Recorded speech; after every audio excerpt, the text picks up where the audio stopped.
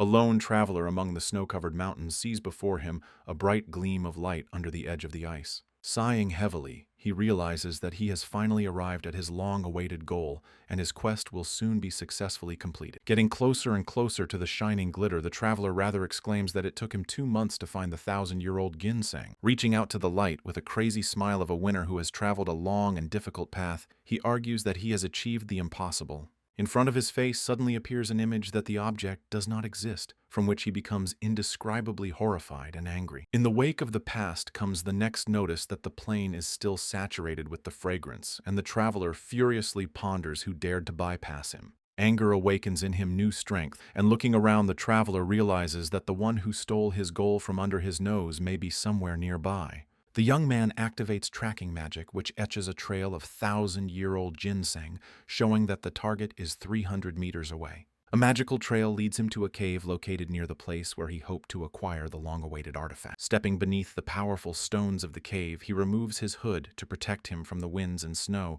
and realizes that the magical footprints are leading him deeper into the cave. As the traveler walks deeper into the cave, ineffable scents begin to waft around him, and he wonders in confusion what it reminds him of. Closing his eyes, he strains his sense of smell, and smelling the scents of the caves, he realizes that the smell is very familiar to him.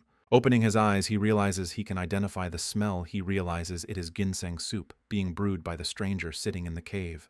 The cauldron is bubbling with a rich soup with chicken and vegetables headed by the cherished root of a thousand-year-old ginseng. The dark-haired stranger sits calmly by the fire on which the cauldron is simmering and holds a piece of stub with his chopsticks to sample his dish. The young man looks in horror at the stranger, who without any regret is eating the cherished root that the weary traveler has been searching so diligently for. Upon discovering the presence of an uninvited guest, the stranger calmly asks him what he wants, while thoughtfully offering him a taste of ginseng soup.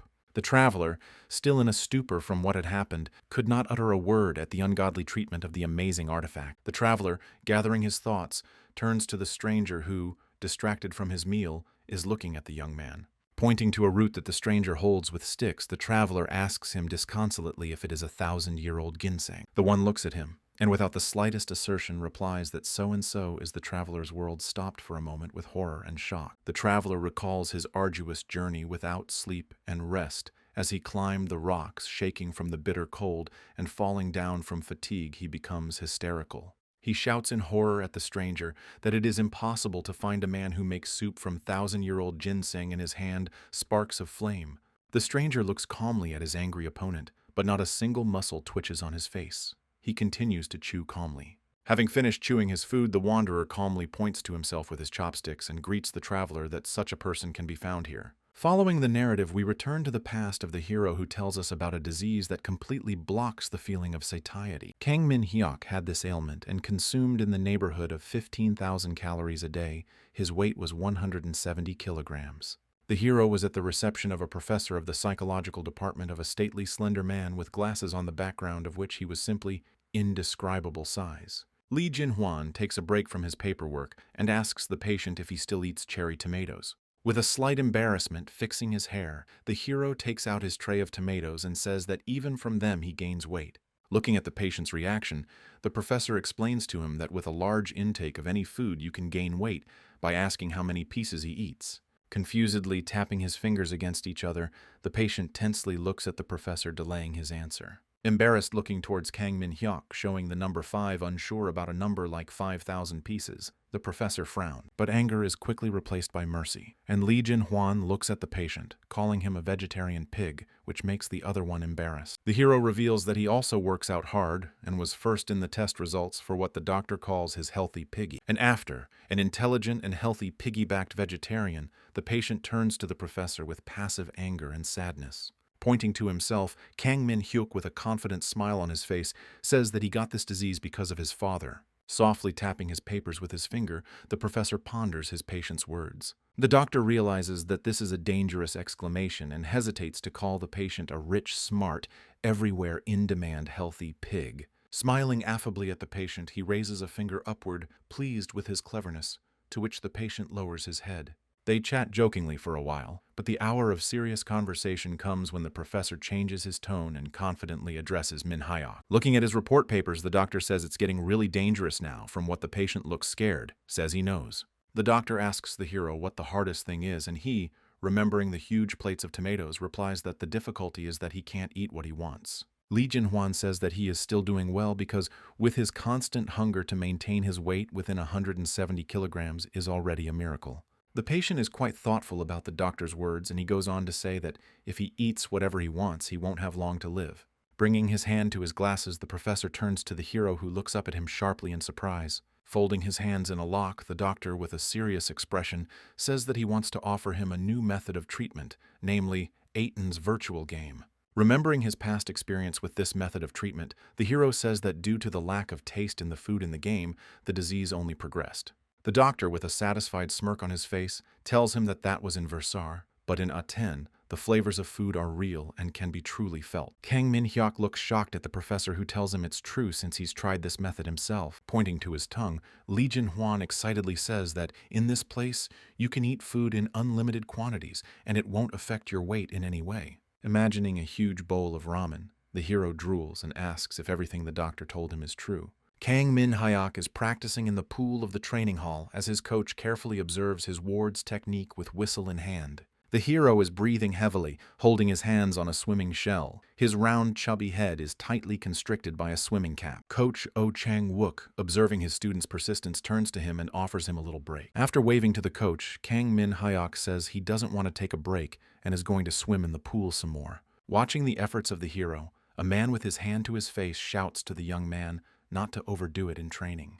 Stopping briefly, the hero thinks about the words of the doctor, who, during their further conversation, looked quite serious. After the doctor's words about the endless amount of food, Kang Min-hyuk, with a crazy expression on his face, can't let go of the thought of doshirak. The hero recalls how during the conversation the professor said that the purpose of this method is to achieve psychological satiety, but there may be a side effect. The taste felt in the game will want to taste, and in reality, but the doctor realizes that there is no other or less dangerous way out. After Min-hyuk finishes his workout, he climbs out of the pool while one man gives him a hand and another man is waiting for him with a dry towel. The hero carefully tries to climb out of the pool, while the other people try to help him in every way, physically and mentally. He is helped to wrap himself in a robe after the cool pool water. While fixing his hair, the hero thinks only of his brutal appetite. The coach calls Min-hyuk to eat, while the hero thinks that everything is more or less fine during training. However, there is one thing. But as soon as he finishes sports, his appetite hurriedly returns.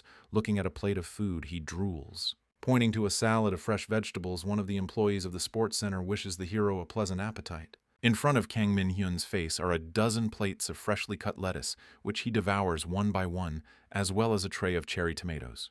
The hero happily licks himself after he is done with his truly huge meal. The coach is surprised at his speed of devouring the food.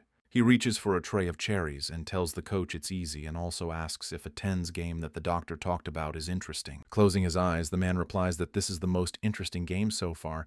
Min-hyuk, devouring the tomatoes, says he wants to try it too. Coach asks with a smirk if he really wants to set a new record in the game for speed and amount of food eating. Satisfied with the coach's answer, the hero says that he knew he would definitely be in the front row from the first day of the game, which the coach readily agrees to support him. The man says he's sure the hero will get results first and then just quit, because what he doesn't have is Kang Min seriously thinking. And after some time of reflection, strictly gives out that he lacks slimness. Looking at him, the coach sorrowfully lets down a stingy tear. The man looks at him through his tears, saying that the hero makes jokes that make you want to cry and laugh, and Kang Min wonders if that's something to cry about. Thinking about it, the coach says, "No, it's better to laugh," and pats his mentee on the shoulder, and they both laugh happily at the situation. The hero gets up heavily from the bench they were sitting on and turns to the coach, who asks him back what he wanted. Looking at Oh Chan-wook, he is a little woozy and tries to ask him where his father is, but at that moment the hero's mind goes blank. Kang Min-hyuk's eyes roll up and he starts to lose his balance. The coach looks at his ward in shock and immediately tries to reach out to him.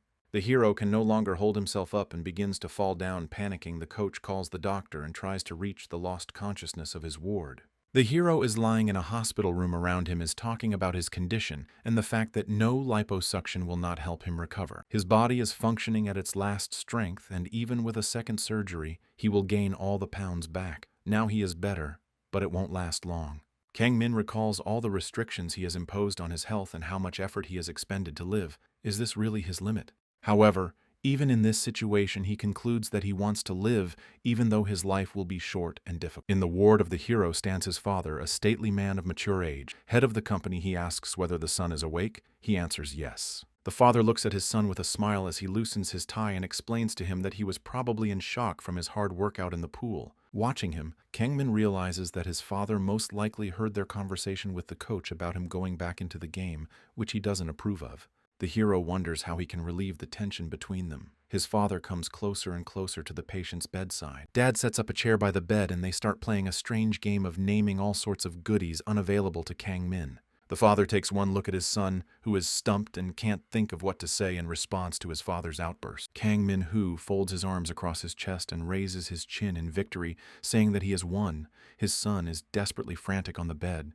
This little prank has lifted the spirits of both men. The hero, with a smile on his face, greets his father, addressing him. After drawing his father's attention, Kang-min asks if he would hate him if he went back to video games. Looking at his son, the father's smile falls off his face and he thoughtfully asks if his son is talking about that new way of healing by playing a video game. The father, realizing that there is no other way out, calmly says that he would be happy if his son did nothing in the game and ate all day. But there is a condition. Kang-min-hu asks his son to promise him one thing if he goes to a video game just to have fun. His son looks at him shocked. Gently stroking his son's head, he says all he asks is that he have fun and have a good time. Clutching the hospital sheet with his hand, Kang-min now says with full confidence that he will do this. He will play a Tenu. While the hero was in the hospital, under the supervision of doctors specially made for him, a super large version of the machine for playing a Tenu. Looking at the freshly assembled machine for full immersion in the game, the hero exclaims, "Wow!" while the coach looks at him meaningfully. The man also points to a group of people standing nearby and introduces them to the ward as a group of medics who will be around just in case.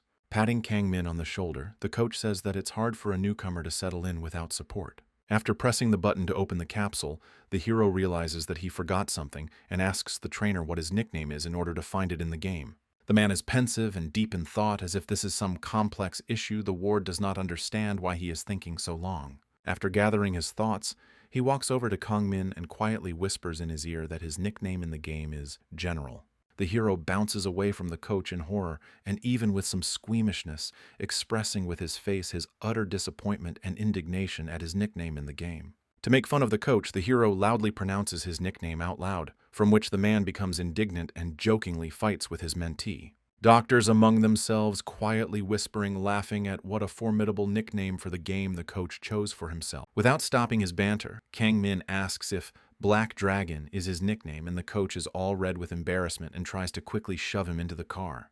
The hero enters the car and sits down in the chair. The car door closes, and the system designed for him starts loading. Looking through the digital glass, the hero sees the coach and doctors who are supporting him with all their might from the back of the car. He puts on his helmet, and the download completes an incoming notification, welcomes him to Aten, offering to start the game. Kang-min agrees. In front of the hero appears his digital copy as well as a notification that he has entered the game for the first time. The game says he can change some of his physical characteristics like skin, hair color, and weight, which the player could not do in the last game. Looking back at his life in Versailles, the player realizes that he has only one condition that he would like to change in himself. There is some metamorphosis within the game and appears the same Kang-min, but 100 kilograms less hero literally does not recognize himself. On the face of the player, tears appear on his face. He clutches the clack with full confidence in himself and in the fact that this time he will definitely succeed in losing weight.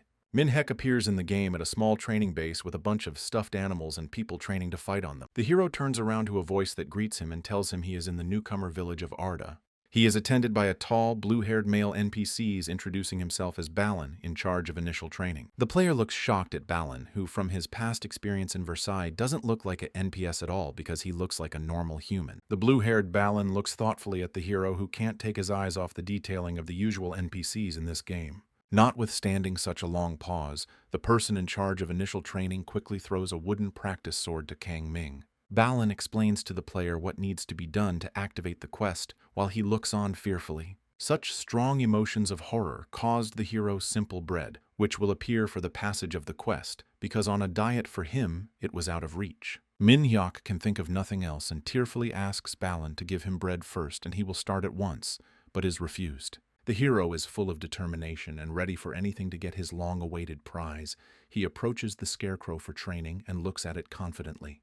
Holding his sword firmly in his hands, he swings without hesitation and delivers his first powerful blow at the stuffed hay sacks. Charged with excitement and being in the hope of a delicious pastry, the hero swears that he will definitely eat this bread. The people around are surprised to see Min Hyuk making a hell of an effort to get the long-awaited bread, and they are amazed at his speed. The hero finally gets his cherished loaf of pastry and happily gorges on the cold and stale bread like the most delicious baguette in the world. Standing next to Balin, the player says how delicious it is, and the player looks at him in surprise as he eats a stale loaf.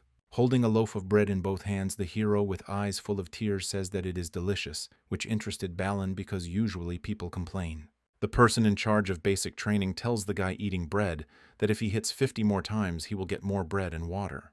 However, there is one thing, but he will not get more experience points, so he can be free to start his own hunting train. Just hearing the conversation about food again, Min Hyuk skipped further and asked if the man really wanted to just give him bread. He refused and repeated that it wasn't for nothing because he had to strike the scarecrow 50 more times with his sword to get the reward. Suddenly, a notification came to the hero that his satiety had reached its maximum and would not increase anymore, which struck his consciousness. He finally understood exactly what the doctor had meant the day they'd talked about the endless amount of food one could eat. In this world, even if you continue to eat after satiety, your characteristics will not change and you will not gain weight.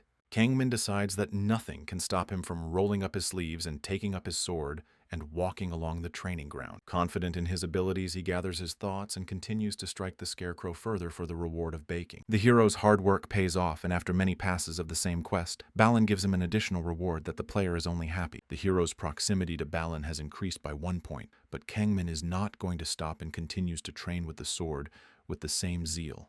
The hero receives a notification that in addition to all other rewards, he has also had his durability increased by 1 point, which is a special reward. Standing beside him, Balin says he doesn't advise him to level up further here because it's faster to do it with monsters. Kangmin compliments Balin's beauty and intelligence, which makes him laugh, and their intimacy grows as the others see a man laughing for the first time. The game machine opens and the hero returns to his reality where those around him wonder if he enjoyed the game. The player carefully sits down on a couch, standing near the car, while the doctor asks if he was able to eat something there. With a sad expression on his face, the hero replies yes and reaches out for the tray of cherry. The coach asks why he is so upset then. Quickly devouring the tomatoes one by one, Kangmin cries, saying that it grieves him that he won't be able to eat it in reality. Chewing cherry tomatoes. The hero, with a smile on his face, remembers that it was very tasty. The man asks what he ate. The hero replies that it was stale bread, which the coach sympathizes with because he, like the rest of us, finds this food terribly unpalatable. The player asks the doctor sitting nearby if it is true that he will be able to get back into the game in half an hour, and the doctor cheerfully agrees. With a satisfied face, Kangmin talks about hurrying back and eating more of the game-stale bread. The trainer sitting on the couch across the room asks if the Irgok has been trained and entered the beginner's area. Putting tomatoes in his mouth, the hero replies that he hasn't done it yet and is still attacking the scarecrow on the training camp grounds. The man looks at the hero in surprise, not understanding why he didn't go further, and he explains to him his main goal of the game: to eat as much food as possible. The coach sidesteps the narrative by saying that the hero's transition to the rookie zone will take some time because of the bread, and the player purposely calls him a general. At this time, Kangmin is brought a new meal consisting of several servings of fresh salad. He thanks the waiter and reaches for his phone. Slowly eating one after another bowl of salad, the hero stumbles upon an interesting article on his phone that grabs his attention. The people in the article discuss the informal taste preferences of one of the players. The hero scrolls down the article lower and lower. Suddenly, he sees something on his phone that caused him a flurry of emotions. Holding onto his t-shirt, he starts shaking a little and breathing deeply. Everyone looks at Min Hyuk in surprise. Thinking that he has gotten worse, they are terrified to understand what happened and how to help him. At the same moment, the room starts running. The coach calls the ambulance. The doctor quickly gives the order to get the tools out of his bag. However, their fear at the hero's violent reaction was unfounded. He just saw that after completing the quest in another area, you can find chicken. The trainer looks at his ward in surprise as he asks him about the hens and agrees that they would be easy to kill, but the hero interrupts him. The player does not want to hear about monsters. All his attention is now focused on different recipes for cooking chicken and praising its taste. The way he vividly described the deep-fried chickens in the batter had the rest of the room in raptures and drooling. Back in the game, the hero gets to the same long, familiar training base with scarecrows. Seeing Min Hyuk, Balin smiles at him, happy to have him back on his turf. The instructor tells the enthusiastic guy to keep it up and take care of the delicious food afterward, which the player happily agrees to. The hero looks enthusiastically at his front of work and tells himself that now he's ready to do it again and proceeds to throw punches. Come evening, the other players also approach Balin and demand their reward, to which he responds in a rather rude manner. One of them is indignant that the usual NPCs are rude to him, and Balin replies that he answers him the same way he treated him, which makes the young man even more angry. However, Balin has no tolerance for such treatment, and with a fear-inducing face orders the boy to shut his mouth and leave, which he does. However, he follows up with empty threats against Balin, saying that he will not let him get away with such treatment next time and that he should be more careful. Rubbing his neck, Balin reflects on the fact that he is very tired, and it's already time to switch with the other instructor of the training ground. A bald man with a mustache approaches Balin and praises his work and says he can go to rest, to which the instructor wishes him good luck in his work. Looking at Kangmin, the bald man says he looks happy, asking Balin his opinion on the matter. The hero sits quietly under one of the training scarecrows and gorges himself on one loaf of stale bread after another, marveling at their flavor. Balin replies that he hopes that tomorrow he will be just as good. Seeing the instructor leaving the court, the player shouts at him, getting up from his seat. With a quick movement, he runs up to Balin and asks if he's going home after work and if he's had time to eat dinner yet. He says he hasn't had time yet. Then the guy starts mumbling something, and the instructor asks him to get to the point. The hero offers to make a delicious dinner. A little taken aback by Kangmin's answer, the man asks him again to make sure he meant what he said about the delicious dinner. The hero comes up with a cunning plan on how he can make a delicious meal using the instructor's tools and plans to take from himself afterward, counting that Balin himself will give them away from the location. However, the instructor for some reason hears his thoughts, but still agrees to this adventure. Going to the house, the instructor asks him if he just wants a good meal, doesn't he? The hero lied, but Balin immediately recognized the lie and laughed. Entering the house, the player says that everything in it looks really cozy, to what the instructor, throwing the keys, says that it is very even not bad for him. Lighting candles. Balin reflects that it's been a very long time since he's brought someone into the house, although many of the players have been friendly with him. But all their friendliness had a hidden agenda, and none of them wanted to visit his home, and he thinks he can trust our hungry hero. Looking at the meager set of food that is only enough for a snack, Kangmin asks if this is all the food that the instructor has. He replies that Atina's defenders like him don't need much and he prefers simple meals as he usually eats alone. The hero is touched by his instructor's sad story and says with confidence that he promises to cook the most delicious meal tonight. But before cooking, the hero's attention is attracted by a huge pile of bread, and he asks to borrow some, to which Balin laughs and agrees. Looking at all the ingredients available to him, the hero realizes that the only thing to make is garlic bread and soup. His eyes are full of enthusiasm. The player slices the bread, pours the warm soup into bowls, and loudly exclaims that it is ready, showing the instructor his creation. He sits contentedly at the table, holding a fork and spoon in both hands. In front of him is a whole pot of hot soup and a few garlic loaves in front of him. In front of the instructor is a whole bowl of soup in a small pot many times larger than the soup for the student, and under the table is a vat with another 100 servings. Sitting at the table with a satisfied face, the hero says he has made as much food as he respects Balin. He thanks him for his efforts rapturously. The young man thanked Balin for the food and happily munched on a piece of bread that was still soft on the inside, but covered with an appetizing crust on the outside. Kangmin marvels at every bite of the wonderful bread and the equally wonderful sweetly brackish soup. Tears come to the guy's eyes as he thinks of the food as something divine that man could fully savor. Balin, who had been watching the apprentice sing odes to simple food and devour it with ineffable bliss, laughed out loud. The hero looks puzzled at the instructor, who explains that he always looks the happiest person in the world when he eats. However, Balin admits that he too enjoyed this great meal, to which the player exclaims that there is nothing better than food cooked with soul. Balin opens the guy's soul, saying that deep inside he is absolutely miserable because of the constant routine and loneliness because no one is waiting for him at home. For the first time in his life, someone had asked him to have dinner together, and he was completely uninterested in the reasons behind the request. He says he thought he was destined to drown in that silence, but the sound of cooking and company filled his home with warmth and happiness. Balin expresses his gratitude to the player, considering a simple meal, depending on who you eat it with, changes and can be imprinted on your memory. The instructor says he will remember this dinner forever. After finishing the soup, the hero asks the host if he can take some more bread from him. Balin agrees and watches as Kangmin, who has eaten a pot of soup and a pile of garlic bread, continues to munch on it as if it were nothing. After reflecting on the day, Balin goes to the other room, leaving the young man alone with the bread, and starts looking for something in the closet. Taking an item from the top shelf of the cupboard, the instructor returns to the dining area where he calls out to the still chewing young man. Balin holds out a sword to Kang Min, asking if he will take it. The hero receives a notification saying that the instructor wants to give him the sword.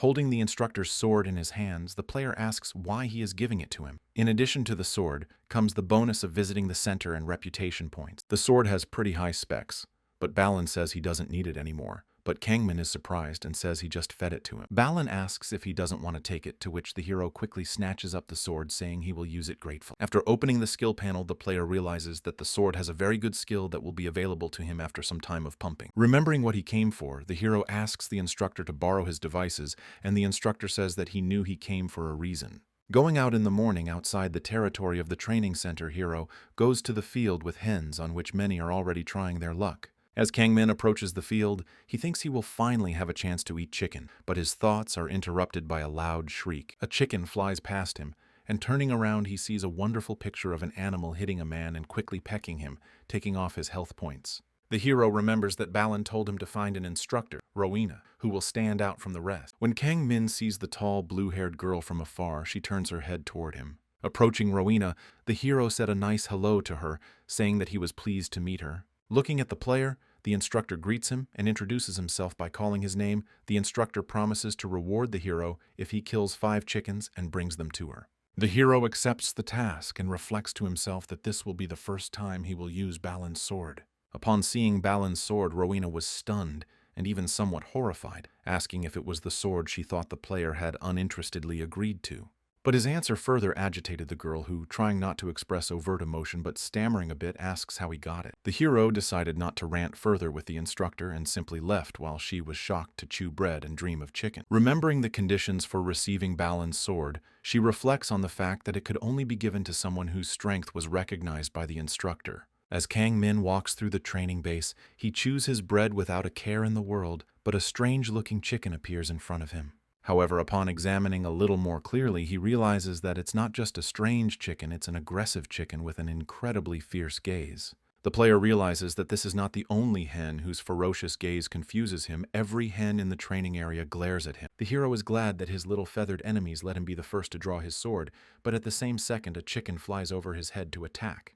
With a quick lunge, the player strikes the chicken with his sword right in the chest, and it falls lifelessly to the grass, causing a shock to the instructor. After all, he handled the chicken with the first strike, when other newcomers need 3. Pondering that it could be because of the sword, she comes to the conclusion. Rowena thinks that it only seems that he is so strong because of the sword. In fact, she assumes that he raised the characteristics by attacking the scarecrow. Pondering the question of the hero's amazing strength, Girl watched him cook, but in no way expected him to suddenly chop the neck of a chicken. She was very frightened by the sudden action of the player, who calmly continued to cook the chicken in a vat of hot water. Not understanding why he is doing this, the other players are also paying attention to him, whispering amongst themselves about the young cook amongst the training field. The hero, ignoring the others, continues to defeat the chickens, to which another hero says that in a tin you can meet all kinds of strange people. When the chicken was almost ready, the hero sat down on the grass in front of the vats and contemplated how he would like to taste the fried chicken. However, without seasoning, he has no way to do that, so instead of this dish, he opted for chicken ginseng soup. After all, for health, there is nothing better than samgyutan, which turned out to be pretty empty and more like broth, but nothing either. Having torn off a leg of chicken and drinking it with rich broth, the hero is wrapped in the tenderness of flavors, with his head squinting with pleasure. Having eaten every last bone, the hero decisively says he wants more and runs back to the hotbed of chicken wars for a new catch. Instructor Rowena watches his actions and realizes that he seems special to her. Our hero reminds her of Instructor Balin. Quietly smiling and immersed in her memories, the girl thinks about how much she wants to see Balin, but her thoughts are interrupted by the shouts of the players. Approaching a group of guys who are crowded together in a pile and without interruption, Royona sees that an exclusive monster golden chicken has appeared on the field. Huge compared to other chickens in size, the monster flaps its wings after the field while players discuss the reward for it. Players standing next to the hen are discussing how much money they can make from her eggs and that they should get her first. All as if off the chain begin to crowd on the golden hen to get the coveted egg containing a pile of gold. However, to fight such a monster is not easy, and our hero, dreaming of fried chicken legs at the sight of a chicken, pulls out a sword from its sheath. Looking at the chicken, which is not going to give up, the hero, wishing to eat it, makes several lunges, striking the chicken. Other players watching the chicken move skillfully are amazed by its speed and ability to dodge blows like a true warrior. Kang Ming, trying to single-handedly slay the hen at the sight of her attack in flight, uses the special sword skill of Sword Strike Brave. After hitting a chicken with an enhanced blow, the hero gets an item that gives him the ability to either get 200,000 coins a day or 10 delicious eggs. And of course, the ever-hungry player chooses a second skill that gives him a hidden achievement as well as an inventory to store food in. The day after receiving the coveted chicken eggs, which in addition brought an improvement in performance, the whole camp is filled with the smell of samgyutan. After eating enough of the oily sanggit tan, the hero reasons that instructor Rowena has the same energy as Balin. In the game, they are famous as reference. However, strict instructors and Min Hek wants to increase his intimacy with Rowena, hoping for a good reward. Looking at the eternally busy girl player chewing on a chicken bone, ponders what method to choose to get closer to the instructor. The instructor turns his attention sharply to the hero, and they exchange greetings. However, at this point, she shows him what she is holding in her hands. Opening the canvas, she shows him the potatoes and gochujang. The player's mind is blurred at the notion of what can be done with it. Shyly fixing the ends of her hair, she asks him how Balin is doing, saying that he used to be her squad leader. Without understanding the coquettish details, the hero directly asks why she herself does not visit him, from which the girl begins to mumble shyly. The hero finally understands why it should be him and realizes that this way he can easily buy the right products. Trying not to give himself away, the hero, realizing that the instructor's feelings are on his side, thoughtfully says that he is the only alien capable of returning. However, he points out to Rowena that she is not a foreigner, but the instructor misses it, stunned, shrieking how he can get back on the field with the scarecrows. The hero explains that he received this ability along with the sword, and the instructor realizes that he is a player who can see Balin whenever he wants. Rowena speculates on the appetite of a player who will be here for a while longer, devouring chickens while she has a chance to see Balin. In exchange for the pleasant news that it is possible to contact Balin, the instructor gives Min Hyok the coveted foodstuffs that make him all giddy with joy. Encouraged that now she has a chance to see her lover, she reasons that this time she has a way to make her feelings known. Having at last brought a full meal with seasoned meat and side dishes, the hero thanks the food with great joy, holding it in a ladle. As soon as the hero finishes his meal and tries to find some food at the bottom, the instructor is already behind him, asking if he's busy. The player replies that he is free, and the girl, holding a small sack, offers him a look at what she has brought. Upon opening the pouch, the hero is dazzled by the unimaginably white light of the rice, which he calls the beginning and end of all carbohydrates and the fear of thin people. Spilling rice through her fingers like gold coins, the girl offers a trade to the guy, offering the whole bag for him to talk to Balin about her. The hero realizes that he can now increase intimacy in Rowena and tells her that he has even been to the instructor's house, to which she asks how he is doing. After a brief account of Balin's life, the instructor becomes uncomfortable that her lover is so lonely. However, there is an upside to everything. Now she realizes that this may be her best opportunity. She is determined and confident in her abilities. The hero thanks her for the rice, and also their conversation raises the level of intimacy with Rowena, but here he says that he is afraid to overstep his bounds with this issue. But if the instructor has something to give, he will do it for her. After these words, the girl looks at the young man without distrust and with warmth. However, the hero doesn't want to leave empty-handed and says he'll do so in return for some groceries, offering Rowena an honorable deal. The instructor agrees to the deal, and the hero receives a notice with an errand from Rowena to deliver her wishes to Balin. The hero tells the instructor not to hurry much, as he is going to cook and taste the rice brought by Rowena at this time. The player starts cooking a familiar dish consisting of egg rice and soy sauce ganjang garanbab. And the main feature of his dish will be a golden egg laid by a chicken that suddenly jumped out of his inventory and also suddenly returned back. Having carefully prepared this dish using all his culinary skills, the hero is delighted to see the result of his efforts. Tasting the first spoonful of his creation, the hero ponders as it fills his entire mouth with its fragrant and slightly brackish flavor. Another of Balin's days goes unchanged, and another rude player greedily demands his reward for a simple quest. Seeing Kang Min, the instructor immediately changes his sullen grin to one of joy, asking why he came back to him. Of course, the player did not immediately give away the purpose of his visit, and began to elaborate on his pleasantries, to which Balin as usual laughed at his sweet talk.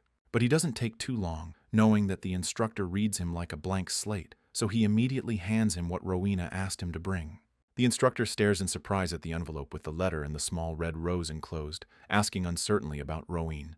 When he opens the letter, he realizes from the first lines that it's her style to ask if Balin has had lunch yet, offering him a taste of the dish. Rowena recalls her past in which she was an arrogant young girl under Commander Balin. Everyone thought she was a genius, and her arrogance grew every day until she almost died but was saved by the commander. Reflecting on this, she realizes that it was probably from that moment that she fell in love with her former commander, and the only thing she had to do since then was to get close and watch the object of her affection from afar. But now everything had changed. As soon as Kang Min jogged back to the camp with the hens, Rowena asked him what the instructor had said. The hero replies to her that Balin asked her to say thank you and was very happy that she is doing well.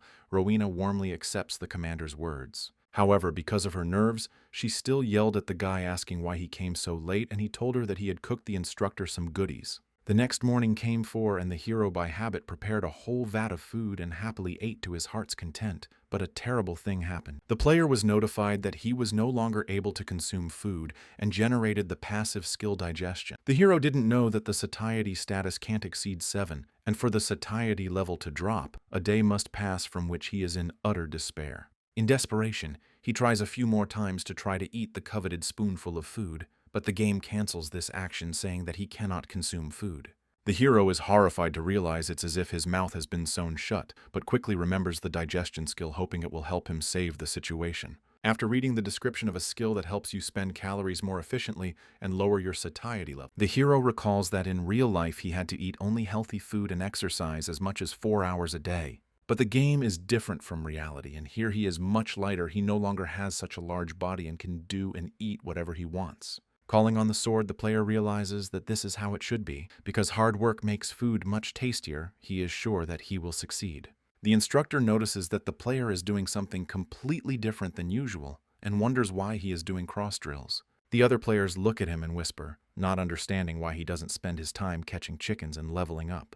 Looking at the persistence in his exercises, the instructor notices that his eyes are full of determination, but she still doesn't understand why so. At this time, the hero has only one thought in his head, the thought of food. He is desperately hungry, which drives him crazy and makes him move on. After being in endless hunger for 4 whole hours of cross-sword exercises, the hero achieves his goal of lowering the satiety level to 0. He gets a notice that he can eat food again. The hero is incredibly happy, but even more, he is absolutely hungry. Sitting down for his long-awaited meal arrival, the hero is approached by Rowena, who offers him to learn sword-wielding from her. The hero receives a notification about the instructor's offer, thanks to which he is given 3 points of fame and the opportunity to return here. If you agree, the quest will be activated. Seeing the player's reaction, the instructor stammering, trying to come up with an excuse why she suggested it.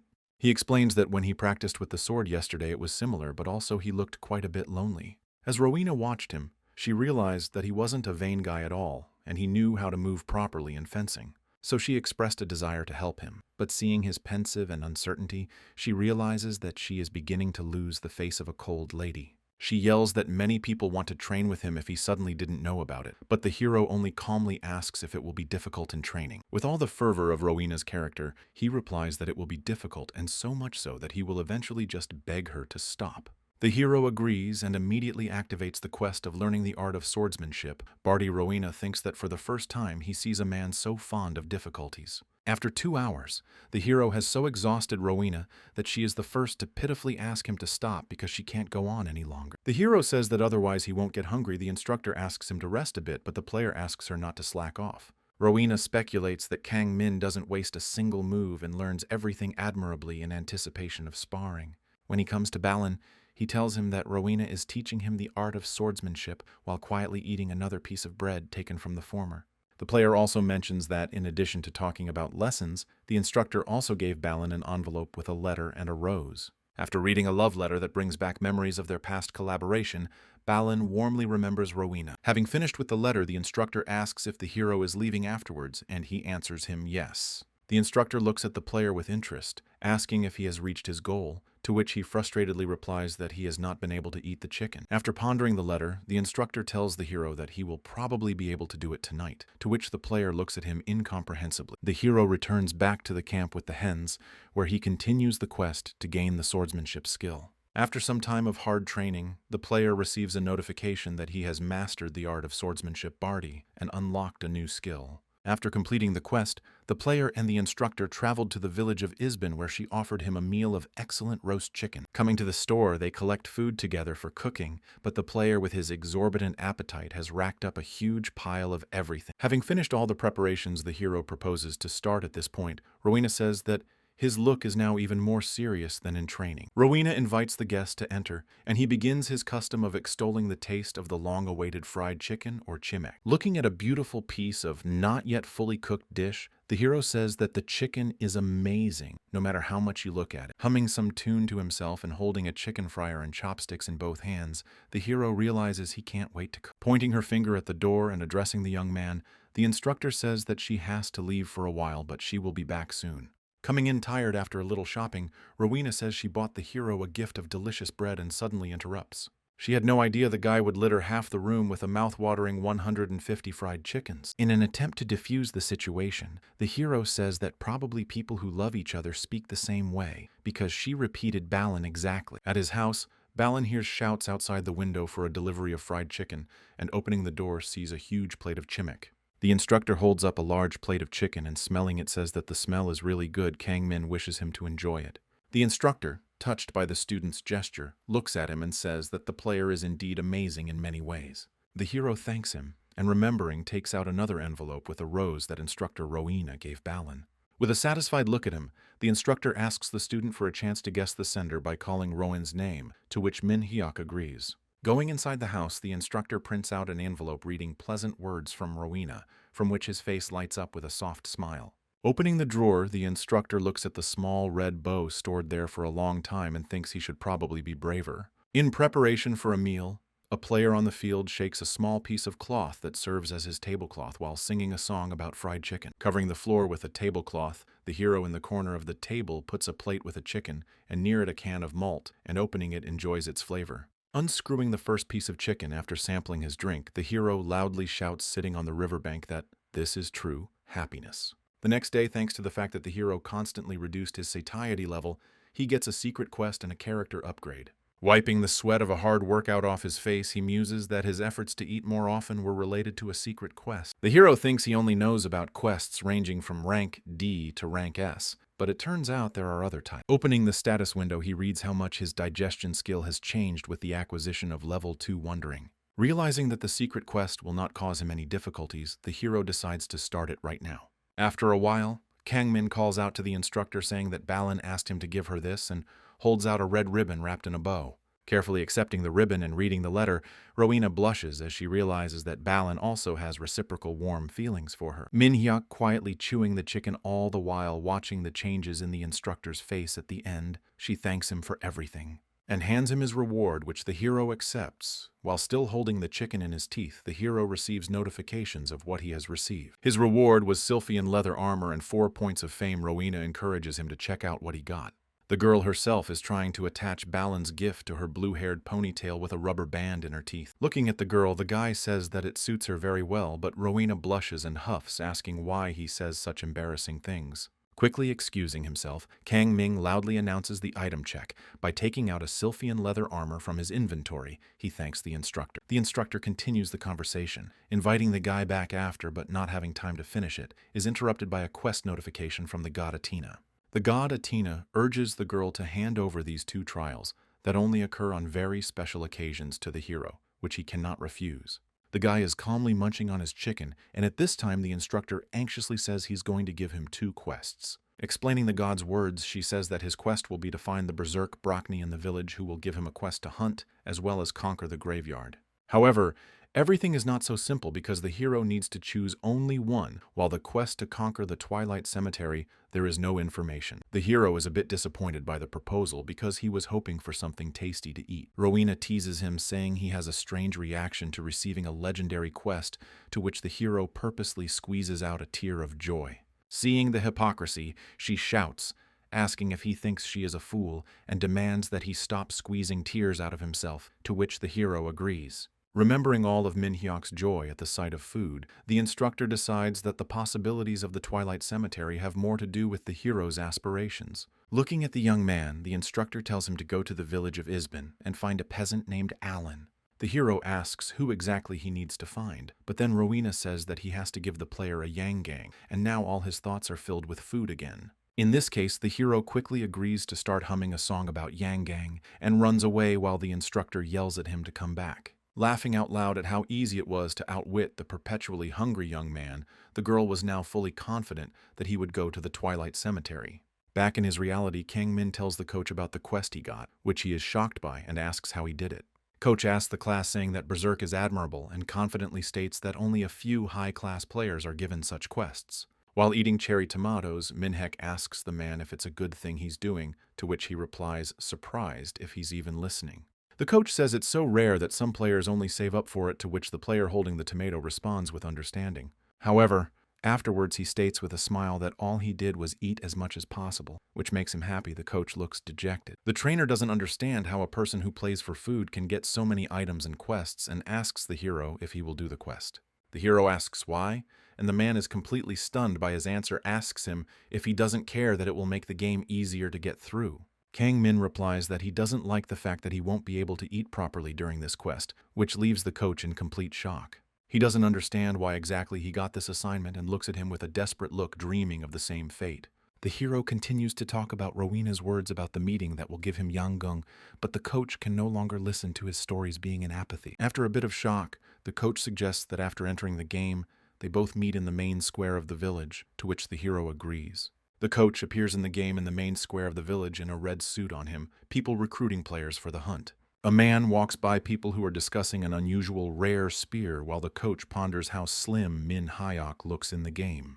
The coach realizes that losing 100 pounds will make a significant difference and sends a message to the hero to find out where he is now. The player replies that he is on the square, but the general writes that he can't see him, and at the same time bumps shoulders with him. The man he encountered apologizes, and after examining him from head to toe, the trainer concludes that he has perfect facial proportion. Yes, and not only the face but also the body of the man closely examines the young man, admiring his figure, thinking that probably he is some kind of model. The coach, still not realizing that Min Hyuk is in front of him, says no problem and wonders to himself who this guy is. But then, his world is turned upside down when this young man greets him with the phrase, "Salute, General." The man is shocked by what is happening.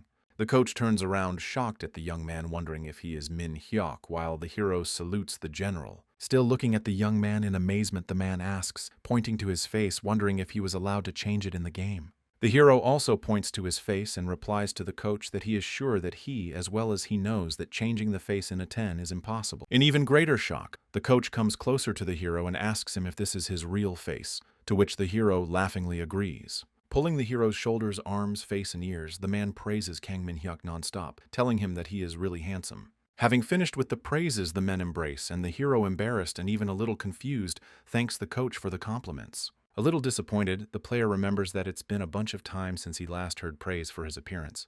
The hero recalls a conversation in a hospital room with his father, who tells him that he was never ashamed of him, he was always his pride. Asked to keep these words in mind, Min Hyuk decides that he wants to become his father's pride, and to do so, all he has to do is get rid of his excess weight. Strongly gone into his thoughts, hero, standing in the arms of the coach, reflects on the fact that it was a dream of his life. In his eyes, tears come to his eyes. Interrupting the hug, the coach holds the hero by the shoulders and asks if he needs anything, and upon receiving a refusal says he has good stuff. However, next he offers gold, offering him only 2 million to start with, since the newcomer won't need more. Holding out his hand to the newcomer, the player general, smiling contentedly, sends Kang Min a request for an exchange, offering gold in return. After a bit of thought, the hero wrestles the coach's hand away from him, thereby refusing the exchange, and says he doesn't think he should agree. The coach looks at him in surprise and asks what he means, to which the hero replies that he thinks he can earn his own money for food. Shocked to see the hero looking at him from behind, the hero doesn't understand why he won't take them, since he could eat anything he wants. Seeing that the coach is puzzled, hero explains to him that this is why he cannot take them. General does not understand what he wanted to say. With a friendly smile, the hero says to his mentor that he knows how important food is to him, which was the reason for the rejection. The hero argues that for some people food is a luxury, for others a simple routine, and some people save it for a special occasion. For some people food is a regular thing, while for others it can be completely unattainable, as for him in life. And so the hero doesn't want to eat everything he can just because he has money. He wants to make sure he can earn it himself. The coach looks at his ward with an approving smile, reflecting on the fact that he has always been like this and strives to do his best. Friendly grabbing him, coach says he has to tell him one thing, calling the hero the most amazing little brother. Both men laugh merrily, but Min Hyuk interrupts the fun by taking off the coach's hand and saying that he's in a hurry and has to go. His look becomes gloomy, and the general, not understanding why there has been such a change in him, excitedly asks why he is in such a hurry. The hero looks at his trainer very tensely and shouts to him that he should run because the promised Yang Gang is waiting for him. The man has no time to think of all the dependencies in his head before Min Hyuk rushes out of his seat and runs away, but he's already far away. Surprised to look in the direction that the hero ran, the coach does not lower the hand extended to him, reasoning that the player's legs are like lightning. Looking in the hero's wake, he replayed in his head the words said by the player about food as something incomprehensible and chuckled approvingly. Walking around the square, the hero asks other players about the NPS Arlon whom he needs to find, but other players do not advise him to meet him. While walking near the fairgrounds, a man tells him that he doesn't advise him either because he's talking non-stop and running strange errands. Walking along the crowd of people, the hero thinks about the fact that Arlen does not have a good reputation among the other players. Kang Min reflects on the Yang Gung that has both fans and haters, but for him, this dessert is his best memory. The hero recalls the time when his hoarding grandmother was still alive and purposely saved up Yang Gang to eventually give it all to her grandson. The hero remembers the sweetness of the red marmalades, the taste of which can still be felt in his mouth, and runs up to the sweet shop. He finally finds a small bald old man in a cap standing behind the counter, who is the very NPS Arlen. When the hero approaches the merchant, he asks if he is here to ask for directions or to take a secret quest, but the hero says no to everything. And then the old man hesitates, and the young man, with his usual face of starving to madness, tells the man that he wants to try Yanggung. The man is shocked by the young man's statement and says that he made the right choice, saying that nowadays young people are not looking for such food.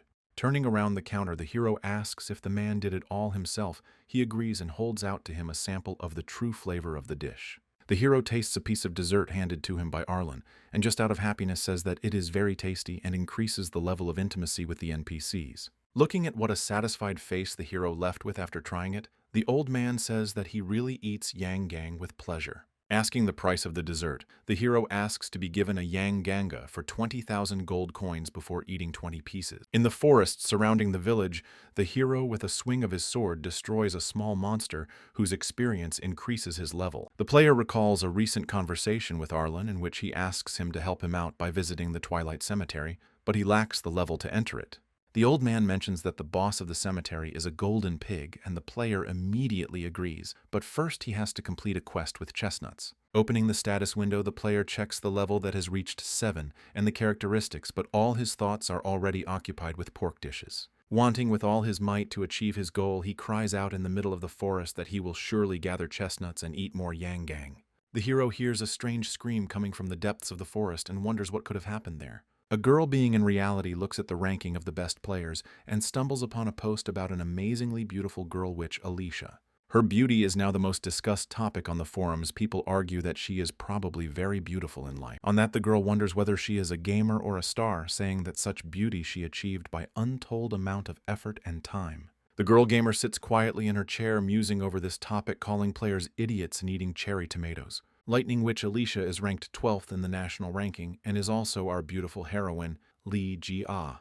Thanks to her incredible beauty, which is admired by many players, as well as her excellent skills, the girl has earned a place at the top of the Viralis rankings. Once players even said she had godlike control, but that all changed when she was defeated by an unofficial ranked player. It was then, sitting on her knees in front of the winner of the fight, that she realized she was too weak in close combat, which brought her defeat. Since she played as a knight in Versailles, she decided she could just as well play as a mage in Aten, but realized she needed to get stronger. And now, going back to the very beginnings of the game, she realizes that she needs to practice more and become much stronger than she was before. Finding herself at the training base with Scarecrow's girl, immediately runs to the chestnut beasts that are rumored to live in the area of this village. Athena does not allow you to create another character on your account, but after reaching the maximum level on the beta version, the girl was allowed to do so. Lee Jia created another character named Armin and asked the moderators to change her face to get rid of the adoring crowd. Destroying one monster after another, the girl remembers that she was promised difficulties. However, it is very easy for her here and the level is constantly growing. Not far from her in the bushes rustles a huge chestnut, which attracted the girl's attention, but approaching it on her face is horror. The girl realizes that instead of a huge chestnut tree in the bushes, there is an even bigger chestnut monster looming over her. Looking at the huge monster with horror, GA realizes that it is a brown king appearing quite rarely and wonders why now. Grouping up, the girl analyzes the situation, realizing that the difference between them is 11 levels and the safest way out is to flee. However, she is not going to run away, and deciding that she must finally challenge herself to grow up, she throws herself into battle with the Chestnut King. The girl bursts into battle with the monster and delivers several aimably accurate sword strikes at the Chestnut King. However, no matter how many times she strikes the monster, its health scale remains almost unchanged due to its sheer number. Then the girl realizes that this cannot go on, and in order to win, she must gain more distance with the monster. The king slowed down for a moment, and the girl, in incomprehension, asking herself what was going on, watched the monster that was starting to palm barbs. Many barbs released by the Chestnut King stuck into the ground around the girl, but some hit her as well. Looking at the approaching monster, the girl thinks about the fact that he would have easily defeated the monster if she had played her past character. Even though she knew she could take him down with a single blow, now GA is completely powerless against her enemy and has critically low health. Turning away, the girl lies in wait for imminent doom, but after a few seconds she looks at the monster and sees that the hero has come to her rescue. The girl stares in amazement at the young man who literally saved her, thinking who he is, and the player at the same time calmly apologizes to her. After killing the monster with one blow, he points to its head and asks the girl if he can take the huge chestnut that was on the monster. The girl asks in surprise, and the hero points her to the chestnut, to which she agrees, shocked that he slew the king in one blow. GA offers to pick up the other items because they are rare. He is surprised that he is picking up everything on which Tona says he can't use them. The hero thanks her for letting him take everything, to which the girl smilingly thinks that he has an overreaction to objects. Kang Min waves to the heroine and runs away with the thanks she received, but she still sits in shock, wondering how he got such power. Remembering his strike, she reflects on the fact that he is clearly not of legendary class, but even having a powerful artifact, it is very difficult to kill a king with a single strike. She still doesn't understand how he was able to do it, but she thinks that with a little more experience she could have killed the king on her own. Clutching her sword, she accepts the fact that it's all to blame for the fact that she still relies too much on magic regardless of physical strength. After resting a bit, the girl walks through the forest, reasoning that most of her health has already been restored, and she can continue with the chestnut beasts. Behind herself, behind the bushes, the girl hears a certain sound characteristic of only one action that cannot be confused with anything. Looking between the bushes, she sees the figure of the hero who is diligently practicing. The girl is a little surprised. After watching the player's movements for a while, she comes to the conclusion that it is still a training session, but she is confused by one nuance. What the player is doing now is not very effective at boosting characteristics that have a lot of importance in the game, which surprises her. Wiping sweat from his forehead, the player reasoned that when returning to reality, he would need to practice for another 5 hours, which would shock the girl. She doesn't understand why he works so hard, but uselessly is surprised that the hero doesn't get enough training without understanding why. The girl comes to the only logical conclusion: Kang Min's actions can only be explained by the fact that training in the game affects reality. The hero calmly reaches for the bowler, while the girl's brainstorming suggests to her that this is why he is so strong at low level. But then she notices how the player with great pleasure puts chicken in the pot and peels potatoes, from which she is also shocked. Throwing all the right ingredients into the vat, Kang Min gently stirs his new dish of chestnut chicken dakdori tan. The girl looks at the guy in incomprehension, wondering why he abruptly started cooking, but accepts that the dish looks delicious. The hero proceeds to eat a bite of fresh flavored chicken with chunks of potatoes and chestnut, enjoying the meal. Watching him appetizingly eating his lunch, the girl decides that she doesn't care about all his antics, and the main thing is that what he cooks looks good. At the same moment, the girl remembers what she ate today in reality and realizes that she couldn't get enough of tomatoes and water. The girl pops out from behind the bushes and apologizes to the player, and loudly and insistently asks him if she can taste his dish. The hero remembers their first meeting, imagining in his head GA with angel wings for her generosity, and offers her some food.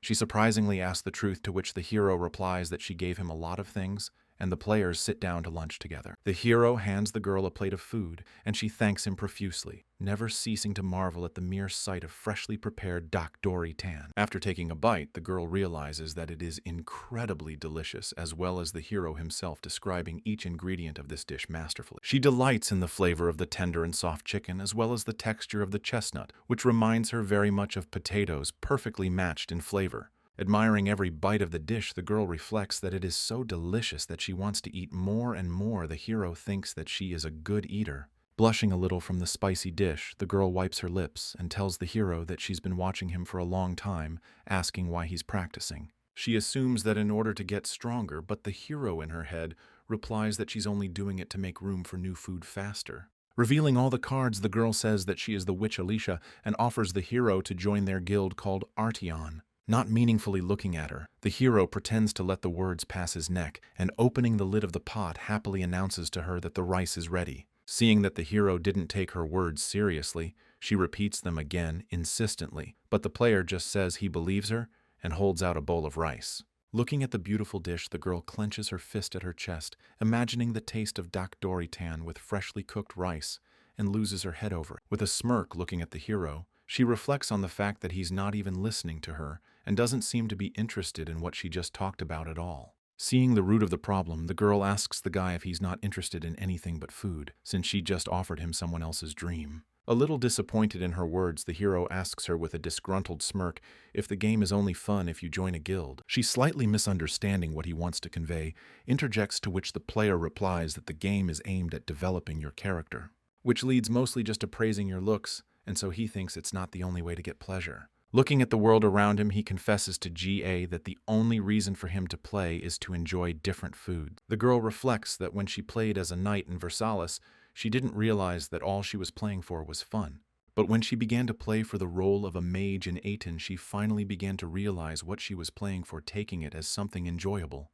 The girl considers for a moment whether she should even bother with the difficult sword training if it's not enjoyable. Looking at the player contentedly munching on the rice with the dak dori tan flavor, she realizes that he's right, since the game really should be enjoyable. She realizes that the hero is really playing for what he likes and asks him if he wants to add her as a friend.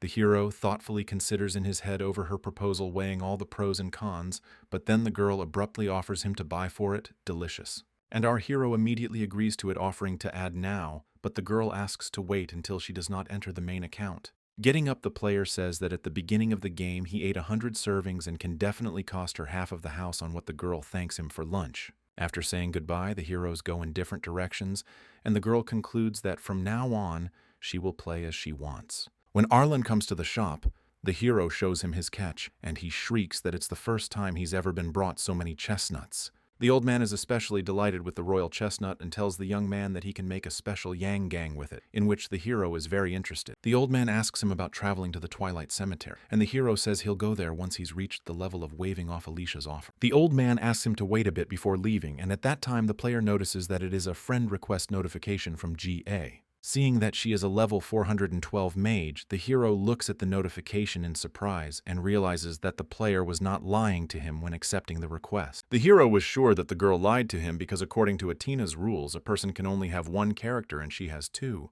However, the hero does not change his mind about the guild and remembers that he still needs to add to the friends of the general. Old man returns from the comer. After handing the hero a small supply of food wrapped in paper, he tells him to eat some while he works, for which the player thanks him.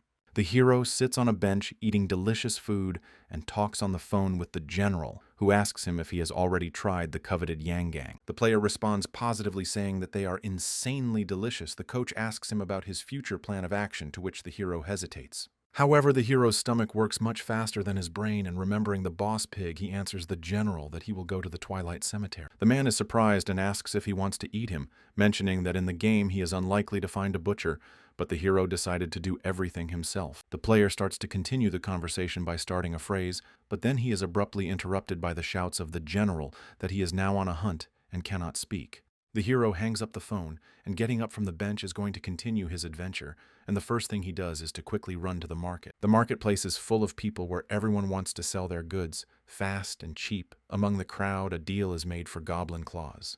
The player approaches a young saleswoman rubbing her forehead from fatigue and heat, and they exchange greetings. When Kang Min comes out of the shadows, the girl looks at him spellbound, thinking about how handsome he is. The hero says he wants to sell the extra items. With a flirtatious smile, she asks the guy to put items on the scale, asking what he wanted to sell. The hero replies that they are chicken feathers and chestnut stings. Pointing to the scale, the girl says that he can stack the goods with a SBDA, reasoning about his level if he sells chicken feather. However, having considered it low level, she sees at the same moment that the scales on which the feathers are lying show as much as 60 kilograms. The girl already thought the scale was broken and looks in shock at the guy who continues to unload feathers even after notification of the scale maximum. She looks at the guy with a terrible grimace, not understanding why he destroyed so many chickens if they don't even give experience. Behind Min Hyuk, people are whispering. One player points at him, calling him he, and another says he's the chicken hunter from Ardo.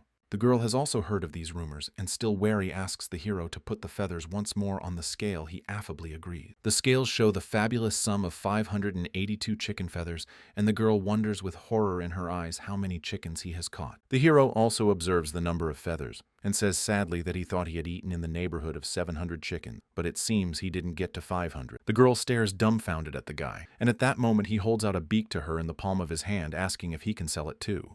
In both hands, the hero holds a valuable artifact, each a golden chicken beak and an improved chestnut king, although the girl is shocked, wondering how he got them. Keeping calculations on a calculator, girl adds the fabulous figures received for the sale of goods, and in the end, she sees a figure of more than 500,000.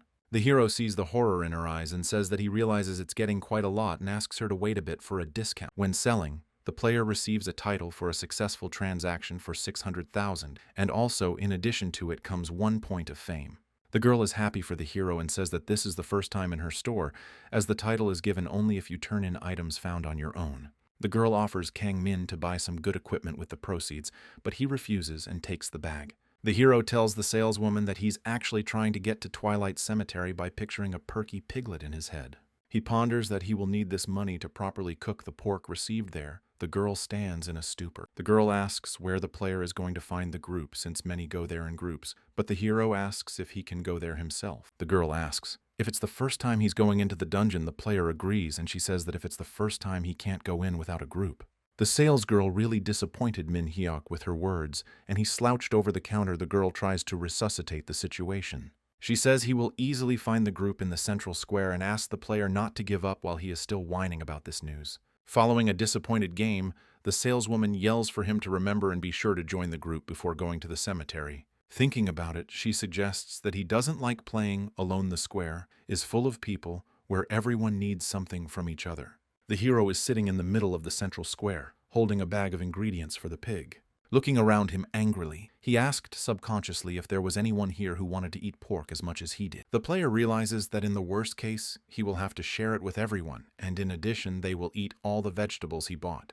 Looking around at the many bags of food, the hero decides that he needs to put all the vegetables he bought into his inventory. Not far from him, a lone knight loudly announces to the entire square that there is one more spot left on the Twilight team, calling out to all comers. Upon noticing the young man, the player approaches him and asks if he can join the group, and the fighter asks his class. A little ashamed, the hero says he is only level 10 and has no class, to which the man wonders if this is his first hunting quest. The player says that it is, and the man, after a little thought and examining the hero, says that everything is fine, as he has already passed this quest more than once. The hero wonders, asking if this is true, and the young man replies that it is, and he will invite him to join the group and lead him through the dungeon.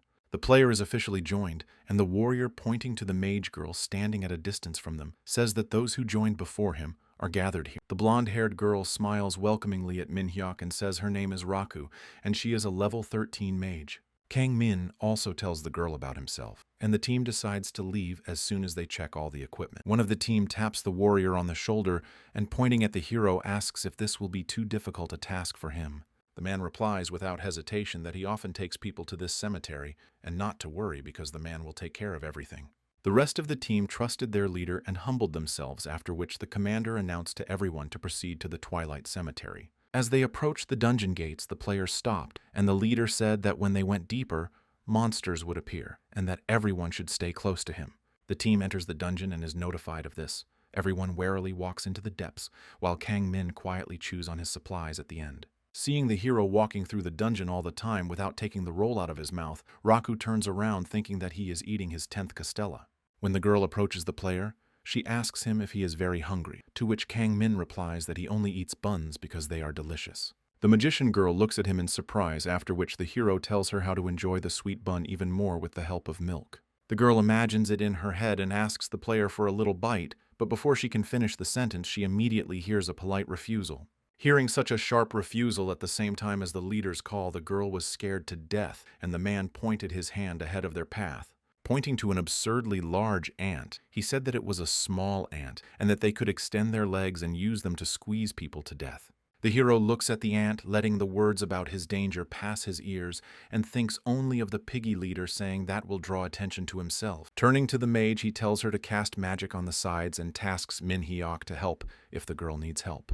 There is a fierce fight with ants. Leader copes with them with sword blows, and the girl magic the hero himself just quietly chewing away. After the fight is over, the player tells the leader that he didn't lie, that he's good at the game, to which he replies that he's already been on this quest several times. Min-hyuk also compliments his good equipment, to which the warrior replies that it's rare for a rookie, and also praises the hero's equipment. Remembering the spear held by their campaign leader, Kang Min remembers that he's seen it somewhere before. The warrior says to go on with the quest. Turning to the campaign leader, the girl tensely tells him to beat as many monsters as you can, for she is running out of stamina. Punching the ant with her last strength, the girl cries out loudly that it is moving towards her as the monster lunges out of the ashes towards her.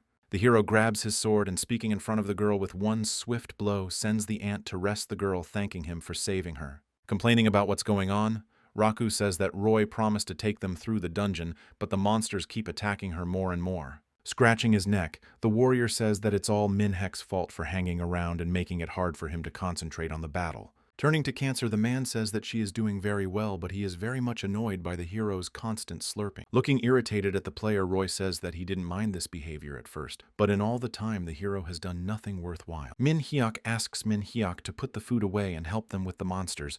Turning to the hero once again, he realizes that he did not even listen to him, but calmly ate. Already very annoyed by his teammate's behavior, Roy quickly runs up to him and forcefully throws away the bun he was holding. The hero watches in horror as the bun flies briefly and falls quickly, causing it to completely collapse. Roy repeats to Kang Min that he told him to stop shoving bread in his mouth, to which the hero, under the influence of affect, violently hits him with his fist. The player looks just mad and with all his strength strikes Roy, who from the surprise does not have time to dodge and flies away. The girl stares in horror at the clash between the guys in incomprehension as to why Roy's half of his health is gone after one punch from Kang Min's hand. The team leader is shocked and asks the guy what he's doing and why he hit him, but the hero looks distraught and a dark aura hangs around him. After gathering his thoughts and calming down a bit, the player looks at the warrior and says that he should not spoil the food because it is not good. Rubbing the places on which the leader has fallen, he asks the hero if he is not too worried about a common piece of bread threatening him with reprisal. Roy says he's not going to treat Kang Min as a rookie anymore, since he doesn't even look like he's a player quietly eating the next bun. The leader tells him to take care of himself. Now the mage girl stands shocked by their altercation, and the players continue their journey through the dungeon. Roy tells the rest of the team that next there will be sweet snakes that are stronger than ants, and he plans to kite them from here. Turning around, the leader tells the team to wait here. He himself will bring them here, and then they will attack, saying that soon they will see each other. The girl stands lonely holding her staff, and after trying one last chance asks if she is sure she can't have even a piece of bun. The hero again refuses her. With fear on her face, the girl looks forward and says something is wrong because Roy is not back yet. The hero asks if she has tried writing. Opening a chat with the leader in which he replies rather monosyllabically, the mage girl says that Roy has not yet responded to her messages. Suddenly, out of the darkness of the dungeon, a leader quickly picks out a leader shouting to his teammates and loudly shouts to them that things are bad. After running away from something truly terrifying, the warrior shouts that a big sweet snake has appeared in the dungeon, which probably scared him so much. The girl, fearfully holding both hands on the staff, interrogates the leader about the big sweet snake. The hero is still as calm and with bread in his mouth. After a bit of breathing, Roy says that there were too many monsters around that he accidentally attracted, so he had to run away quickly. Looking fearfully at the other team members, the leader says that now he will need help from both of them. The girl loses her guard. Turning to the player, she does not have time to react to the leader's quick attack on them, and the hero with a sharp movement reflects the blow that could destroy her. Roy quickly rebounds the unexpected parry, and the heroes realize that their leader is not who he says he is. The hero covers the girl with his sword. With a calm but slightly crazed look, Roy looks at Min-hyuk and asks him if he knew it was a trap all along.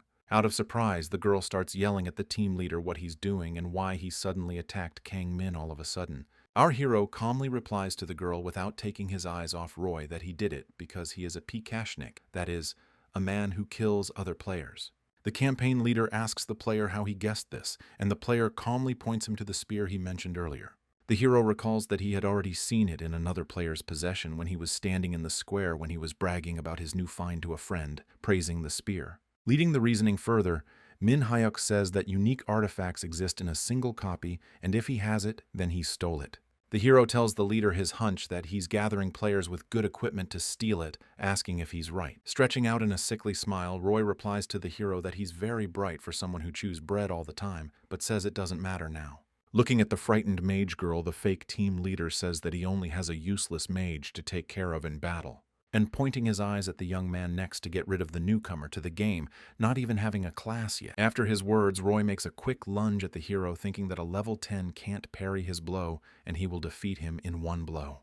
However, vanity has failed the former team leader, and he watches in shock as the hero fends off his attack with a light swing of his sword. Roy realizes with fear in his eyes that Kang Min only swung his spear without even exerting himself and prepares to attack. Looking at what our hero is planning to attack, Roy becomes standoffish, calling the hero a pathetic 10th level who overestimates his ability. Men arrange a fierce battle in which not one of them does not plan to retreat, but then Roy realizes that he underestimated the enemy.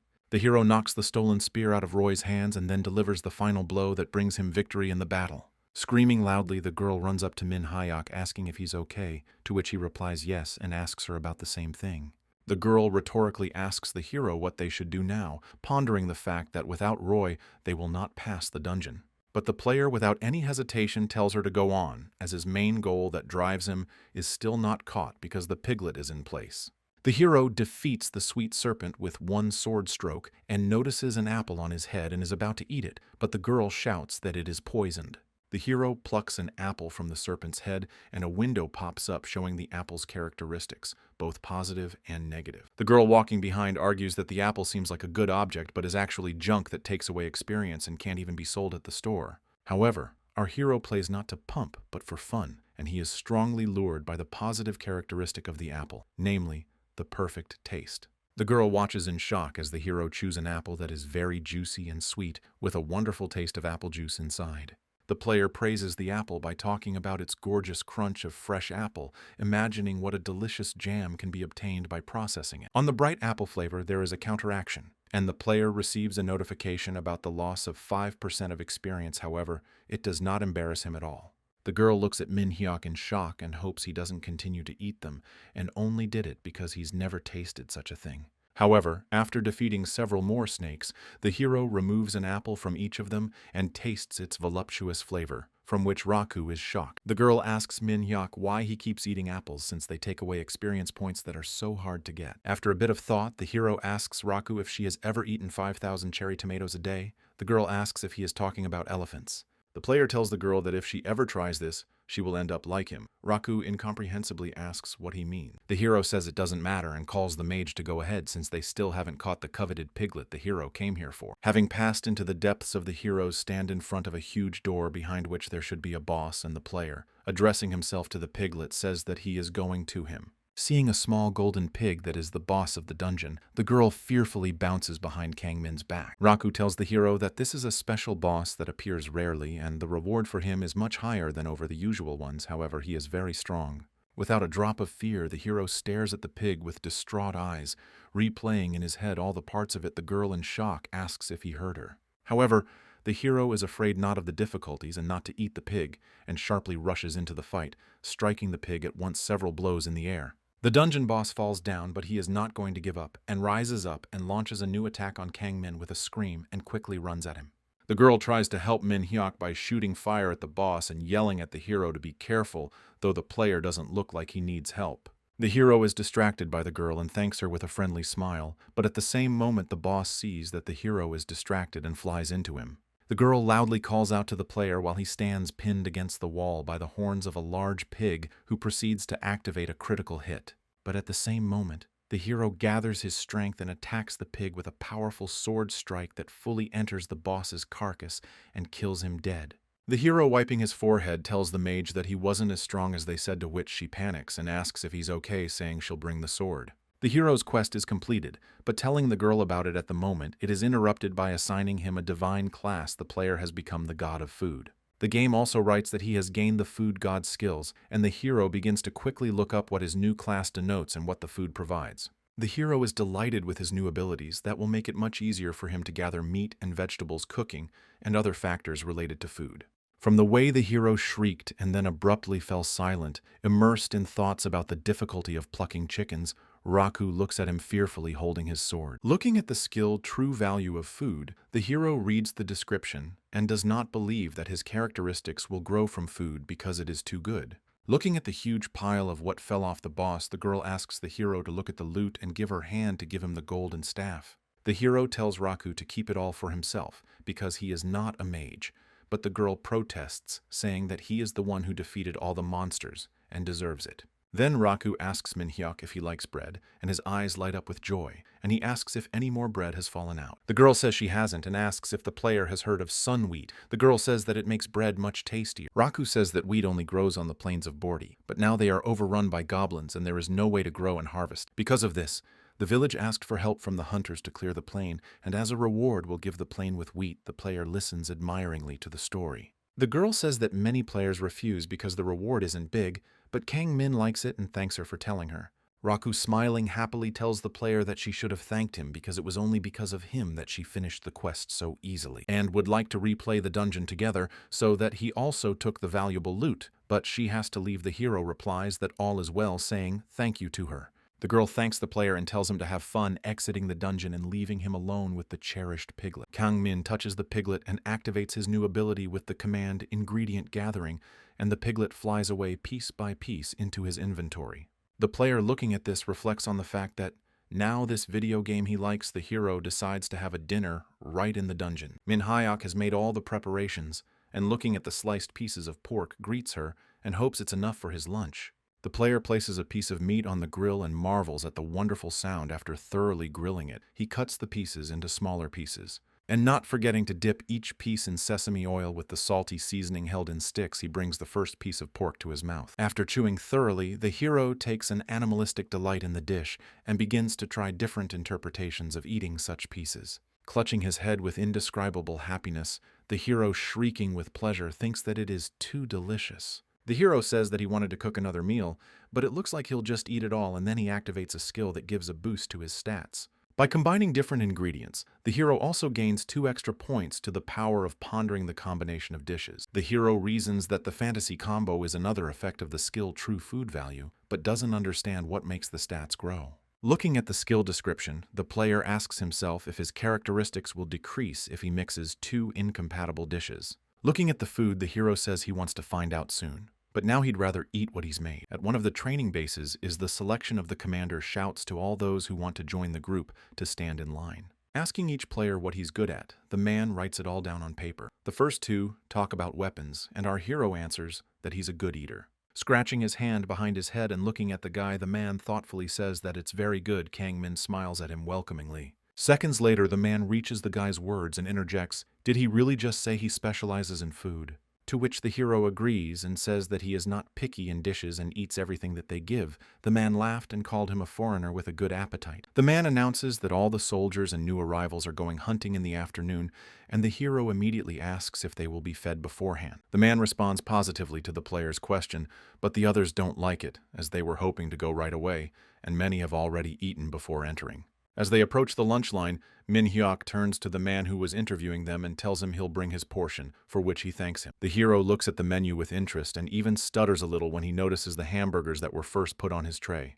The player asks for 2 servings and, as well as himself, carries the commander a hamburger, fries, and a glass of Coca-Cola with ice on a tray. The man waiting for Manhwa at the table calls him over and they exchange pleasantries, and the commander says he'll be pleasantly surprised. The young man takes the first bite and immediately delves into the delights of describing individually each ingredient of the hamburger. Moving on to the potatoes, he raves about their perfect frying to a golden brown and their perfect pairing with the ketchup.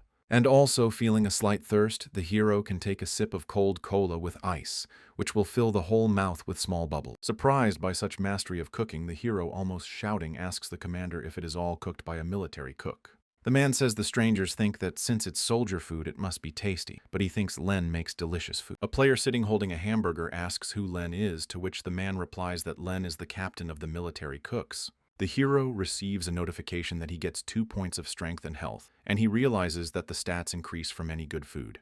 He argues that the food he cooks from recipes on the internet is literally nothing compared to a professional dish from a chef. Considering it a nice bonus that extra points are given for doing so, the hero asks the man if he can be registered as a military cook. The captain walks Kang Min into the kitchen and asks Brack if he can help the hero join the military cooks. The player twirls his head admiringly. The player sees that inside the wagon is just huge, thinking it's magic. Brack replies that the team is already full, but the man asks to do a favor. He offers to entrust him with a small job, and as soon as he gets any hope, he quickly runs away, leaving Minhyuk to the cook. As the old bugger runs off, someone behind the hero asks him in a heavy voice if he wants to be a military chef. Brack stands startled. Turning around, they see a tall, blonde-haired Captain Len. The hero admiringly says that he dreams of becoming a military chef, but the latter refuses him. The captain says that there are no places, and that the young man should look for another place, to which the hero asks him to change his mind because this is exactly what he needs. Crossing his arms, Len says that the cooking buffs are much weaker than the others, and the outsiders want to level up faster, interjecting to ask if the hero is sure. The captain asks if the young man is here for more portions, but he flatly says he just wants to learn how to make the food tastier. However, in his head, the hero doesn't mind picking up his own scraps of food, pointing to a bag of garlic. Len gives orders to peel it in 20 minutes. And if the hero can handle it, he'll take him in and teach him how to cook. Looking at the bag, Kang Min interjects to clean it, which he confirms. Turning around sullenly, the captain of the war cooks tells the young man that if he thinks he can't handle it, he should leave here right away to kill goblins. At the same second, the hero, interrupting Len's monologue, uses the command to gather ingredients the commander interjects him to, which he replies that he has done everything. Aggressively snatching the bag from Kang Min's hands, the captain yells at him, asking how dare he lie to his face. After a second, however, Len stares in surprise at the bag of garlic, asking himself how he was able to peel an entire bag in a single moment. Raising his eyes at the guy, he shockingly asks how he was able to do it, but before he could say anything, the hero, interrupting, rather asks what else to do. Looking at the floor, the captain realizes that now he is obliged to answer for his words, and the hero has a quest to learn culinary skill. The first task of the quest is to learn the skill of slicing. Len explains to the hero how to hold a knife properly and how ordinary people do it. Showing him how to do it properly, Len tells him to pull the knife towards him when slicing and asks him to hand it to him to demonstrate how to do it. Len explains that one of the reasons for slicing in this way is to keep the ingredients fresher longer. The hero diligently observes.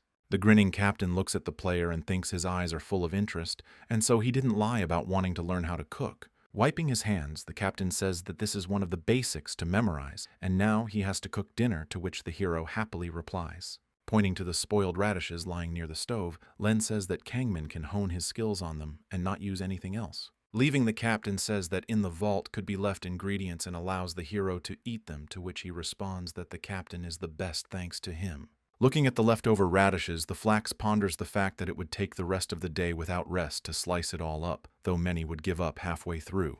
After getting out of the cart, the commander is called by a man who says he heard that Len has taken on a new employee today. The man says it's unusual for the captain because he doesn't like strangers, but he says he promised, and the guy works very hard.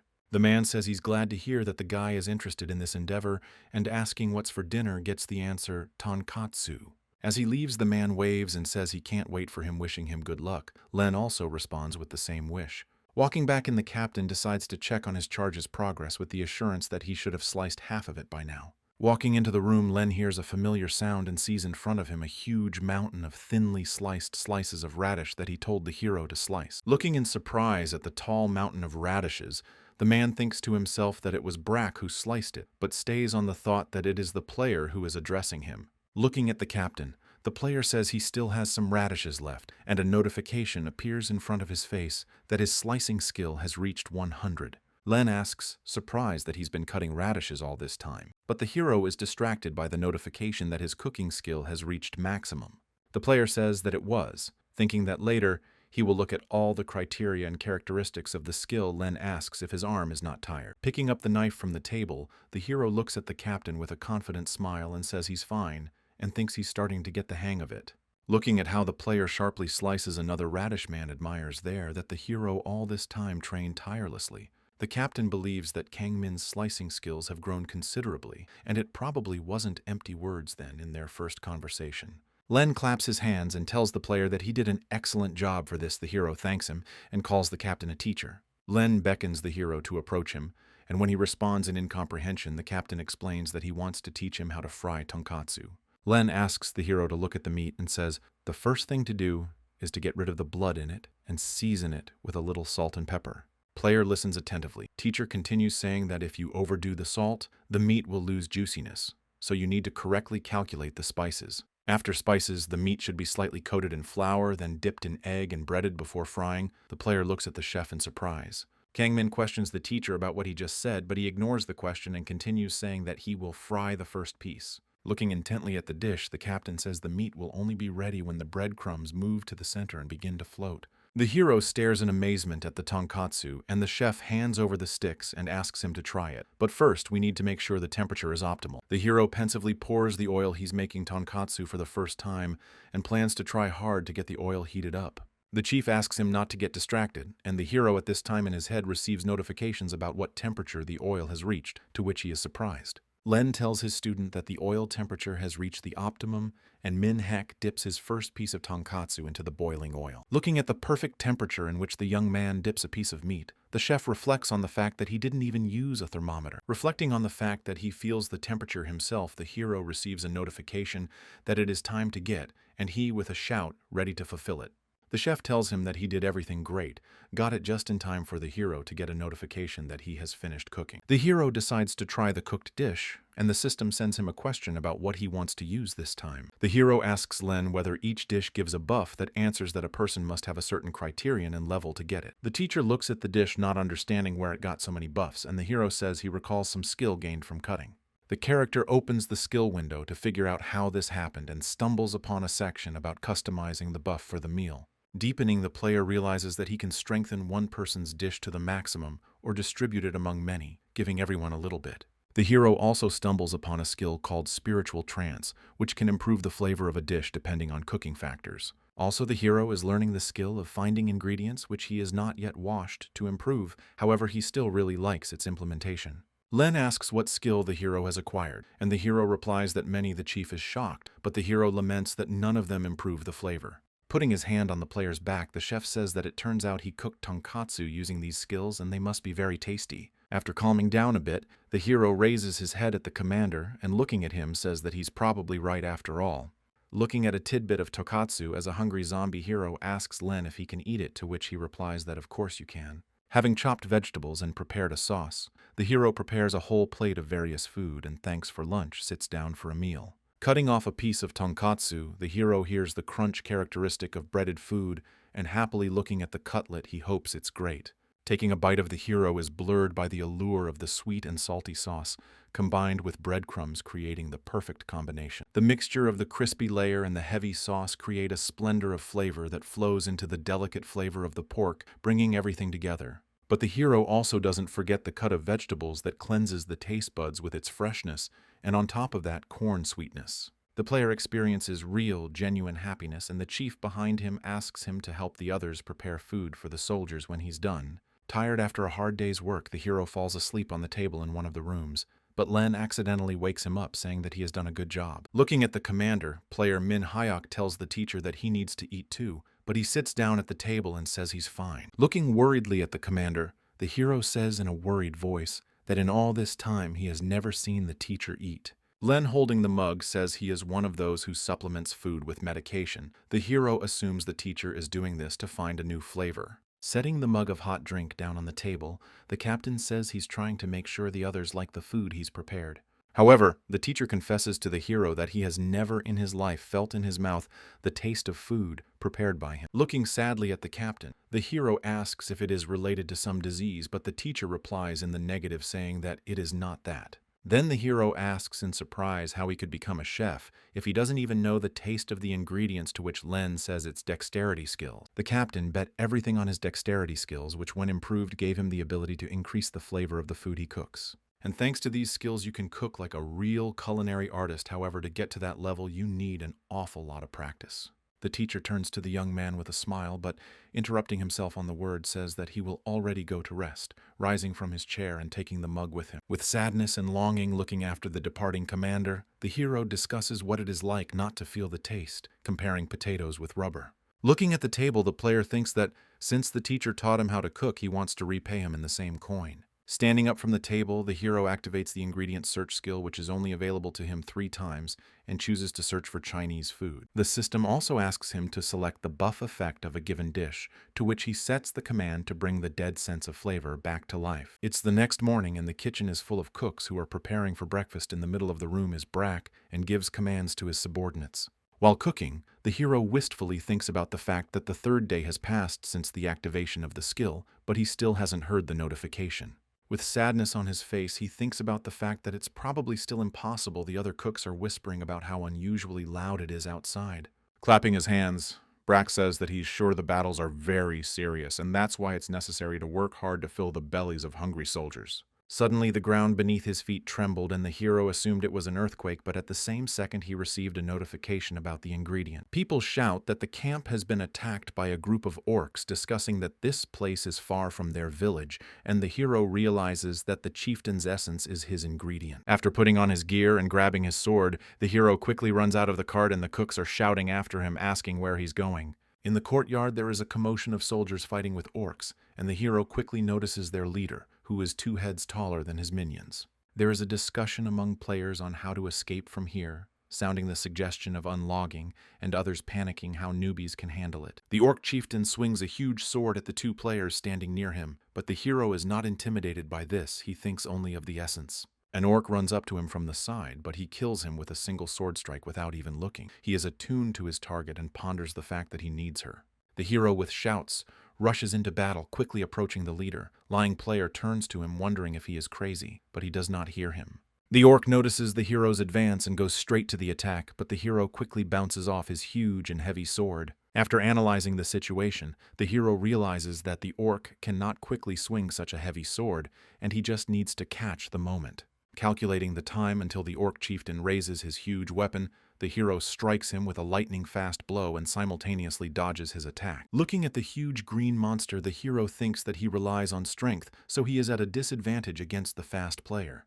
The hero activates the skill of 3 speedy strikes that even show him the orc's weak spots that he quickly jabs at. Unable to withstand the hero's final attack, the orc chieftain falls breathlessly to the ground, and everyone around him starts cheering because their chief knocked out the orc chieftain. After repelling the attack, the soldiers speculate why the goblins appeared here, coming to the conclusion that they were hunting goblins. Everyone praises the chief who made the turning point in the struggle and continues to discuss further plans and expedition. Len sits on the bench remembering the conversation with the hero who told him to take a bath and wait for him, but he promised not to eat anything and is surprised at that. Showing fatherly love and care, the captain thinks that this is only a small part of what he can and should give to this child.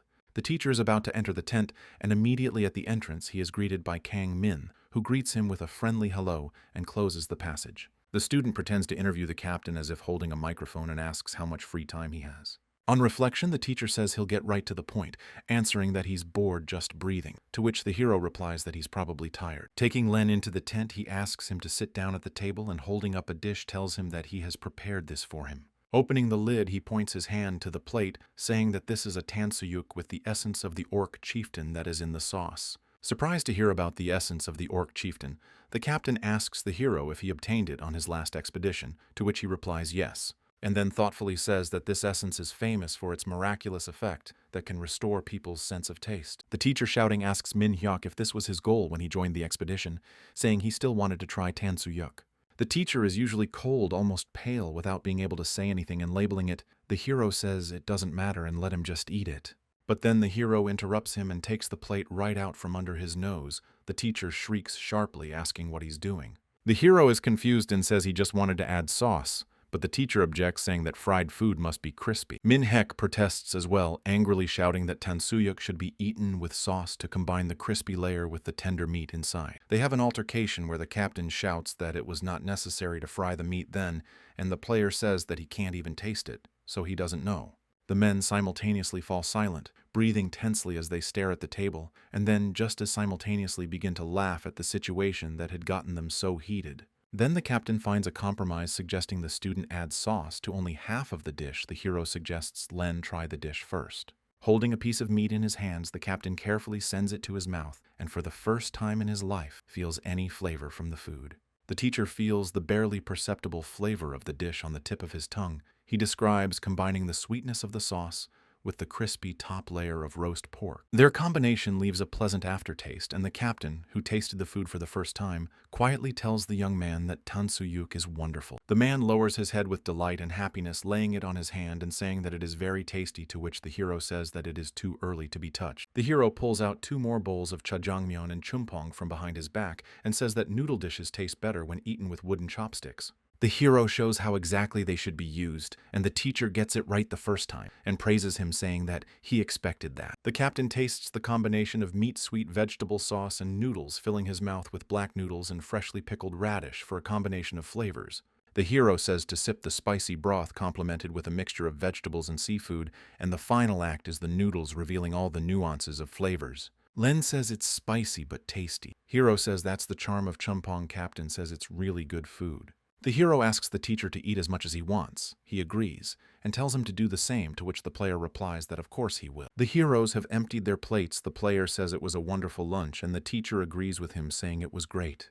The hero says that it's all thanks to the chief's lessons, and he leaves the room asking to wait for him a bit, leaving for something. The player agrees. Min-hyuk ponders over what he should try to cook with the wheat obtained in the quest, eagerly going over different dishes in his head. The teacher calls out to the hero, who asks him where he has been, while the captain slips him a small box, asking if he will accept it. The player picks up the box drawn by his teacher, and opening it for a second, locks it, seeing in front of him an awfully beautiful knife on a pad. Len says it's a gift for his apprentice, and then a notification pops up for the hero, and the player stands in a stupor, realizing that it was just a quest. The hero gets an epic item that improves dexterity. Len asks if he likes it, and the player says the knife is incredibly beautiful. The character speculates about the characteristics of a knife with infinite durability, and not understanding what the notification of possible equipment means, pokes at it. His teacher suggests him to combine his sword along with his knife, and when combined, the hero gets a fancy weapon called Ellie's knife. The captain explains that the knife is an artifact for the outfit that is now connected to the sword, and from now on, it can transform into any kitchen tool. The hero thanks him, thinking that this will come in handy. Len asks if the player knows who Ellie is and gets an affirmative answer. Ellie is a beautiful red-haired lady who inherited the skills of her father, who was a former emperor. Also after that, the girl became known as the Empress of Swords, who ruled the nation and is now praised as the best empress in history. The hero says that the teacher is an amazing person since he gets a sword from her, and Len confesses that she was once his lover. The player is surprised to ask if it is true that the captain tells him that in the distant past he was a chef in the palace of the emperor. Ellie really liked Len's food, but since the emperor was very sick, the girl came to ascend the throne at a very young age, which brought her a lot of anxiety, but she often said that the food Len cooked gave her strength and energy to move on. The girl tells Len that the food is very tasty, but the story ends miserably since an ordinary chef could never be near the empress. Ellie's vassals framed Len, and so he was thrown out of the palace, but before leaving he met with the girl and made her a promise. It was obvious to everyone that Ellie would soon ascend the throne and become the new empress in the history of the girl, thanks the man for his care. In order not to dishonor her father's title, the girl told Len that she was going to continue to train hard with the sword. And the captain swore to the girl that when she replaces the past emperor and ascends the throne, he will cook her an excellent dish. The teacher says that not so long ago he heard a rumor that a girl replaced the past emperor, and the hero wonders if Len is going to the palace. To which the latter replies with a refusal, because his vassals will not allow him to return, and so he would like to ask the player for one favor. The captain asks Kang Min if he can meet Ellie instead and cook her a nice meal. A quest notice appears. The hero looks sadly at the chief, reasoning that reality is cruel, and Len cannot meet the one with whom he dreams to see more than anything else in the world. The hero recalls how in reality he avoided meetings and friends because he thought they would stop socializing with him and was afraid to show himself in public. Thinking about what he would do if his friends began to hate him, the hero immediately accepts the quest from the teacher, saying that he will fulfill his request. Len smilingly thanks the player and asks what he plans to do next. The hero says he will not return to the village, telling of the torment of the sun. The teacher is worried that the hero is going to catch alone some monsters, but he tells him not to worry, leaving the tent. After spotting Min-hyuk, the man who asked about his abilities at the beginning of his appearance at the camp asks if the hero is coming forward. The player says he'll be leaving these places soon and, rolling up his sleeves, asks if the man needs help, but the man says he's done. Throwing a sack to Min-hyuk, The man says it's a reward for the previous hunt, and the hero looks at the sack and asks if he'll get so much. The man says it's for his great contribution and also gives the gold key a special reward for being the first participant in the hunt. The hero asks what first means, and the man explains saying that his food buff enhanced the players, and they counted that contribution, so he became first. Also, the man says that this golden key opens a hidden dungeon in which the experience rate is twice as much as in the usual ones. He says he thinks the player will have no problems and gives him a map so he can go there right away, but the hero says he can't yet. Looking at the young man with a surprised and contemptuous look, the man asks him what else losers should do besides leveling up. The player asks the man if he knows how to meet Ellie, who asks in surprise if Kangman means the ruler of the empire. He says that he can see her on a walk, but the hero needs to meet her and share dinner with her, and the man asks him to forget about it. He says that Ellie isn't just some ordinary townie, and the hero thinks that things probably won't be so easy since Ellie is an empress. The player returns to reality and sitting at the computer looking for information on gaming sites and forums to find out how to meet her. While reading an article about some daredevil who tried to get attention by shouting, the hero reasoned that he could just shout that he was Len's student. However, after reading the article to the end, Kang Min sees that this daredevil has been sent to prison for 10 years and decides to look for another way. Stumbling upon the news that the Empress is looking for a successor, the hero realizes that if he gets to the tournament, he will have a chance for an audience. However, only those who have reached the 80th level can participate in the tournament, and the hero thinks that he will arouse Ellie's interest by talking about Lena. The player decides he needs to level up, and after killing a lot of goblins, one of them turns to Min Hyuk and shouts that he's a crazy person, and asks him to stop slaughtering his companions in battle, but the hero doesn't listen to him and with a request to shut up gives him a decisive blow with his sword. The player looks at the defeated enemy and sees that even from the monster's Fallout skill books at the moment, Kang Ming has reached the 55th level. After opening the book, the hero realizes that he got a pretty good effect, but when he tries to use it, the system refuses to let him do so. The notifier writes that the player does not meet the class requirements, and he angrily shakes the book asking if he can teach cooking, and this one can't. Frowning, the hero slams the book shut loudly, but realizing that he can't do anything about Atina's rules, he's just going to sell it. Turning around and exhaling, the hero looks at the tower doors, remembering the man's words that double experience points can be gained in the hidden dungeon. A little worried hero brings the key to the door about to insert it and ponders what kind of dungeon it might be and what is hidden in it. The guardian of the hidden dungeon, Blanc, is a short old man who works the land in the fields and looks after the cattle, rubbing his shoulders and saying that he is very tired. As he walks a little further, he sees Min Hyuk turning his head around and wondering where he went after entering the dungeon. With a smirk looking in front of him, the old man mused on the fact that another loser had entered the dungeon while something had caught the guy's attention. The dungeon keeper was already almost close to the young man, and he reasoned that he was unlikely to be able to do anything before he ran away quickly. The old man thinks of losers, thinking that the player will say that it is the first time in his life he sees such a dungeon, and the hero word for word repeats this phrase. Continuing to guess the lines, the old man thinks that next the hero will start complaining about the game that makes him work, but he shrieks enthusiastically. The hero is happy to see fields of pumpkins and potatoes, thanking the god Athena for this, which literally makes the dungeon keeper's jaw drop to the ground. The hero turns around at the old man's surprised exclamation and greets him while the keeper tells him to assume that he is a stranger. An elderly man introduces himself, saying that he is the keeper of this dungeon, and asks the young man if he realizes which dungeon he has entered. After looking at Beyond's lush vegetable garden, he assumes it's a dungeon in which he'll need to pick sweet potatoes from the beds. Without any hope, the old man says it is so, asking if he will accept the quest, to which the hero readily agrees, and the old man is surprised by this answer. The old man says that all the player has to do is collect 20 black potatoes that absorb nutrients from other fruits. The keeper of the hidden dungeon gives the hero 4 days to complete the quest, and Min Hyuk tells the old man that he has a question. With a face full of enthusiasm, our hero asks the old man if he can eat the sweet potatoes he will pick in anticipation of the feast. Looking at the young, enthusiastic boy with a smile, the dungeon keeper answers him that he can eat as many potatoes as he wants. At that very second, the man snaps out of his seat and yells that he'll do whatever he can. The old man tells him where the inventory is with the assurance that he won't collect much. Using the effect, the hero turns the sword into a hoe. The hero remembers the words of the old man who gave him permission to eat all the potatoes he would harvest. Poking the hoe into the ground, the hero thinks about what dishes he will be able to prepare thanks to sweet potatoes and sunny wheat. However, the player is waiting for some disappointment due to the fact that he is new to this business of digging hard ground he is given with great difficulty. He gets a notification that he has 1% of farming learning so far, and after realizing the point, he starts pounding the ground with a hoe. However, for each blow, the hero receives only a fraction of a percent. But this does not stop him, and he, dreaming of potatoes with excitement, continues. The hero reaches his first fruit and with eyes full of joy pulls it out of the ground with force, shrieking that it is a sweet potato. The narrative takes us to a city where paparazzi are interviewed saying that there is an unprecedentedly large number of newcomers to the tournament. They ask what Ms. Jushia, the younger sister of the third-ranked player and Aten Kane passing next to her, thinks of the other world. Without giving the girl a pass, reporters say that he earned the class Ghost Warrior, which is the best among all the legendary classes. She is annoyed by this abundance of attention, but the paparazzi are not relenting and ask her to share some of the methods by which she achieved success. Turning to the microphone, the girl angrily says that power doesn't come only to the special ones, but before she can say anything, her brother covers her mouth, pulling her to him. Holding his furious little sister in his arms, Kane smiles affably at the camera and says that the world is big and no one can predict what will happen. The reporter says it was the humble opinion of the third-ranked player in Aten Kane, who has a seemingly perfect relationship with his younger sister. Looking at the girl, he recognizes that her skills are far superior to other players of her level, but becoming vain won't do her any good. Kane argues in his head while looking at his sister that the world is not as simple as it seems, because there are many variables that affect it every moment.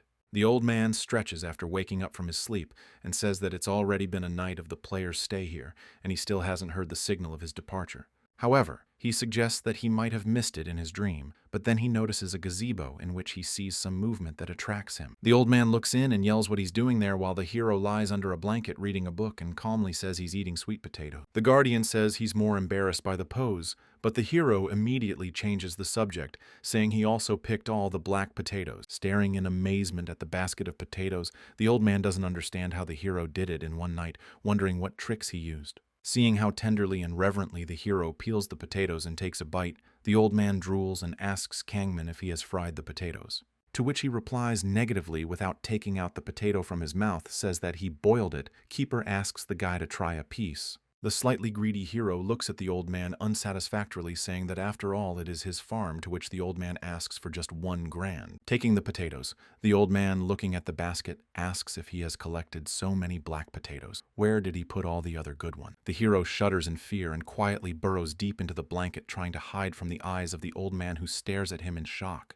Realizing what happened, the keeper, shouting, asks if he ate it all. The hero excuses himself by saying that he allowed it, and there is no way back. From the realization of what has happened, the old man's soul leaves his body for a moment, and he remembers his harvest in a semi-conscious state. Hugging the basket of leftovers, the hero, shocked, looking at the reaction of the old man, offers him another one, to which he says that he really let him eat everything. The dungeon keeper, realizing that the hero has completed his quest, offers him a choice of 2 rewards, a plain old seed and a double ring of Mahaba.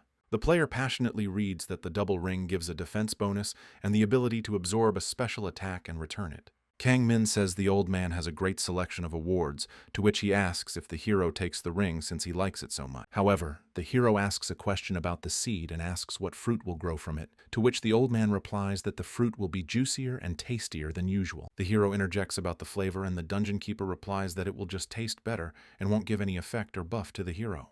However, the old man withheld that the choice is a test in which many choose the ring, seeing its power but forgetting that they came to the farmer's dungeon. Bian muses over people who don't deserve the true reward of not realizing the value of the seed, but before he can complete the thought, the hero interrupts him. By pointing a finger at the seed icon, the player says he chooses it, and with a friendly smile explains to the old man that he doesn't need the ring. The dungeon keeper interrogates the hero about whether he is being honest with him about this choice, since the ring is actually amazing, unlike the seed, and the hero calmly responds by spreading his hands that even an amazing ring won't help him fill his stomach, so he sure picks a tasty fruit.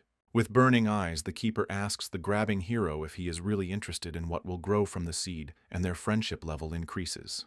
The hero receives 3 more notifications about increasing his friendship level. At this time, the old man is increasingly raspy about his interest in the unknown fruit. Already in tears and hugging the young man, he says that he has the right qualifications and can become a real farmer. The player is shocked. Finally, the dungeon keeper gives Kangmin the box, but he can't stand it anymore and yells at him for choosing a seed that he already knows. Being in complete happiness, the old man says that there lies both items, since the hero is worthy to possess them both at the same time. The seed is given a hitherto unknown name and also a hidden detail, while the old man, wiping away tears, marvels that the hero is a real farmer. The player, looking at the farmer's reaction and description to the seed, ponders whether this choice wasn't an obvious one, forgetting that he's the only one who likes to eat so much. The hero looks at his stats with delight, noting that his manual dexterity has increased significantly, and his ingredients have gotten better.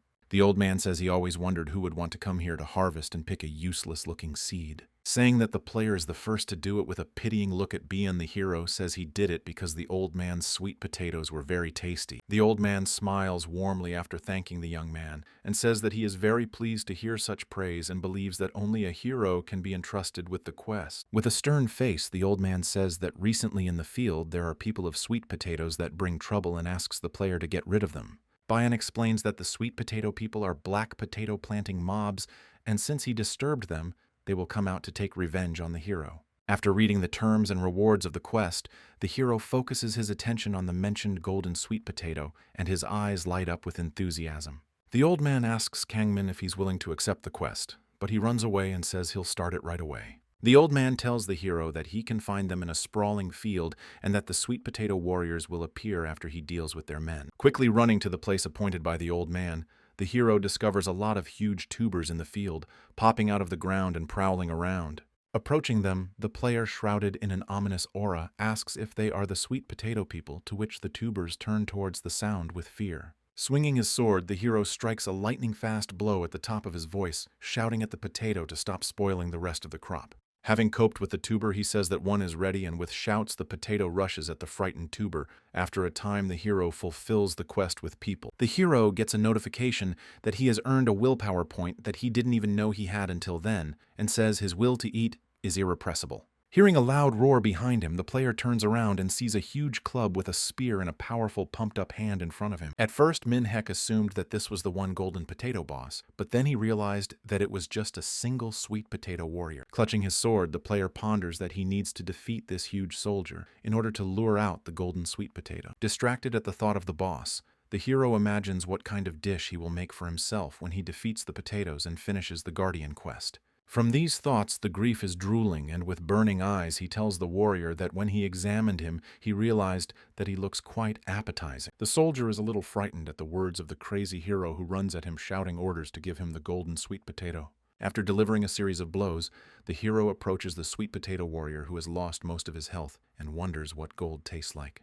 The soldier quickly starts to run away while the hero hurries after him, and coming up to him, he tells him to stand still and give him his golden potato. However, at that moment, the warrior sticks his hand into the ground and plucks a potato from it and quickly eats it, restoring his health. The hero is shocked to see this and realizes that in this case he needs to try harder, and with a swift blow chops the potato into 2 pieces. With his blow, he receives the golden potato, and looking at the remains of the potato, warrior ponders its perfection to the core. Returning to the scene of the battle, the hero is very much beckoned by the beauty of the potato, and he wishes with all his heart to taste his opponent. However, he quickly comes to a realization and turns away, reasoning that it is still a monster, even though he has eaten a pig in the past dungeon. Coming back to the gazebo, the hero slices the potatoes he received into cubes while singing a song about golden sweet potato. Looking at his utensils, the player realizes that he was going to steam a dish from it. However, the pan that he has does not have a lid. Now the player doesn't know what to do with the diced potatoes, but comes to the idea that they are best stacked without touching the bottom and steamed that way. The hero picks up a whole potato from the frying pan and flips it from hand to hand because it's so hot, and breaks it open to admire its appearance.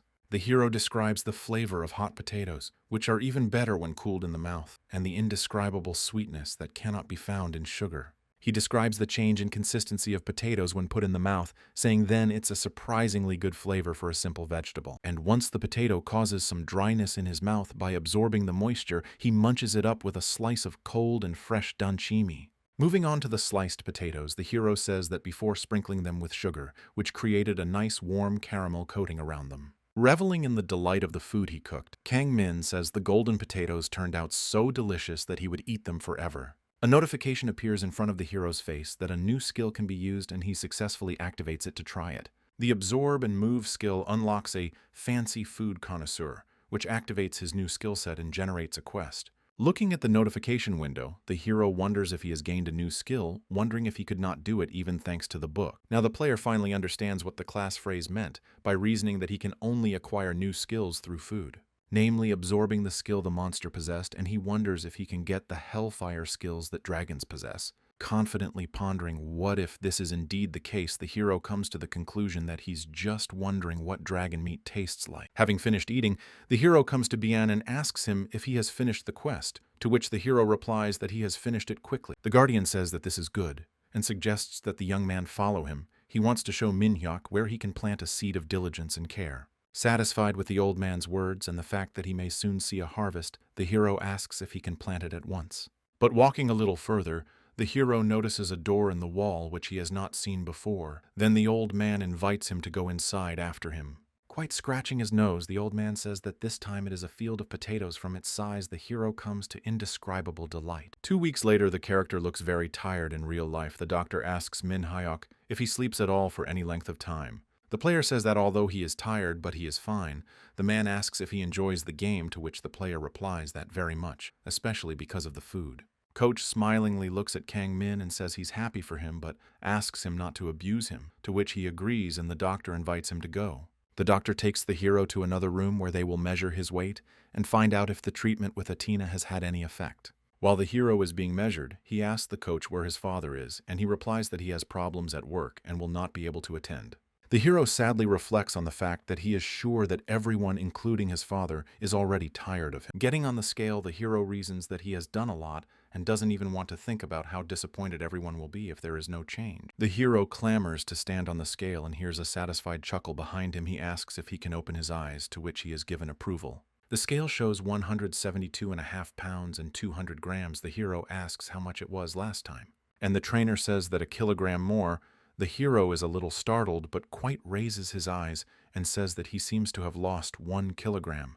Everyone in the office clapping for Min Hyuk. The doctor tells the hero that he congratulates him, and the coach shows his hand to the class and says that he did well. Everyone tells the player that they believe he will succeed. At this time, the hero recalls his worst times where he lost hope of recovery. Then he accepted the fact that he would say goodbye to life without achieving the ability to eat whatever he wanted and as much as he wanted. Let it be only 1 kilogram, but the hero did it, and with tears of happiness in his eyes, he loses all his strength from shock and falls to his knees. Looking at his palms, the hero bursts into hysterical crying, and the coach encourages him to stop crying because it breaks his heart. He asks him to stop bribing him to buy him candy and Aten, but he makes a sullen grimace and wipes his tears on the sleeve of his hospital gown. The coach looks at him incomprehensibly, but after a second, the hero turns around with a smile and tells him that strawberry milk candy is the best. The man asks him if he will stop crying immediately if you just offer him candy, to which the player replies that now it is necessary to smile. Remembering how thin he was in Versailles, the hero thinks that maybe he will be able to return to his former shape someday. Before he could finish thinking about what he would do, then he is interrupted by the coach asking about the hero, saying that today he would go to the dungeon. The player says that because of harvesting in the hidden dungeon, he has increased his manual dexterity and can pick the fruit planted a few days ago. The coach asks what the hero's dexterity is, and he replies that it's in the neighborhood of 300, which shocks the coach, and he tells him about the blacksmiths. Saying that they have a maximum of 400 in the village, the hero says that's strange and thinks it's because his experience increases 8-fold. Looking at Min Hyuk, the coach thinks that even though his experience is 8 times more than usual, he doubts that it is possible to pump that fast. Coach says that now he understands why, so telling that it may be related to the quests and the rewards of which is an increase in manual dexterity. But there is also another way consisting of focused continuous training, which as well as quests can increase manual dexterity. The hero ponders the man's words, and then the man puts his arm around him and says that he is indeed his incredible younger bro, which scares the hero a bit. Looking at the huge fruit tree, the old man says it doesn't make any sense, reflecting on the fact that he never imagined it would grow like this. Surprised to look at it, he reasoned that he certainly realized that fruit differed depending on how it was cared for. But he is still shocked that the tree could grow so quickly and the fruit acquire such a gorgeous color, which means the hero's sincere care. The old man is thinking about the fact that even he has not managed to grow the golden fruit, and it obviously must be very tasty at this time the player comes running.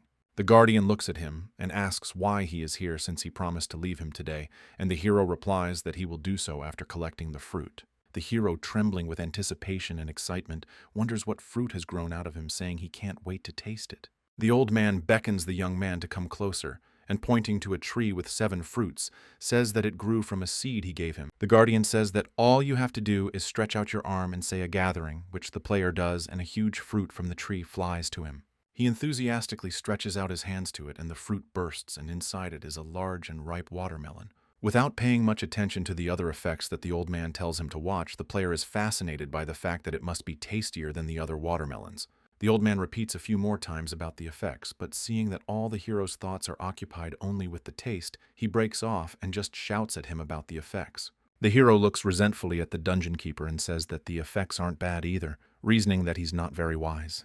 The player is sleeping peacefully in the coachman's cart while the man tries to wake him up and asks him if it is true that he is going to the emperor. Finally, the cabman's words reach Manhwa and he wakes up abruptly, and the old man tells him to get his things ready as they will be arriving soon. The hero looks at a huge, majestic city with a gorgeous castle in the middle, saying that such grandeur was to be expected from the emperor's city. Walking down the street, the hero wonders where to sign up for the preliminaries, and at that very second stumbles upon an announcement about it. To the registration desk lined up a huge queue of players of all classes, in which stands our hero blowing on a hot drink in his hands. Looking into his cup, he praises the potato latte he made from leftover sweet potatoes, saying it's delicious. Wanting to enjoy his drink to the full, the hero decides that he will go last, and the other players in the queue wonder what smells so good. Manhwa discusses the flavors of the dish, in which the pleasant flavor of sweet potatoes envelops the warm milk, giving off its tenderness as well. At first, you feel calm and harmony when you touch the soft bubbles of this culinary masterpiece with your lips. Then, with the sweetish flavor from the potatoes and the heat going throughout your body, you taste the flavor 3 whole times. The hero already goes on to say out loud that he can't get enough of the latte's wonderful flavor, but the other players are shocked at his stamina after 20 glasses. The person announcing the queue order asks the next player to pass, and Kang Min is very surprised that the queue has reached him so quickly. The player looks at his glass and thermos with tears in his eyes and thinks he wants more. At this time, the young man asks him if he refuses to pass, but the hero quickly realizes that the young man is already coming and tells him that the preliminary competition includes 3 tests. However, the player can pass on only if he can cope in half an hour. Pressing the button, the young man says that the first test is easy. Pointing to the huge monster behind him, the young man says that you need to defeat a level 80 Akwus, however that it is a bit difficult. But if the player hurries with this test and correctly calculates the time, he will succeed. Hero with surprise comes closer. In the stomach of the player begins a waltz of rumblings, and so he decides that it is necessary to quickly deal with the monster and swiftly on him. Striking a swift blow with his sword, the Akwus disintegrates into tiny droplets, and the man near the door looks shocked at the player musing over his strength. The man is super surprised that he was able to topple the enemy with 1 blow, and then the player moves on to the second challenge, which takes place in the forest. The hero needs to find clues and, thanks to them, get out of the forest scenery, but Kang Min is much more attracted by the abundance of edible herbs in it. Turning the sword into a sickle, he is going to collect them all, and the young man is shocked, wondering how he realized at first sight that they are the key to the exit. After looking at how unusual and even strange the petals of the plant he was about to pick look, he realizes that something is wrong with them. The young man speculates about how everyone usually overlooks common edible plants, wondering what kind of person our hero is. As soon as she touches the grass in the room, a notification sounds that he has passed the second test, and the hero is surprised to freeze on the spot. The young man assumes he has the questing skill, or is just an amazing person, and says he will guide the player to the 3rd trial. However, the hero asks to be given some time to collect plants, to which the young man reminds him of the time limit. However, the hero is not afraid of this. After 20 minutes, they move on to the 3rd test, in which you need to run alive to the exit at the end of the road.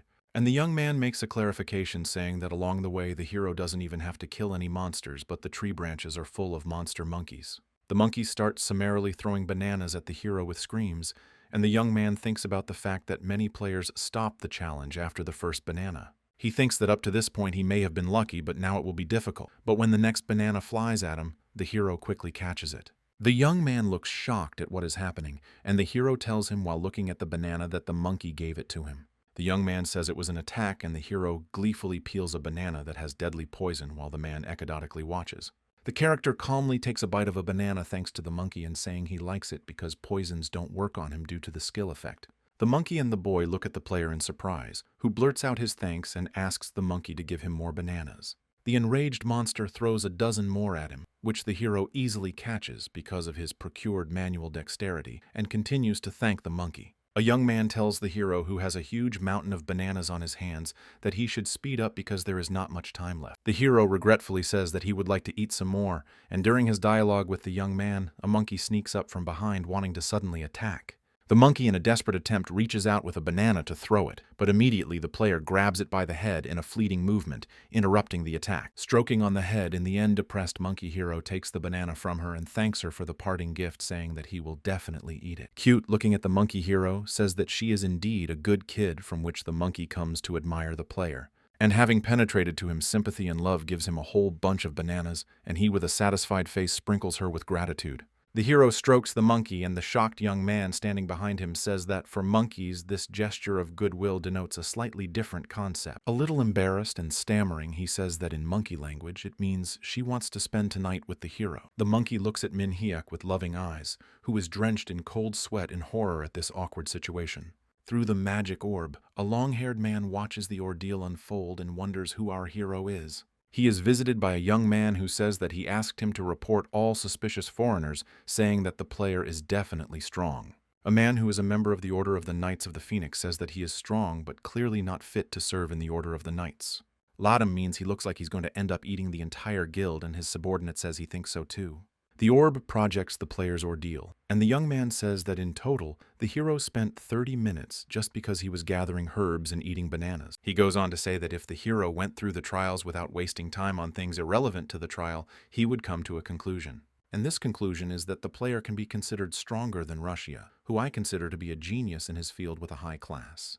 The tournament begins, and a girl flying on a golden dragon greets the audience, saying that today she will be their host for this tournament. She explains the rules of the tournament, saying that it will be held on the island of Cork, and also this year they have decided to change the method of choosing the winner. This year over 200 contestants have qualified, and its winner will be the remaining contestant, meaning the players will eliminate each other. Kane sits with Alicia in the bleachers, and the girl points to the island and says that the players who have been selected are gathered together in the waiting room. We move to the waiting room where the players are preparing for the tournament, and Rushia enters the room. The players are whispering that she is very strong and the winner is determined. But then the man with the mug of liquor says she's only a candidate to win yes and is only known for her strong brother. The girl speculates that these are players from the Bacalo Guild, which is made up of active soldiers but mostly just low-level ones. She ponders the question of how many more people will manage to piss her off subconsciously, asking the guys for their opinions. She thinks people are annoying. However, comes to the conclusion that compared to the rankers, these guys are nothing and are just testing their enemies, which causes pity for them and their actions. Our hero enters the room asking if he's late. The girl looks at him and thinks he's just another pathetic person who can't be on time. However, she is very surprised to see the guy holding a banana and wonders why the other players are also looking at the strange guy. Seeing the sullen look of the girl, the hero approaches her and pours cold sweat and stammering asks if she also wants a banana. The girl pompously asks if he's talking about her, to which the player replies that she was probably hungry because she was looking at him so intently. The girl, realizing the absurdity of the situation and the fact that the guy is a simpleton, bursts out laughing all over the room. The hero asks what she's laughing at, and the girl, saying it's her fault, asks if he doesn't care being in such an atmosphere. The hero asks her the same counter question, asking if she's worried, to which the girl simply holds out a bottle of soda water to him. She smilingly says that even though it's just a fruit, the hero can choke on it when eating it dry, to which the hero looks at her in surprise and asks if she is giving the bottle to him. Russia says she is, and the hero thanks her for such a gesture, saying she is very kind. The brooding hero offers to cook something delicious for the girl, but he just watches in a stupor as he pulls out a stashed watermelon. The girl thoughtfully asks what it is, and the player says it's a watermelon, which she can see perfectly well, and offers to make her a huacha. She looks at the guy in surprise, wondering if he's really going to do this here, and the hero says the inventory leaves items fresh and intact. The player deals with the dish by carefully adding slices of watermelon pulp, then a mixture of other fruits, and finally pouring condensed milk and cider over everything. The girl looks surprised at the freshly cooked facha, thinking about how delicious it looks, and the hero, holding it in his hands, asks, "Will she?" After a bit of thought, he politely declines, saying that on is fine, and then the hero happily takes a spoon and thanks for the meal before eating. Describing the flavor of each bite of cool watermelon, notes of fruity freshness with each bite and the juice softening the watermelon, the hero breaks into a smile. Russia, looking at how cute the hero is eating, thinks about how he looks completely innocent, smiling, and asks him how much he passed the contest for. After finishing the huachai, the player suggests that he passed it in about 22 minutes and 50 seconds, to which the girl replies that it's unbelievable. The hero notices the girl looking at him and tells her that he still keeps hypnotizing him with his gaze and suggests she try again. She agrees and thinks that, although she doesn't know the player at all, she feels calm around him. The hero remembers the cider. He said that the girl had been very kind to him by offering him a drink, and then Roshia smilingly offered to split the hwacha in half in this case. People in the room are watching their sweet conversation, and a lingering tension builds among the crowd, but a man moving closer diffuses it. He kicks the watermelon half with all his might, and Kangmin and Rushia watch in shock as it shatters. With a pompous smile, he leans over to our heroes and, saying it was his fault, asks if they're okay. The girl asks what his action means, to which the man apologizes and says that he just slipped, asking not to be angry. The man emphasizes that the guys here were eating and being loud, so he thought they were too much fun. The hero looks at the watermelon with anger. She says he ate it too, which the boar asks if she wants to go out to talk it over. It's hero evil, thinking he's been spoiled before the tournament. The hero calls the attackers all sorts of words, and he steps on the watermelon, confidently saying that they should clean it up since they made a mess of the place. Unable to bear the insolence, the player takes quick steps towards the man, but Rushia stops him and asks him to let her handle it. The girl says that they were just waiting for a chance to embitter the opponents, and that the player needs to be careful with the members of the Bacalo Guild. The girl comes a little closer to the attackers and tells the player that she will sort it all out, and responds by agreeing to go outside and sort it out. The live broadcast announces that right before the match, Rushia and the guild members left the room, causing Kane to jump up and grab his head. Looking at the screen broadcasting an image of what is happening in the room, Kane loudly shouts to Rushia that she shouldn't go there, scaring Alicia. And she asks what's up, but the player keeps yelling that if she leaves the hall, she'll end up in a random place. This is the Bacalo plan. Covering her ears from his shouting, Alicia asks what he's worried about if his sister is in the minions, but he says the guildmaster has a hidden class, Great Iron Will Chief, by which he can trigger tactical buffs, and also the whole situation is displayed on his map.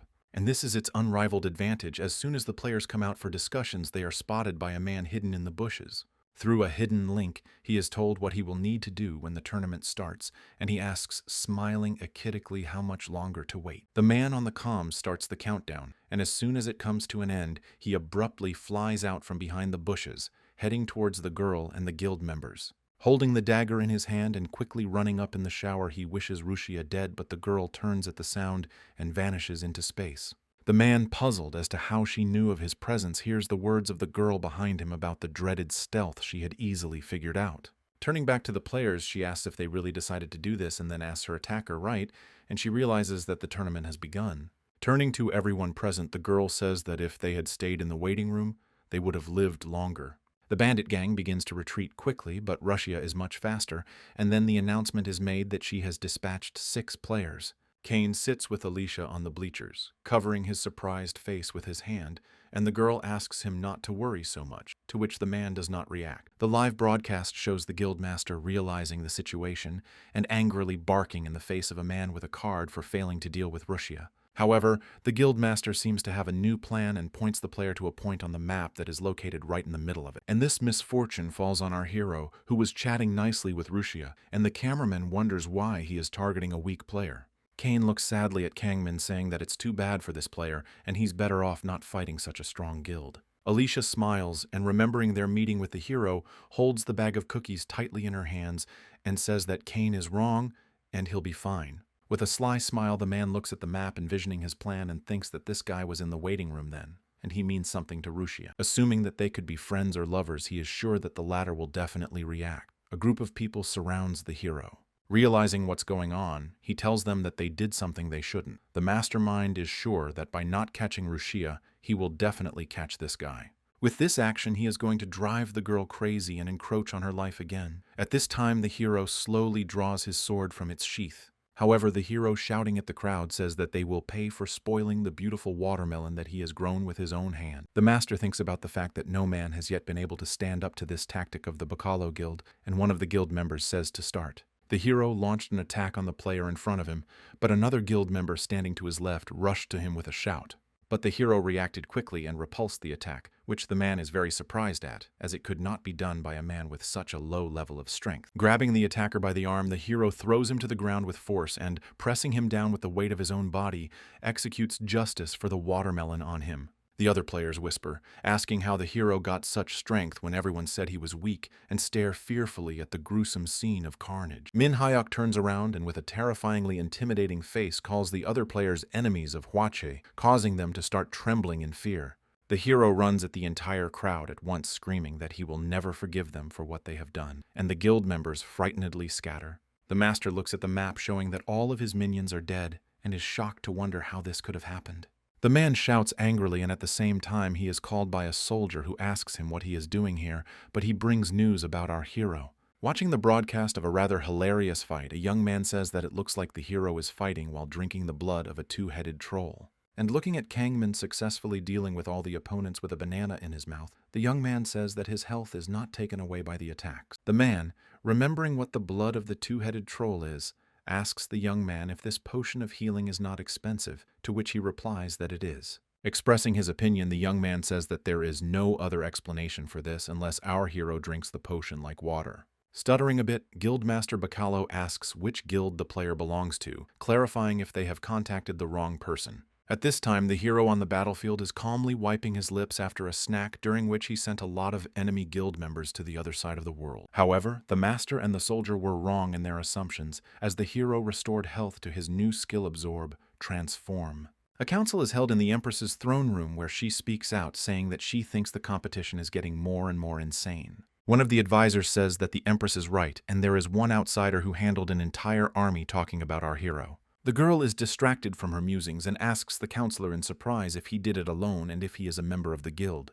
The counselor replies that Kang Ming has no guild patronage and asks the girl to urgently bring her a magic crystal ball to the throne room. The girl looks thoughtfully at the player, who doesn't arouse any feelings, but then her attention is drawn to the sword that has been transformed from Ellie's knife. The tournament airing continues, and the girl reporter heats up the situation by asking if the Bacalo Guild will back down by bringing Rushia on screen. Kane watches the show passionately and asks if it's true that Russia is trying to win the tournament, and if so, it's all too easy and uninteresting. However, Alicia says that things could still turn the other way, explaining that the second half of the tournament hasn't even started yet. The girl explains that in the second half the tournament area shrinks and those who are abroad take a lot of damage and so pile up. And under such circumstances, the only thing left is open combat. Suddenly, an event monster resembling a huge toad appears on the tournament site. Kane wonders if this is interesting to the audience, to which Alicia replies that it has an unexpected twist that makes the game brighter. A group of players are attacked by an event monster that they all try to defeat to advance in the tournament. Alicia notices a player hiding under a cloak sitting behind a tree near the battlefield with a monster that doesn't interfere with the general commotion. She wonders if this is the player who has been hiding since the beginning and waiting for the second half, but doesn't understand why he doesn't attack the monster. The girl mentally asks herself what he's up to, and at the same moment the player laughingly says he's been waiting for this moment to spring into action. The unpleasant-looking young man said that he didn't use his skill against weak monsters, and thanks to that he had saved enough strength. He is going to target the most powerful monster using the skill Absolute Superiority, which allows you to control monsters. And until the moment the strongest monster appears, he must conserve his mana and lurk in preparation for the appearance of his target. At this point, Rushia advances through the actual battlefield where she has slew more than a dozen enemies, reasoning that she is bored. The girl, before she could finish the sentence about what she was going to do, turns around at the appearance of a huge 140-level Minotaur monster. She stares at him shockedly, wondering about the appearance of such a strong event monster, and at this time the notification of the radius decreasing comes.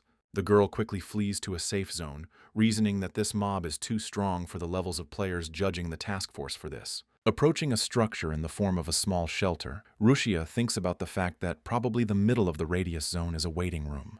The area gets narrower and narrower, and as they run up to the hall, the people standing around it notice a huge monster screaming in fear of the Minotaur. They ask Rushia why she's running here, reasoning that she's leading a monster and saying it's not a good idea. Turning her gaze to the monster, the girl does not leave the thought that the Minotaur is under control, because she did not even attack it. Noticing a kind of magical lasso on the monster's arm, the girl wonders if it is being controlled by him, seeing a satisfied young man not far from him. The player loudly shouts his success, while the Minotaur stopped for a moment, and realizing what is happening, Rushia looks on in shock. The broadcast announces that a jackal black mage has appeared on the field using absolute superiority. People start whispering. They talk about how the penalty for making a mistake is too high, so almost no one uses it. Alicia is surprised that he used such a skill. However, the girl is frightened to realize that a player with this body type will not be able to hold the Minotaur, and everything will end in a banal massacre. Rushia sees a notice in front of her that the radius of the circle is narrowing again, and realizing that she can't keep running, she decides to buy time. The girl pulls out 5 kunai from her inventory and with a sharp jerk backwards throws them towards the minotaur, hoping to slow it down. However, the knives only bounce off the monster's body, and the girl is shocked to realize that it didn't do any damage due to the huge difference in levels. The minotaur wastes no time after Rushia's literally futile attack and goes on a counterattack, hitting the girl with all her might. Rushia flies several meters away from such a blow and crashes into a tree, becoming stunned and losing most of her health. However, before he could finish his thought, Minhek appears between the girl and the minotaur, standing up to defend the stunned Rushia. The girl, who was sure that he was already out of the tournament, looks at the guy in surprise, wondering why he is here. The girl wonders why Min Hyuk came here, and realizing that he can't stand up to such an opponent, yells at him to run and get out of the game. Looking at our hero, the girl is frightened to think about who this guy is, and a thought creeps into her head. A thought flashes through the player's mind of a man serving a man at a set table with a grill to help him handle the cooking. The man in the apron tells the hero that he must first check if the temperature is correct and carefully place the marinated ribs on the grill. And right after he sees that the rib is ready, cut it into manageable pieces and wrap it in a lettuce leaf with pickled onions. Drool runs down the hero's lips just from picturing this masterpiece in his head, and he talks confidently about eating the beef. However, the hero's mental meal is interrupted by Rushia, who shouts questioningly at him from behind, wondering if he has decided to protect her. Confused by the situation, she realizes that the question is unnecessary and it's already clear, replaying in her head how the hero got her attention by offering her a banana. Remembering their sit-downs at the counter and the player's cheerful laughter when he sat quietly next to her and was so friendly to Rushia. After shedding a bitter tear, the girl squeezed her eyes shut and forcefully shouted to Kangmin not to be reckless in a fight with a serious opponent. He turns around in surprise, but before he can say a word, the girl interrupts him, shouting at him not to sacrifice himself, trying to protect her. Not understanding what the girl meant by the story of sympathy, the hero turns around and asks Rushia what she's talking about, and distracted by the words of the girl, almost misses a blow with an axe that could have killed him. The player, looking at the ground, realizes that the monster is strong. However, that doesn't stop Min Hyuk from being driven by the desire for beef, and he runs at the monster, saying that he expected it. Seeing that the minotaur swings his axe at the player, the girl mentally asks him to dodge, but the hero holds back the blow by jumping aside. With a fierce roar, the huge monster strikes the ground with a powerful blow, causing it to break apart and diverge in different directions, forming a gap. The hero notices that the ground is starting to shake and uses Mahaba's double ring absorption skill, which is only effective once. The hero transforms the Minotaur's attack power into his own to repel the effect and make an equally powerful counterattack. The hero screams loudly from a force that is hard to control and thrusts his sword into the ground, thus transferring the destruction of matter to the Minotaur. The one with eyes full of rage looks at the ground and is distracted from the player, which he takes advantage of in a leap, bringing his sword over the monster's head. In flight, the hero stares intently at the Minotaur and rather says that it looks very tasty, which makes the monster break out in a cold sweat. After the hero's powerful blow, a notification pops up on the air scoreboard that the Minotaur has been defeated, and also describes the rewards the player will receive. There are shouts of joy, and at the same moment the tournament ends, Rushia runs up to the hero, wiping sweat from his forehead, and asks if he's okay. The girl carefully asks if he's hurt and tells him to get ready because they're about to be moved to the stadium where the broadcast was being held. The hero asks if it's true, and without waiting for an answer says that in that case he needs to gather ingredients from the monster as quickly as possible. The player happily considers all the beef parts he got thanks to the battle with the Minotaur, and the system announces the transfer. Just at that very second, Kangmin Rushia and a few other survivors appear at the stadium where they are congratulated for finishing the tournament. While the group of people are in the center of everyone's attention, the girl reporter says that they will soon tally the scores and announce the places received. The hero comes to the girl and, apologizing for worrying, asks her if there will be no more cows, to which she says that no, and the tournament is already over. He looks at the floor pitifully, and at the same time they start announcing the winners of the tournament, which the girl emphasizes to Min Hyuk. The first 8 spots starting from the 10th have already been announced, and neither player nor Rushia have heard their names among them, expecting 1st and 2nd place. The girl reporter, with a stretching pause, announces that Rushia is in 2nd place, causing the girl's fists to clench in frustration. The girl sadly holds onto her scarf, thinking about the fact that all her efforts have not yielded the desired result, wondering what was missing. The long-awaited winner is announced, and the girl turns to the hero and thanks him for helping her, but turns around and doesn't find him on the spot. The girl reporter is talking loudly about the queen coming out of the throne room to award the winner of the tournament. Ellie comes out of the archway and is approached by a young girl excitedly saying that the winner is gone, while the hero happily runs into town. The Empress surprisingly asks the counselor what the phrase, "the victor is gone," means, to which she tells her how it happened. The hero started to unceremoniously run away from the award, and the girl who noticed him shouted that the Empress would be here soon, so that the hero would stop. However, our hero was only interested in eating Ellie's beef, asking if the girl had told him about the award. The girl responded positively and continued with that the hero quickly left the stadium with an extremely happy face thinking about the desired beef. The Empress starts to shake a little, which makes the servants think she is furious, but suddenly Ellie bursts into frenzied laughter throughout the stadium. The girl sees the Empress's reaction to the player's unceremonious act and says she will find him right away, and Ellie says it was worth it. The Empress says that the hero ran away to enjoy the meat, suggesting to leave. The girl tries to object, but Ellie says there is no need for ceremony. Looking up at the sky,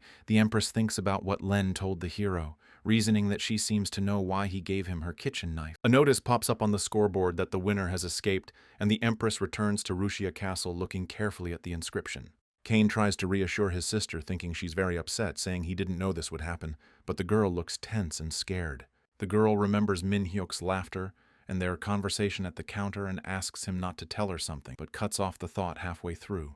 At this time, the hero has hastily chopped up a huge table of various beef dishes and is dazzled by the food with delight at his lunch. Taking the sticks in his hands, the hero proceeds to the first course and, bursting the yolk lying on top of a thin slice of beef, takes a few bites. The character describes the wonderful flavor of yukwe, which, mixed with sweet spices, serves as a great complement to the freshness of the pear. Delighted with the delight of such incredible flavor, the hero says that meat of such quality is hard to find, and reaches out for the next dish. According to his own arrangement, next should go cold noodles. Stirring it, the hero marvels at the lovely, refreshing sound. In addition to the noodles, the hero also wants to try a piece of fried rib, thinking that now is the time for them. He brings the food to his mouth. The hero is surprised to see shocked by the taste of these dishes that are both refreshing and complementary because of their different flavors. The hero reflects on the fact that it turned out incredibly delicious. Remembering their fight with the Minotaur, he mentally thanks the bull for such a sumptuous meal. The hero says it's really beautiful, and looking at the meat remembers the lettuce and tomatoes he eats in reality that he has long forgotten. Having eaten all the dishes that he prepared for lunch, the hero lies sprawled on the grass, saying that now he feels great. The hero receives a notification that with the food value skill he can acquire the Minotaur skill, and he agrees without apparent enthusiasm.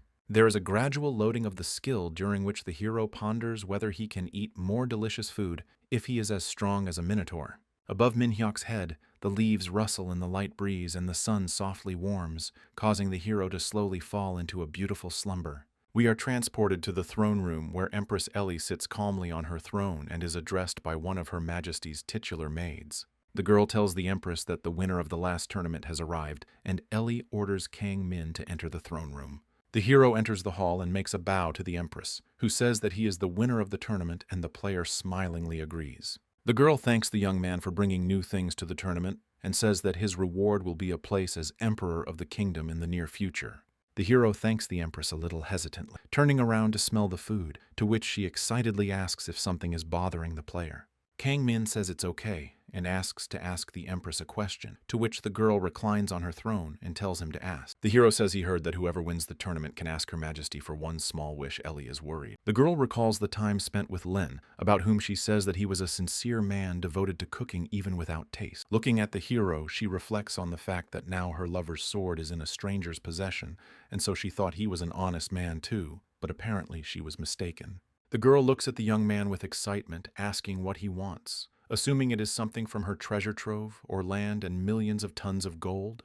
The hero puts his hand to his heart and says it's a really hard request, asking if she agrees, and Ellie thinks the hero is just like the others. With anger in her mind, the Empress asks Min Hyuk not to linger, and if possible she listens, thinking to herself that he is a greedy stranger. And at this moment, the player, with eyes full of joy, asks her to give him the right to eat spam, from what the girl, shocked, and silently looks at the young man. A man calls out to the hero standing in the middle of the set, asking if the claim that he is the winner of Minhek is true, and the man says it is. The man asks the player to follow him, and the player inhales the vapors of the scent, thinking about what he has smelled since he came here. Walking closer, the hero realizes that he no longer has any doubt that it was the smell of spam, presenting a variety of dishes with it. The hero wonders where the smell is coming from, and wonders if they eat spam in the palace, and remembering that he forgot something, he thanks Her Majesty. The hero thinks this spam must be great, and speculates that the Empress must be very hungry, remembering their conversation, in which Ellie strongly rushed the young man to answer because the smell is impossible to resist. However, the Queen chuckles quietly at his request.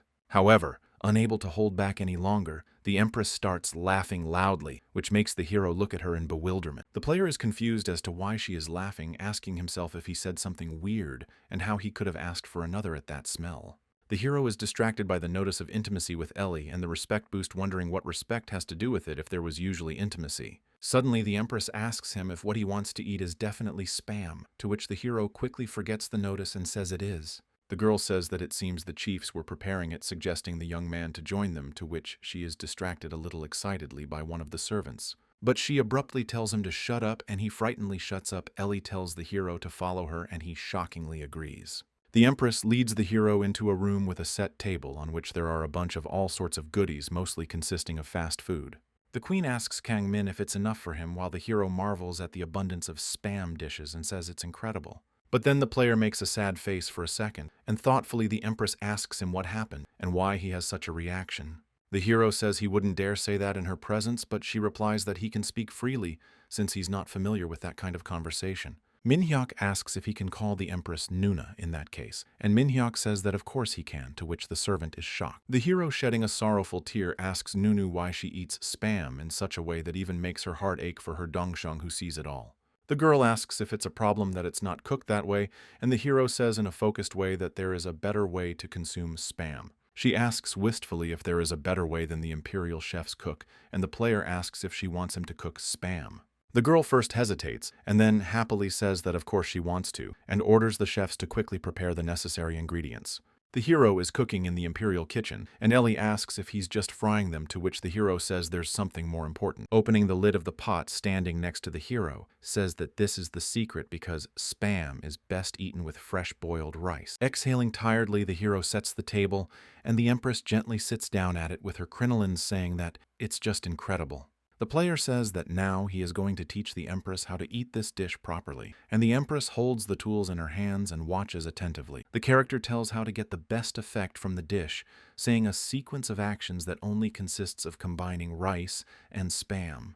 The hero asks the Empress to taste the food in the order he named, and the girl, putting her mouth some rice with spam, shockingly holds her mouth. She describes the moment the rice meets the spam, which leaves the same texture but removes the extra saltiness and deepens the flavor of the rice. The girl argues that it's enough for a full meal, and the hero asks if she likes it and gets a positive answer. Ellie asks if it wasn't his wish, and if so he should try it too. The player excitedly asks if she's okay with it. The hero, seeing the Empress's agreement, thanks her for the food, and muses that spam is perfect with rice because of its rich, buttery texture. The character also thinks over that spam is also perfect with ramen and ketchup, and even if you're not hungry, you can easily eat bowls of rice. However, the hero thinks it is best to eat this dish while the rice is hot, and then the Empress shockingly remembers something mentioning God.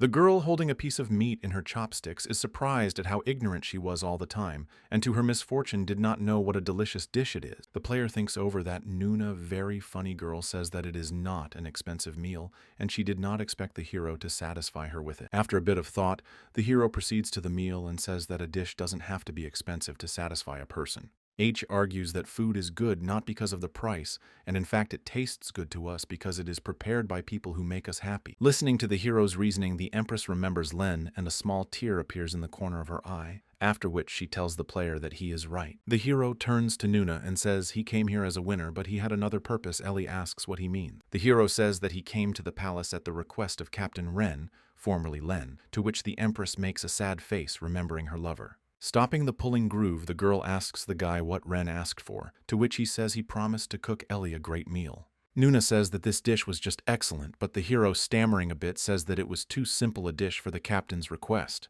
to which the girl asks what skill the player has, and the player replies that he is learning sword farming and magic offering to tell his skills. The girl says thoughtfully that usually outsiders choose one field of endeavor, but she realizes that our hero is not like the other players. She thinks it's incredible that the hero is strong enough to win. Min Hyuk replies that it's all due to his nutrition and perseverance.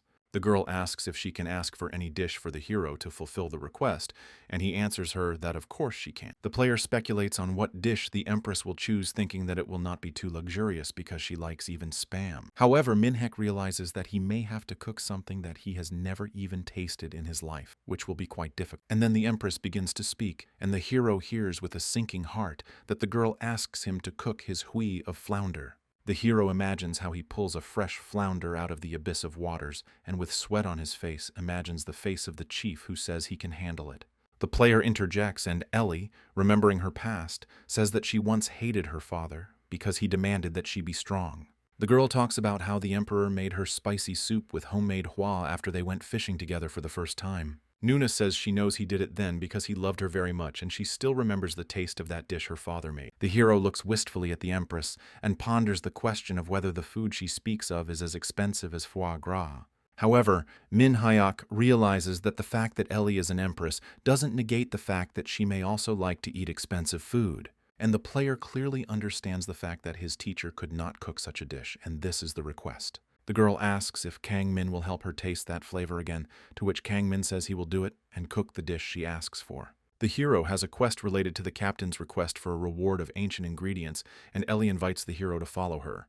The player asks where she is calling him, to which the girl offers to teach him swordsmanship techniques for which the Empress is famous. The girl takes him to a place behind the castle and explains that they are now in a training area where each doll has a different ability. She says that the hero's respect will increase after destroying each of them, and after they themselves recover. The player gasps delightedly. The Empress says they are special because they are only found in their empire, offering to start, on which the hero, frustrated and tiredly, breathes. Looking at the young man, Ellie realizes that he is not motivated in any way and offers to give him ingredients from the Imperial Palace for each completed meter. Min Hyuk's eyes immediately light up and he's ready to get down to business and offers to do so, to which the Empress says he's now ready. Reaching for the sword, Ellie asks to be allowed to show him for starters, and he is in awe at the thought that he is about to see the famous Nuna swordsmanship. The girl thoughtfully holds the sword in her hands, examining it, and the hero wondering if she is going to use a wooden sword. In one blow, the Empress shrieks and blows apart several dolls standing around her with a simple wooden sword, something the player didn't expect. He looks rapturously at the remains of the dolls and the girl throwing him. The sword asks if he has memorized everything she showed him. He can't find the words. Then the girl, realizing that he cannot so quickly, explains to him in order. After a while, the hero, panting, says that it is very difficult. Laughing, the Empress says that the first time is always difficult and that she gives him a week and recommends practicing here as often as possible. He says he understood her words come the first day of his term, and he strikes the doll countless times with unprecedented diligence. Kang Min works hard day after day on the training ground tirelessly, and after a specified period of time, the Empress returns. The girl walks through the archway to the set, hoping that the hero has handled at least half of the dolls, and catches him destroying the last of them. The hero, though very tired but happy, greets Nuna. She can't find the words of shock with which to respond to the player's greeting. Seeing the girl looking at the dolls, the hero says he will clean everything up, and Ellie realizes that the dolls were supposed to be restored, but the player destroyed them. He says pitifully that they got like this during training, and the girl draws the guy's attention to the chafed hand that stains the cloth with blood. The player only now notices the wounds, and the girl ponders in wonder at the power of healing that has not kept up with the speed of the hero's training. The girl also notices the hero's flaming sword, which can only mean that he has reached the maximum percentage of training. Seeing the girl's surprise, the hero looks at her with shining eyes, and she is shocked to think that Kang Min has done an incredible miracle. Despite his bloody hands and fatigue, the hero enthusiastically asks Ellie if he will get the ingredients by continuing to train in the same manner. The Empress looks at Min Hyuk with a smile, and now she is 100% sure that our hero is a true disciple of Ren, telling him, of course. The player is quietly cooking, and the girl quietly sneaks up and asks if there will be spam again, to which he angrily shouts that she frightened him. The girl says the spam at the palace is really good and asks how many meals he's going to cook with so many ingredients. To which the hero replies that he was only planning on one, mixing everything together and frying. The girl hesitates and tells him to take something first. The girl hands the hero a small vial of imperial elixir that allows the Empress to assign the hero to a position and adds respect. The hero holds it in his hands, wondering how tasty it is, and Ellie tells him that it is his reward for his long effort. The hero asks if he can use it at any time, to which she says it's his reward, and soon the player is done with cooking. The player decided to add elixir budekage, serving it on the table. The Empress asks what it is, and the player explains what the dish in front of her is. Picking up a single spoonful, the hero offers the Empress a taste and says to start with the noodles and ham included. The character describes the noodles as a slightly spicy ramen with vegetables that is slightly sweet but doesn't create a cloying taste in the mouth, as well as pieces of soft, juicy spam that is radically different in characteristics and flavor than what is cooked in a frying pan. He goes on to say that the broth becomes much more flavorful as the soup simmers, and just one bite gives a heavenly delight. The girl looks at the hero, marveling at the fact that this spam has a completely different flavor, and he tearfully admires his creation. The player says that after that, you should proceed to the egg roll, and mixing it with soup and rice, the Empress will get a fantastic taste. At the meal, the girl asks the hero when he is going to leave again, and he says tomorrow, and she replies that she is sorry to hear that. The player says that the next time he returns to the palace, he will bring the ingredients he needs, which he does not have yet. And with a friendly smile at the Empress, he says that he will definitely help her get that taste she has long missed so much. The Empress looks surprised at Kang Min, who explained the reason for his departure, and thanks him heartily for those words. Talking about the dish they ate, the girl makes a comparison, saying that it wasn't as spicy, to which the player replies that it didn't take long to boil. Ellie watches the hero wash the dishes and says she wants to give him something in return, asking Kang Min to give his hand to her. The girl takes the young man's hand in hers and kisses it gently several times, after which an engraved brand of intimacy appears on the back of the palm. The hero looks at his hand in surprise, and the Empress thanks him for bringing back memories, saying she enjoyed his presence in the palace. On his way out of the castle, Min-hyuk says goodbye to Ellie, remembering her words about rubbing the branding if he needs her help. And in that case, she would come to him, and they would meet again, but now she would just wait for him to return to the imperial palace. The hero looks at the map and is shocked to realize the fact that in order to enter any sea, he must be above level 200. Sitting down on a rock for a break, he reasoned that it would be difficult to get there now and that he needed to raise his level before doing so. On the map, the player stumbles upon the kingdom of Varus, in which you can gain skills in production, and there are many quests for cooking. Shouts can be heard in the middle of the mountains, and Guildmaster Howden Brawny shouts that he is on a roll today, holding a spiked wooden bat behind his back. Another man points to a man lying on the ground, saying that it's cool not to know if you've hit a real player or a NPC, which Brawny disagrees with. He tells the man that this is boring and orders him to get out of here while he reasons that his luck has turned around today. However, his musings are interrupted by a man in a robe standing behind the bushes shouting at, to which Brawny is shocked and quickly turns around. The man says that his guild shamelessly robs players that pass along these paths, and the master himself is good at it, to which the man asks who he is. A fiercely smiling man in robes says his name is Kalde, and that he has an assignment for them in Varus that will require their barbarian skills. Walking down the street of the kingdom of Varus with a pack of chips, the hero talks about how warp wraps are very convenient for traveling between different locations. Looking around, he sees many talented people engaged in arts and crafts, thinking that this place can be called a village of creators. And the hero hopes that thanks to such an abundance of talent around him, he will finally succeed in creating a cherished piece of kitchenware. This will be a useful thing with which cooking will be much easier, and dishes will be more diverse. Hero plans to create a lid for the pan. Full of enthusiasm, the hero holds the chips with one hand and with the other opens the door to the cabin, asking for forgiveness for the unexpected visit and disturbance. However, after looking around, the player realizes that there is no one in the house, and in an attempt to find someone, wanders around the hut asking if there is anyone here. Suddenly, he stumbles upon a little girl in a yellow dress who menacingly glares at him. The hero wonders if she is a player or a NPC. The girl points to the chips and also menacingly asks if they are tasty, to which the hero, showing the packet, says that they are very tasty. The player asks the girl if she wants to try them, to which the girl sadly says no, saying that Hyomin doesn't want to. The hero is a little confused by the line about Hyomin, and he wonders, looking at the distraught girl, if she might be a NPP after all. However, realizing that he needs to save the situation, he asks if she wants to eat delicious food, to which she says it will upset her stomach. After thinking about her words for a bit, the girl pulls out a handful of chocolates from her pocket and offers Min-hyuk to take some too. He asks admiringly if she doesn't want to eat them. The girl replies that her father gave them to her and told her to eat them, but Hyomin hates to eat them. Surprised to see the girl, the hero asks if she likes chocolate, to which she replies that she hates eating at all, which is more shocking to the player. The hero looks at the chocolate in the girl's hands with unrelenting thirst, wondering why she doesn't like this fine chocolate, and with a sudden movement eats it all. The babe begins to frighteningly beat the player, saying he shouldn't eat out of her hands, to which he admits his guilt, but couldn't go against his instincts. Candy wrappers start falling out of his mouth, which he almost ate, and the girl asks him if he's a pig. The hero remembers that he forgot something and introduces himself to the little girl, asking her what her name is and where her parents are now. The girl sadly says that her dad is always working, which makes her cry almost every day, and her mom is no longer alive. She talks about how her Uncle Ron usually plays with her, but he's out for a second, to which the hero is surprised and is going to play with her too. The player wraps the girl around his neck and, while holding her, declares that he will entertain her until Uncle Ron returns, causing her eyes to sparkle with excitement. They are having fun running through the streets. The girl gently holds on to the hero's hair with her hands clutching his hair ponytails, but then someone yells at the little girl. A huge bearded red-haired man looks shocked at their games and asks the player who he is, at which time the girl says it's Uncle Ron.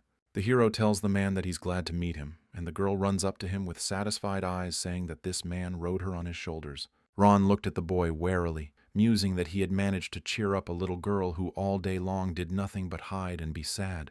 The hero looks incomprehensibly at the man, who looks at him with a judgmental look and tells him that they will continue the conversation inside the house. They enter the house, and after a while, Hyo-min falls asleep in the player's arms as the man apologizes for his absence, asking what he came for. Hero says there is no problem and he enjoys playing with the kids, to which the man says he is in a tough spot right now and won't be able to give him a job.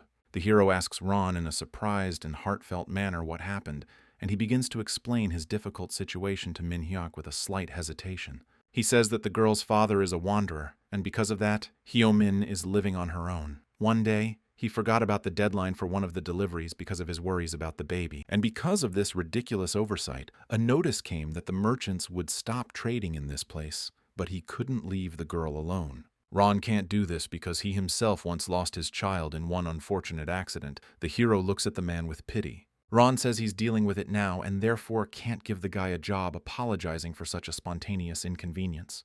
But the hero is not upset by the situation, and with eyes full of pity for the difficult lot that fell on the shoulders of the man, offers him his help. Ron asks what the player meant, and explains that maybe he'll understand if he apologizes and discusses the situation because he cares about Hyo-min. And the hero joyfully recalls the saying that a child is nurtured by the village, which means the universal contribution of the inhabitants to the development of the child.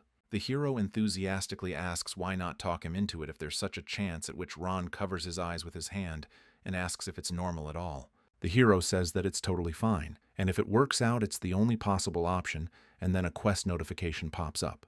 The player also wonders why Hyo-min's father left the child alone in the village, and Ron tells him that he was a foreigner working as a blacksmith. He said he was making something for the girl, and is in some guild player asking if he can see him sooner or later.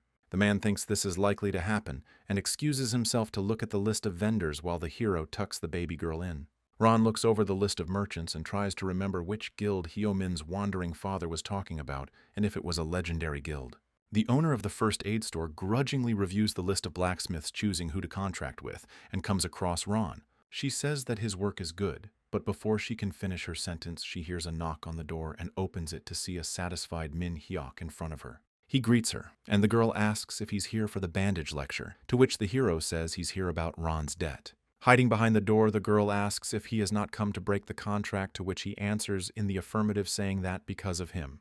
The girl shouts and closes the door, saying she doesn't want to discuss it, but the hero also loudly asks her to listen to him, to which the girl resists, and says she doesn't need it. Then the hero pokes at the lecture announcement and says he wants to learn bandaging techniques then. The girl still tries to send the young man away, saying that she is ineffective for strangers, but the hero confidently says that he will definitely succeed. She says one last argument, that it's not free, and the hero promises to pay her more. Not being able to resist, he lets the guy in.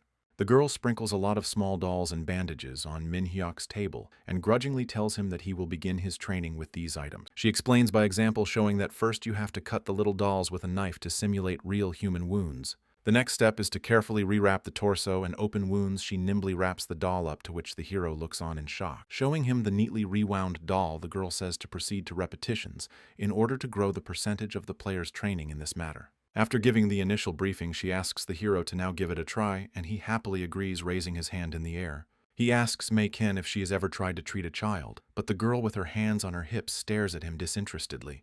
The girl says that even though the player is trying to be friendly with her, but this trick will not work for him. The hero pityingly says he didn't mean it. A little weirdly winding up the doll, he talks about how kids just get hurt a lot and he's just wondering if Hyo Min needs any help. The girl asks if the player talks about his sister, and Ron says that she is not his sister, and now Ron is looking after the girl while her father is away. She thinks fondly of Ron, but then frantically asks the player if Ron has a child, to which he looks surprised. The boy says it's not true and that he just cares for her as his own, but the girl says she doesn't know what he's talking about. The hero long explains to her the whole situation, and she replies that she did not expect that he made a mistake because he was looking after the child. Saying she had no idea, she recalls that there are now rumors that Ron has abandoned blacksmithing, and the player explains that it's because of the baby. However, she then says that she was in huge trouble because of that package, and the hero replies that she's in the right to be angry and he just told her. But the hero will be very grateful if she renegotiates the contract with him. The girl says finish the guy's practice and come back a couple or 3 more times. The next day, the hero comes to her store again, and May asks him if it is true that he is adapting quickly, to which he is surprised. The girl says that it is impossible to learn it without proper concentration and dexterity, to which the apprentice appeals to her again with a request for a contract. Looking at the student's actions, she thinks that she can't get away from his mesmerizing actions but runs away, saying that it doesn't matter. But suddenly, stopping on the way, the girl blushes with embarrassment, and the hero, even from behind, realizing what just happened, starts laughing. Having prepared on the table all the kitchen utensils he needs and a package of pancakes, the hero fairly shouts that all preparations are complete. The girl asks in surprise what it is, and the hero, calmly putting on gloves, says that now he would like to prepare something to eat. The hero is cooking, saying that first you need to knead the dough and wait for it to rise while the girl is watching him closely. And after the dough is ready, you need to add in each piece of sugar with nuts as a topping and fry in a little oil. Upon realizing what the hero is cooking, the girl joyfully shrieks that it is a hot pot, describing the sweet and appetizing aroma and the delicious appearance of the dish itself. The girl is already thanking the guy for the hot talks, but he abruptly yanks the baking tray away from her and yells for her to reconsider her decision on Ron's contract. The girl objects, saying it's none of his business, to which the hero replies, since there's nothing to be done, he'll just eat all those hot pots by himself. The girl boils inside, musing about the unprecedented impudence of the guy, but suddenly her attention is drawn to something that delights her mind. The girl wonders how Min-hek does it as he eats the hot pot so appetizingly, making it seem like the most delicious food in the world. Notwithstanding, the girl says she'll take Ron's situation seriously, and the hero remembers Ellie giving him those pancakes, giving him instructions. The hero agrees with the girl's decision, and holding out one pancake to her, wonders what the hot cake is saying that the one held out is special. Taking a bite, May feels the sweet tang of the hot cake's soft dough and hot sweet jam running through all the layers of the fresh warm pancake. In addition to all this, the nuts inside add a savory touch, and you have to be careful not to burn yourself on the rich and sweet filling.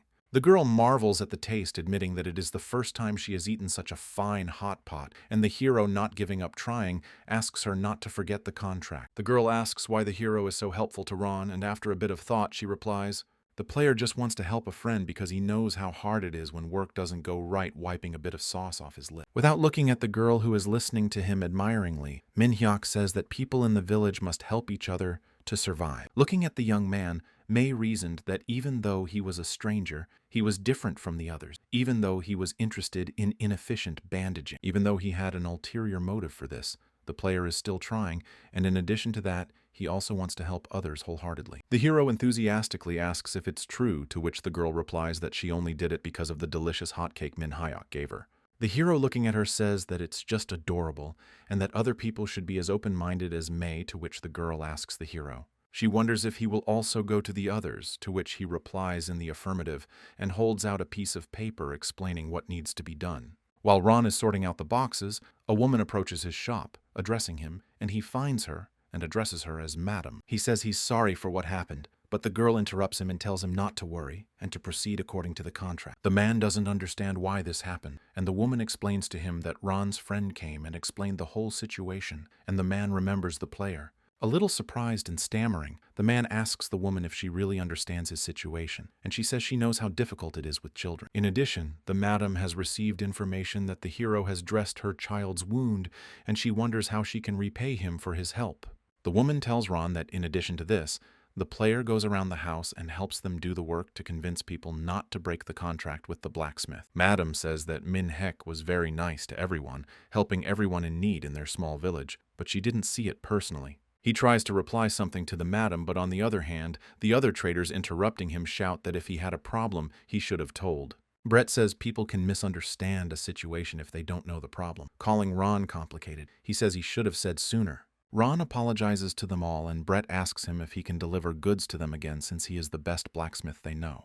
After hugging his friend, Brett asks him to tell the player to come by again because he's a good worker and very friendly, calling him a kind stranger. Ron is full of happiness and wonders if this is really happening or if the hero is just a wizard not believing that things are finally working out. The hero enters the familiar house of the blacksmith and calling Ron realizes after looking around that there is no one in the house now and is going to wait. However, after quite a long time, no one has appeared in the shop and the hero is already grumbling quietly under his nose with a dissatisfied face. Unable to stand the wait any longer, our ever-hungry hero, listening to his stomach rumbling, grabs the kitchen utensils and screams that the cravings weren't enough. Min-hek gets to cooking, and first thing he does is finely chop kimchi, planning to fry it in a pan with some oil.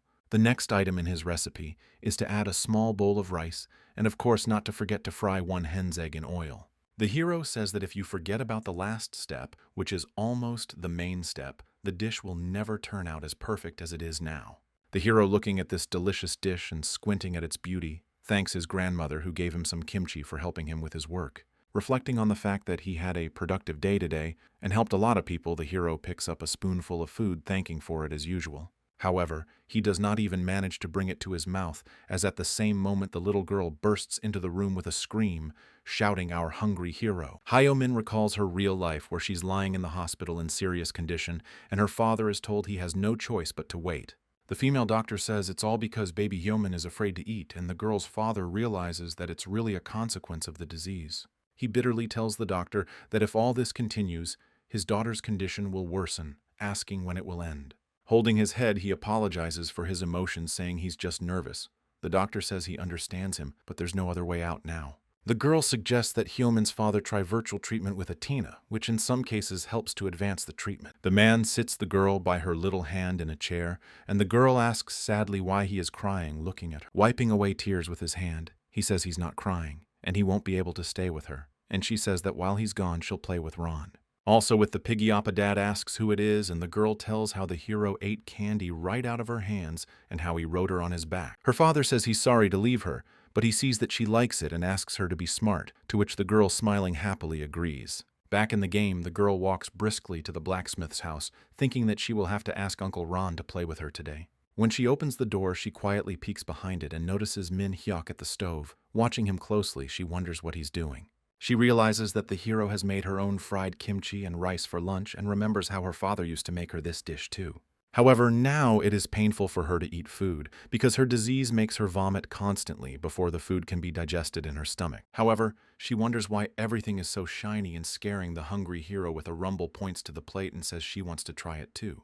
However, the hero gets greedy, saying that there is only one egg in the dish, to which the girl angrily reminds him that he ate all her candy. The hero calms down, saying he really did, and calls the girl over to the table. He gives her a spoon and asks her to hold it for a bit. She stares intently at her plate and scoops up a spoonful of rice and kimchi, on which the hero puts a piece of egg and says it's right to eat them together. The girl recalls a moment from her real life when her father brings her food to her room and realizes she is sick to eat the food. After that, she immediately starts throwing up and all the food comes back, and also lately, her hair has been falling out a lot. The father brings a spoonful of rice to the girl's face and asks her to try at least one bite, to which Hyo-nim turns away and shouts that she hates to eat. When the father does persuade the girl to eat at least a little bit, she turns around looking at him angrily, and it makes tears run down the father's face. The girl mentally returns to the player, who says with a welcoming smile that this piece is indeed very tasty. Looking at the girl, he asks her if he can tell if it's something special while she gazes admiringly at our hero. The girl is surprised by Kang Min's words, wondering if this piece of food really has something special in it. And is it true that it's actually so delicious, and maybe that's what makes the piggy Appa so pleased and radiant baby tasting the dish? Confident in his culinary abilities, the hero begins to tell what a delicious combination is in his dish, but the girl says it's weird. The player, shocked and even frightened by the girl's reaction, interrogates her, saying, does she think the flavor of this dish is strange? However, the baby quite says that the thing is different strangely, that she does not get sick from eating, as it always happened normally. She happily says that she is not in any pain at all, and even better, she feels great, at which the hero looks at her with a smile. The hero says that of course delicious food is wonderful, and asking them to repeat after him they both shout the slogan, "Delicious food is the best," raising their hand in the air. When he finishes praising the food, the hero tells the girl that she can eat more if she wants to, and she eagerly pounces on a plate of rice and kimchi. The boys are eating the dish, but suddenly they hear a sound and look back at the traveler with a bag who has entered the house. The hero sees his surprised face and wonders who this guy is, then apologizes, saying that Ron is not at work right now. The player looks surprised at the man whose eyes are filled with tears, and then he abruptly falls to his knees and shouts to the girl that she is finally eating. The traveler hugs the girl tightly, saying her name, and begins to cry with happiness, amazed to see the girl at the meal. The man can't stop crying, repeating the girl's name and being happy that she is eating, from which the girl turns to the man, calling him daddy. The player, shocked by the situation and not knowing what to do, looks at the man, and then he comes to an even greater surprise hearing the girl's words. After recovering a bit, the traveler raises his tearful eyes to Min-hyuk and tells him thank you, continuing that he is very grateful to him. The hero points to himself without realizing, and the man explains that he heard he was taking care of his daughter, but was worried about her still not eating anything. Now the hero has reconstructed the picture of events in his head, and the man tells the girl that she has done it and must henceforth eat well. Realizing once again that he's forgotten something, the man puts his hand on the girl's chest and introduces himself to the player as Hyo-min's father. The hero looks at the man, who wipes tears from his eyes, that his game nickname is really Hyo-min's father, realizing that he really does love his daughter very much. The player briefly tells the girl's father what happened in his absence, and he agrees and says that he was thinking about how to repay him. However, Min-hyuk says it's unnecessary and he doesn't need anything because he did what he had to do, but the girl's father is undeterred. Looking at the girl, the hero realizes that he caught some kind of connection with her because she and he were here all alone because of his treatment. The hero finds a similarity with her in the fact that he too cannot eat as he has already overdone it, and then the father of the girl asks the player to let him repay him. The man says that even before Hyo-min's treatment, he knows about the famous blacksmith playing a tainu, asking if the hero has ever heard of the dragon sword. The hero says that of course he heard, remembering what he knows about the sword, its creator, and the fact that it was sold at auction for fabulous money, because it was an artifact with the strongest attack and buffs, and the hero says he thinks it's easy to cut beef bones with it, which the man is shocked by.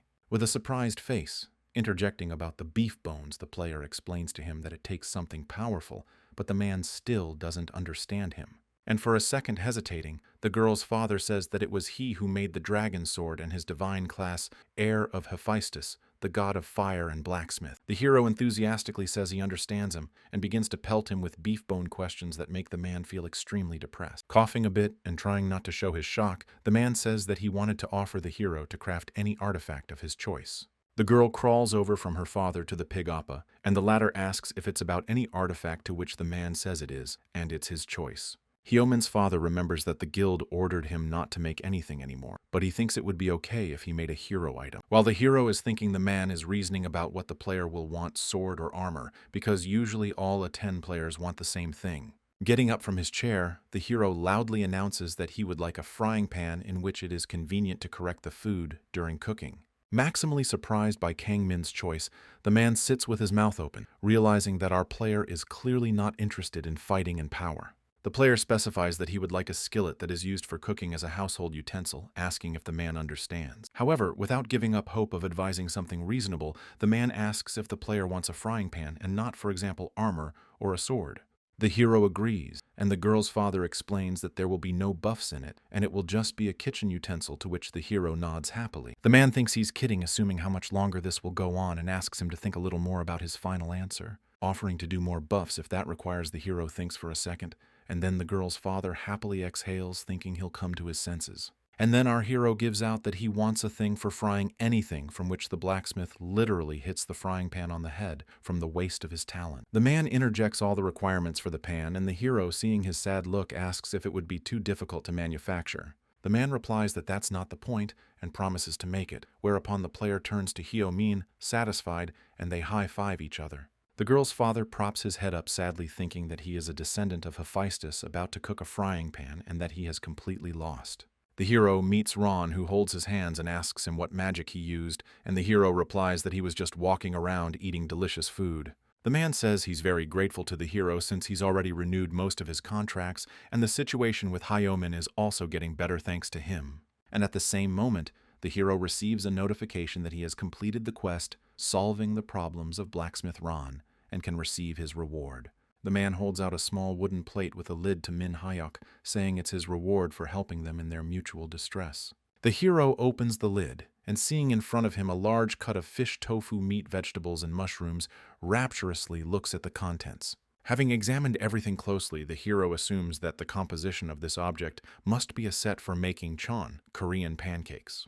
The hero remembers that when he thinks about food, he always looks forward to the holidays, and now even they can't bring him joy because of his gluttony. Remembering how the father and himself denied himself holidays for the sake of his son, but returning his thoughts to the game, the hero asks if he can cook right there. Ron agrees to this request, thinking to himself that the hero had at least wiped off his drool before, and Minhek starts cooking. Dipping everything that was in the bowl with egg and flour, hero gets a whole plate of various products cooked in batter in the frying pan. The blacksmith drags himself over to the plate of food wanting to try a bite of the dish, but the hero slaps him on the arm and asks him to scold him before dinner. The hero is already drooling at the sight of his culinary masterpiece and tells Ron that he wants to feel a real feast. To which the man asks the young man a little hesitantly if he knows he is very strange, however he agrees and tries to proceed with the request. Ron starts furiously berating the hero on all fronts, hurting his work and training and the fact that he plays all day long without doing anything. He shoutingly asks if Min Hyuk even has a girlfriend, but goes on to say that he doesn't even have a job, so he won't have a girlfriend. When he's fleshed out,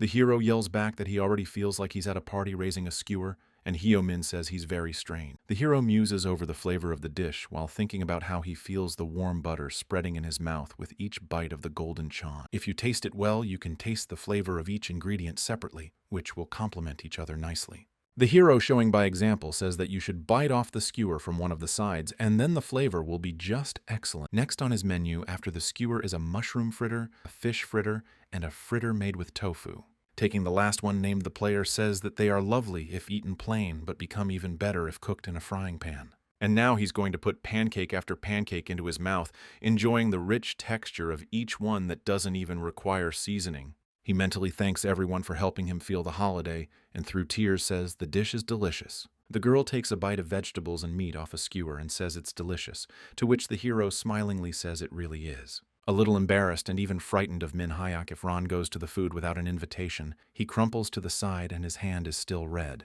The hero notices that the blacksmith doesn't come to the table and asks him if he wants chon, to which he readily agrees, saying it looks delicious. And the player, realizing that he has a chance in this case, asks Ron to teach him blacksmithing skills, to which he is very shocked. And while the blacksmith doesn't give a clear answer and is only backing off, the hero invites Hyo-min to eat some more, which makes Ron's lips drool with hunger. The hero torments the blacksmith as soon as he can, biting off the dishes more and more appetizingly, and he finally gives up and agrees to be his mentor in the forge. After the meal, the hero asks the girl if she liked the kimchi rice too, and the blacksmith quietly drops tears of joy that the girl has eaten. The girl frantically asks Kangmin if he ate all of her chocolate, to which he says it looked too good to be true. And after the young man's unsure words, she asked if he liked her chocolates, from which he said, a little bit offended, that he liked them very much. Ron joins the conversation, asking if the hero also likes chocolate and receiving a positive answer. The man thinks for a few moments. Ron tells of a legend about the kingdom's mines where a chocolate tree with endless fruit that renews itself is said to grow. A character very engrossed in thoughts of a chocolate tree interjects about the possible number, imagining this trip to Willy Wonka's. Ron goes on to say that if he mines the minerals in the Breathery mines, he might find chocolate, but the hero is already discussing the hike with Hyo-min. The blacksmith also tells that he has heard of a fruit with mysterious powers that has the property of healing from any disease if it is eaten by the sick. Ron asks if the player would like to meet his acquaintance from the Retin mine, to which he confidently agrees in the hope of chocolate. The hero has a quest for a chocolate tree, and the little girl asks if he will share the candy if he finds it. Minhek responds positively. Looking through the open door of the forge into the street, the hero ponders the question of when he last ate chocolate for pleasure. The man in the robe and the master of the Thieves and Barbarians Guild are sitting in a tavern, and the former starts the conversation remembering his request. He asks to hear him out, but before he does, he asks to share the request without telling the guild members who the customer is in this case. The guild master says the members have already been informed of his request, asking the intimidating man what he wants to ask.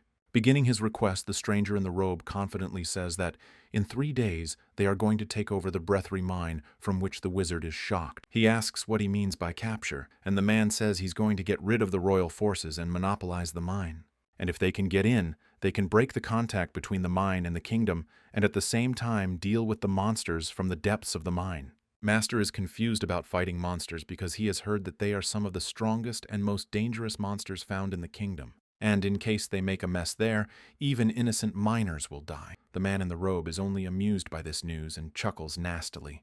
The guildmaster asks the cloaked stranger why he needs it at all, to which he replies that he can't tell him yet. Sitting behind the counter, a man muses over his good fortune to find the key to the door to the chocolate mine, sending the kingdom to hell. He realizes that if they find out he has the key, they'll tighten the security at the mine, so he needs the Holden Guild to get away from them. From the materials stored behind this door, only 3 people in the world are capable of creating artifacts truly worthy of attention. The first of these is Kashaz removed to the lands of the dwarves, the creator of the Sword of Dragons who hides behind a mask, and the one who is now considered missing. Now no one is looking for this secret room, and this is the only chance for the mysterious stranger to finally get his hands on the materials he wants. He is going to do this in order to create an artifact far more powerful than the dragon sword, and from the idea sputters with a loud, terrible laughter. We are transported to the buildings on the mine site where there are cries that someone from the crew has escaped again.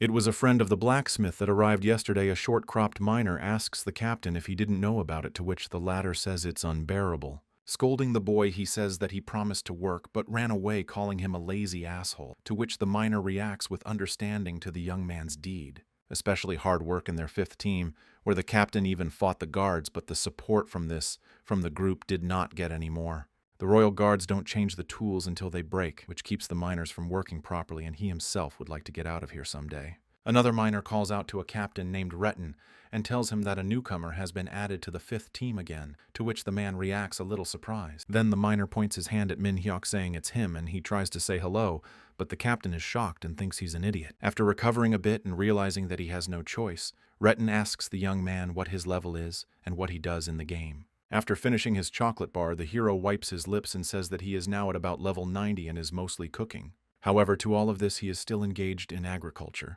wields a sword and knows how to make patches, which makes the captain completely disappointed. Retin asks if there is anything special, and the hero tells him about his super appetite. Then the captain realizes that routine is not for the guy. Turning to Retin, he draws his attention to his knee, to which he says he hurt himself pulling the cart, asking him to ignore it.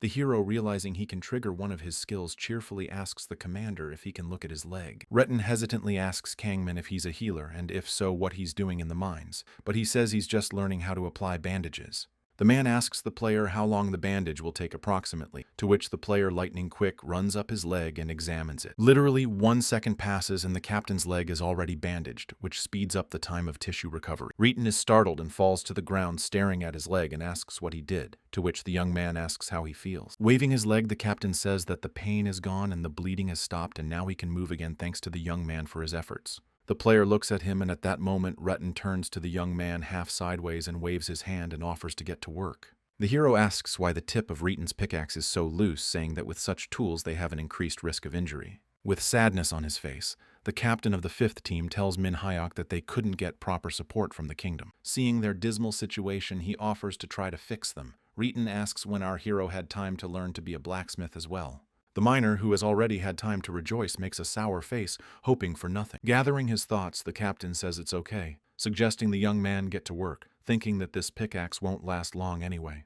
The hero confidently asks for a second and stops Retin, grabbing him by the belt. The young man complainingly says he can't get hurt, it's bad for his knees. At these words, the old man's heart gives a little twinge and he tries to find the words and says that he will give Kangmin a chance to try to fix this old pickaxe. The hero looks at the pickaxe and asks if the commander used it in that condition, to which he says he was thinking of throwing it away.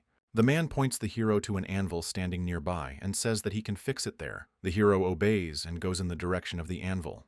The man looks at the guy, wondering if he should trust the pickaxe to the newcomer, but then realizes that even if it falls apart, it won't make any difference. However, he still worries over whether it's right to trust the equipment to a novice blacksmith, worried that he's not hitting his tool correctly. The hero looks at the pickaxe and thinks he needs to fix the glowing parts that also glow when he uses the dexterity skill. He already knows this because the same thing happened when the player was learning how to apply bandages at that time. The dolls also had certain points illuminated. Weighing all his considerations, the hero decides where to strike while continuing to hammer away at the anvil with his pickaxe. The old man watches Min-hyuk's smooth and professional work in amazement, musing over the fact that he said he only learned it yesterday. And appreciating how filigree the hero does his work, the old man wonders how in such a situation his movements can be so precise. However, the old man realizes that he is staring at the guy too much and hides his face in the palms of his hands. At this point, our hero finishes fixing it. He presents the captain with the pickaxe, and the shocked captain says it's incredible,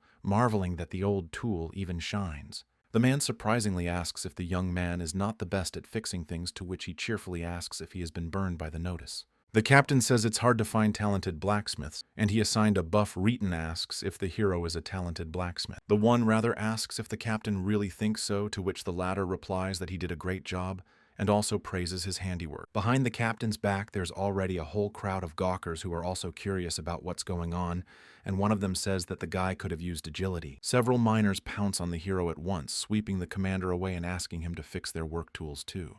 The hero was a bit taken aback by their onslaught, but when he came to his senses he agreed and asked them to come closer to the anvil with their tools. However, the captain still smells a catch in it, not understanding how the buff can appear on the first try, and plans to take a closer look at the kid.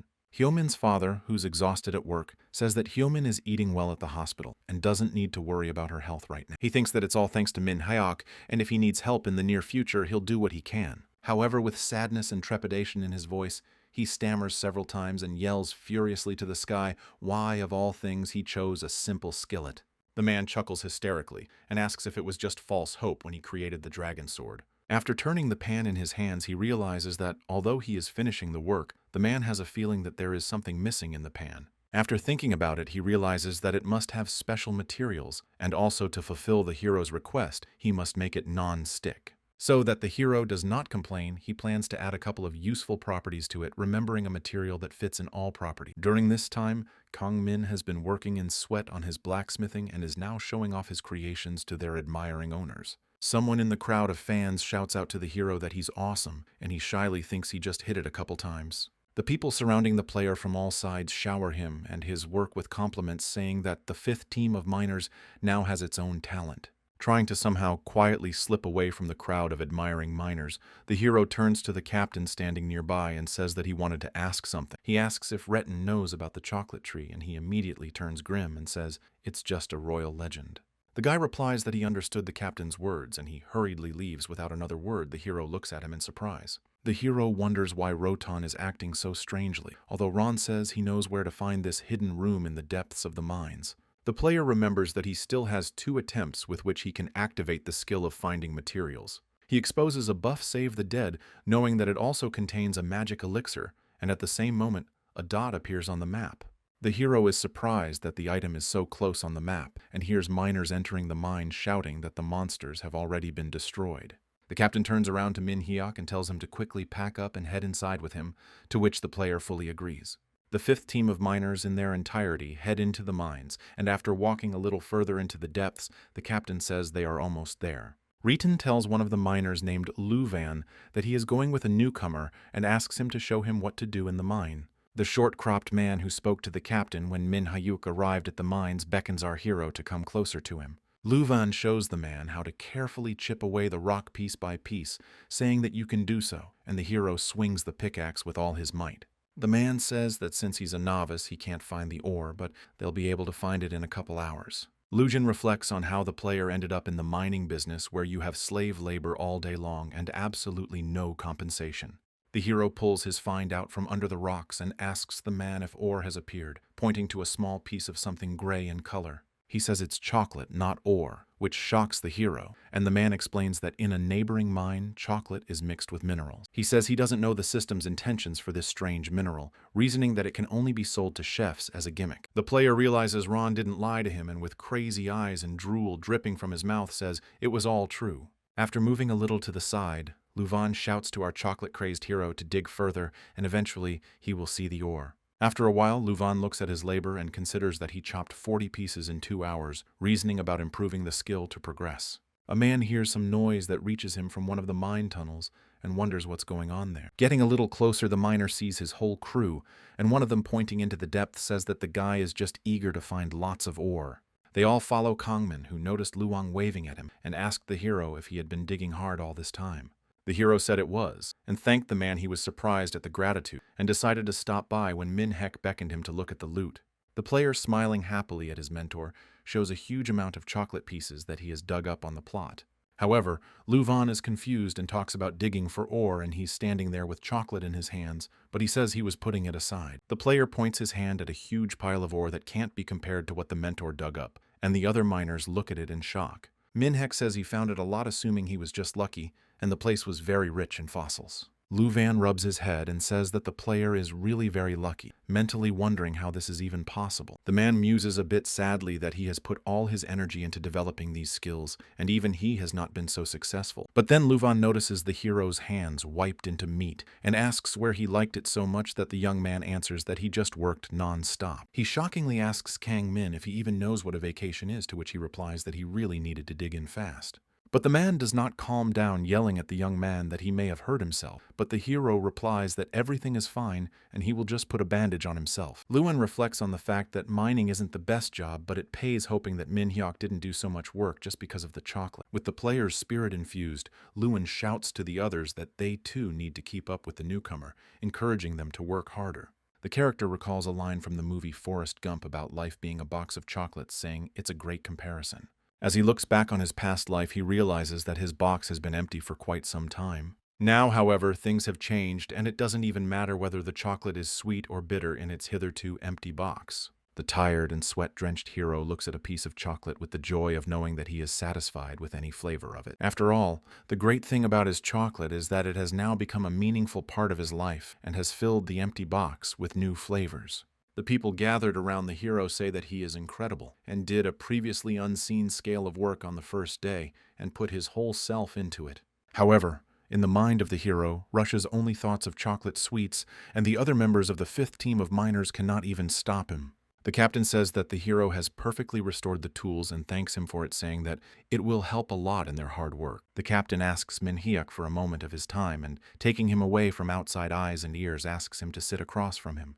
Retin awkwardly asks the young man if he remembers what he tells him and admits that he lied to him, to which the hero looks at the old man in surprise. After a brief pause, the captain says that the chocolate tree he is looking for does in fact exist. The hero remembers the map and assumes that the material he was looking for with the skill should definitely be in the chocolate tree. But he doesn't understand why the old man is saying this now, and the man explains that this news could be a threat, but he doesn't think the player would do that. After gathering his thoughts, the old man says that he brought him here to apologize to the young man for deceiving him. The hero receives a secret quest in which he can get a special chocolate when mining ore, and is very surprised to find it in his possession. Immediately afterward, however, the player is overwhelmed with joy at the thought of chocolate, and the old man says it will be wonderful if the young man finds it. However, there is one, but in the legends, it is said that only the holder of the room key will be able to find the right path to the chocolate tree. The hero asks if he can't find the tree for lack of a key, to which the old man replies that he told him everything he knew himself, saying that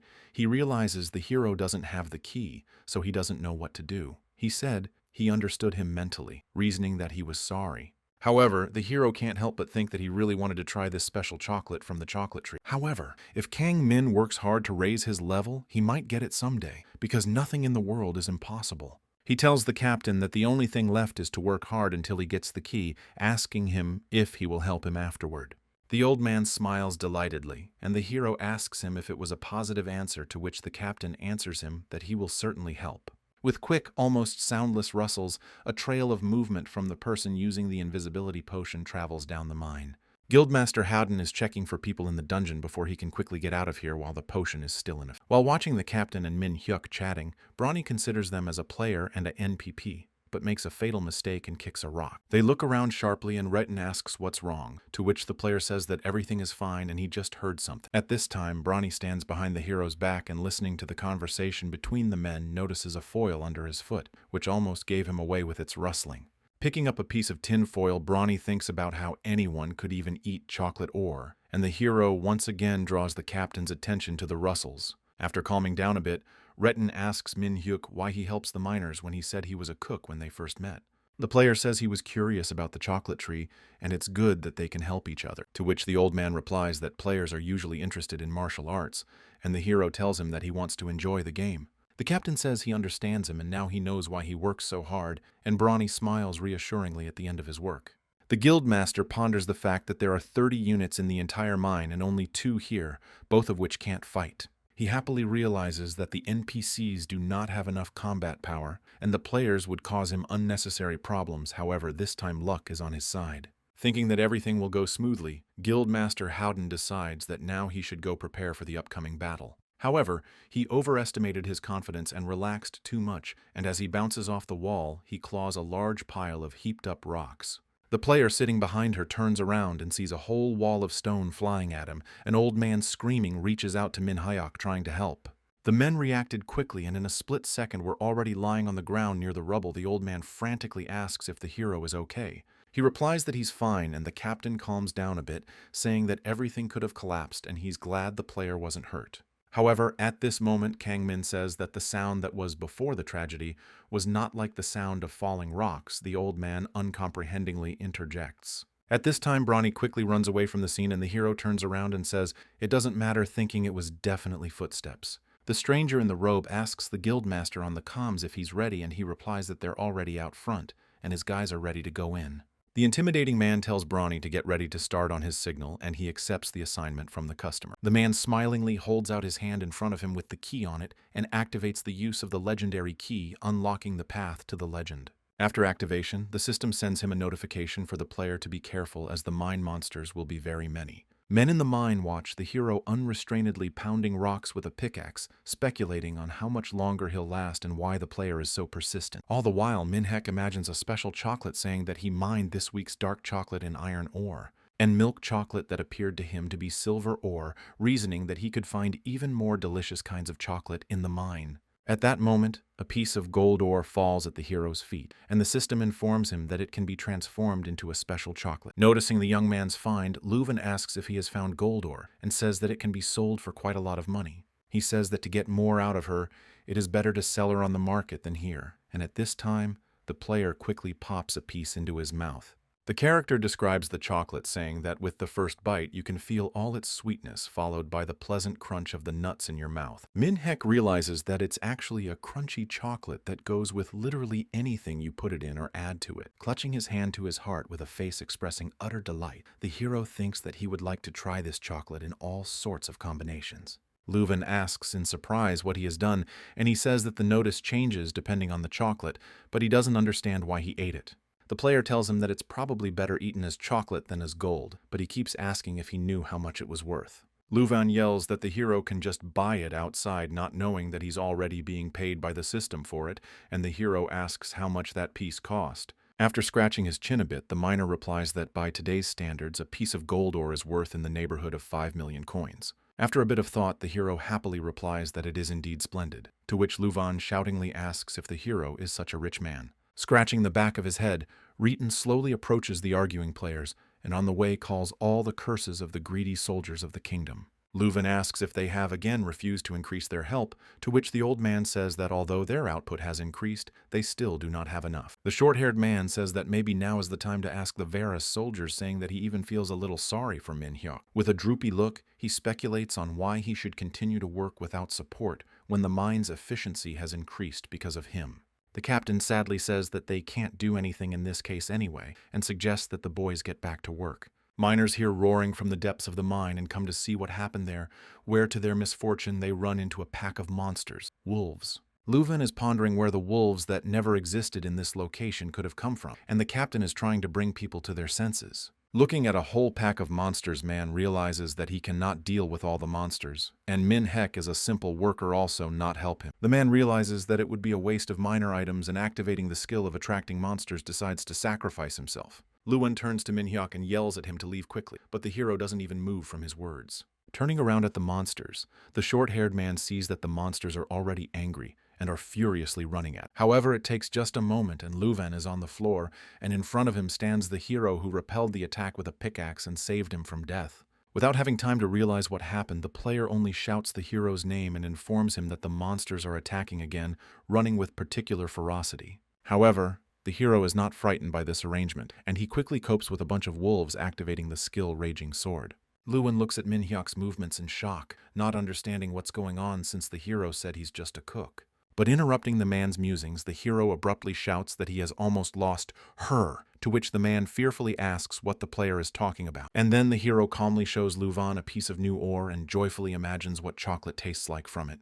The hero ponders quite maybe it will be a flavor of soft white chocolate or mint, to which the miner says that now is not the time to relax. And we need to get out of here. The guildmaster is at the entrance to the mine and his minions are tying up the miners and he gives the order to block the exits. He hopes to wall the miners in so they can be eaten by wolves. But at the same second, a group of miners run out of the entrance and yell for Brawny to wait. They yell not to block the exits because people are still getting out of the mine, to which he stares in surprised outrage at how they survived. The master, realizing that his original plan has failed, decides to kill the miners with his own hands, ordering them to surround them. The huge guild warrior Lars orders them to kneel down, saying they are taking this mine, but the miners look at each other incomprehensibly. He asks how old he is, and the hero, who is on the verge of hysterical laughter, asks how old he is. And Lars is discouraged by the calm and questioning interjection of the player as Luvan quietly walks behind a wall stone in the mine. Kang Min sneers at the enemy, saying that he is acting like a child bullying people, while the man quietly advances into the depths. Looking furiously at the young man, Lars asks him if he even knows what the phrase takeover means, and calling him names swings in for a hard punch. Luvan manages to get there just in time, and in the second when the blow should have reached the hero, presses the button that forms a barrier. The arm of an enraged bandit is imprinted into a glass wall as the hero examines it from the middle of the mine. Lars starts freaking out, asking what the player is doing. The man outside explains that the wall is used by royal soldiers when fighting monsters. To keep them from lashing out at this time, Lars says he's sorry to hear that because he wanted to wrestle Kang Min, and says that since the hidden door is open, the hero will be exhausted from fighting monsters, and then he will break this wall and come to finish the hero. Asking what he will do then, but the hero just calmly answers that now everything is clear to him. With a thumbs up to show that he has an idea, Min Hyuk rather says that in that case, he'll just call his Nuna for help. All the members of the Howden Guild and the miners along with them stare at the hero in shock as he tries to digest what he just said in his head. But then Lars starts laughing and shouting that he is certainly not scared of his Nuna, asking jokingly if she is also number 1 in the ranking. Tapping on the glass wall, the barbarian asks if his hero can hear him saying that he's not afraid of anything and it doesn't matter if he calls someone or not. With a sinister smile looking at the man, the hero says that he will regret his words yet, and on his hand glows dimly under the glove branding. Lars suggests his guys to deal with the miners before an unknown Nuna appears on the battlefield, to which they quite agree. Luvan fearfully asks the hero what they will do and whether his Nuna can handle the attackers, to which he asks to let him think. After a second of deliberation, the hero cheerfully offers the others a snack for the 100 men gawking at him in surprise. He asks if they're going to eat now, and the hero replies that it's the perfect time, asking Luvan to chop the ingredients for him. And the hero then promises to make a meal out of them. He throws the man the products, and he is surprised to realize that they all have buffs. Surprised that the player eats such food during the battle, Luvan calls him a real chef, and after a while the hero announces that he is ready. Looking at the dish, the captain and the short-haired man realize that even in the midst of such a dangerous mess, the hero is still eternally hungry. Scattering the food, the hero calls everyone to his place, saying that they need to eat to get a lot of energy, to which Luvan exclaims that soon there will be monsters here. The hero says it's okay and he won't even let his dog touch the food, but the man stops him and suggests he just eat in peace. Having tasted 1 spoonful each, the whole team of miners is delighted with the dish that the player has prepared for them. Some say they've never tasted such delicious fried rice. Others think they're getting stronger and ask what he put in it. One of the miner NPCs says that they are now ready to face the monsters, to which the other cheerfully asks him to watch his word. At that moment, a brutal growl comes from the depths of the mine, and everyone turns around in horror at the frightening sound, expecting an attack. The members of the Howden Guild are trying hard to break through the wall, but it won't budge and won't move. The wizard realizes that the only way is to press a button inside, and an unknown man in a robe asks if they have opened a passage for him yet. He angrily tells them that the door to the room may soon close, to which Brawny says, "Isn't this the man who was supposed to gather information about the mine?" A man from the guild comes running up to Brawny and calls out to him, to which the man in the robe asks him what's wrong and what's going on. Brawny starts to aggress on the guy, saying that he's already fed up with him, but the subordinate master says that now is not the time for that. Then he abruptly turns around and asks what the problem is then, and sees Empress Ellie in front of him in armor and with the Imperial Guard. Looking at Ellie, Brawny shockedly wonders what she's even doing here, while the girl points her hand at the man in the robe. She grabs him with magical slings and, saying that he's most likely behind the deed, lifts him a few meters up. Everyone whispers in shock that their customer is Kalde, a second-ranked blacksmith from Ares' guild, from which the master covers his face with his hand. Kangman runs out of the mine and waves to Ellie, shouting that Nuna has come much sooner than he expected, followed by the rest of the miners. He replies to him that of course she came quickly if she was called by her little brother, from which Kalde is in complete shock. The girl throws the terrified customer to the ground and advances towards the hero, who shouts that she is the best and the one who thanks him for not forgetting about the promise. Min Hyuk says that he certainly couldn't forget the promise he made to Nuna from their conversation, and Luan tries to quickly write down the scoop. He says that before shipping out he wanted to raise the level in the mine, and Ellie, calling him impatient, asks if anyone gave him trouble. A little wrinkled, the hero starts a sentence saying that the case was so, and in a whisper leans over to the Empress telling what happened. Ali interjects that he tried to take over the mine, damage the miners, and hurt Min Hyuk, to which Kaldi says they misunderstood each other. The hero plays back to the Empress bits of dialogue that he recorded when he met the bandits, to which the bandits angrily and fearfully anger themselves and the player. The girl looks at her little brother's abusers with a heavy dark gaze as she ponders everything Min Hyuk has shown her. She says angrily that they have angered her, and not wanting to fall under the Empress's wrath, the Howden guild lords scatter to wherever they are.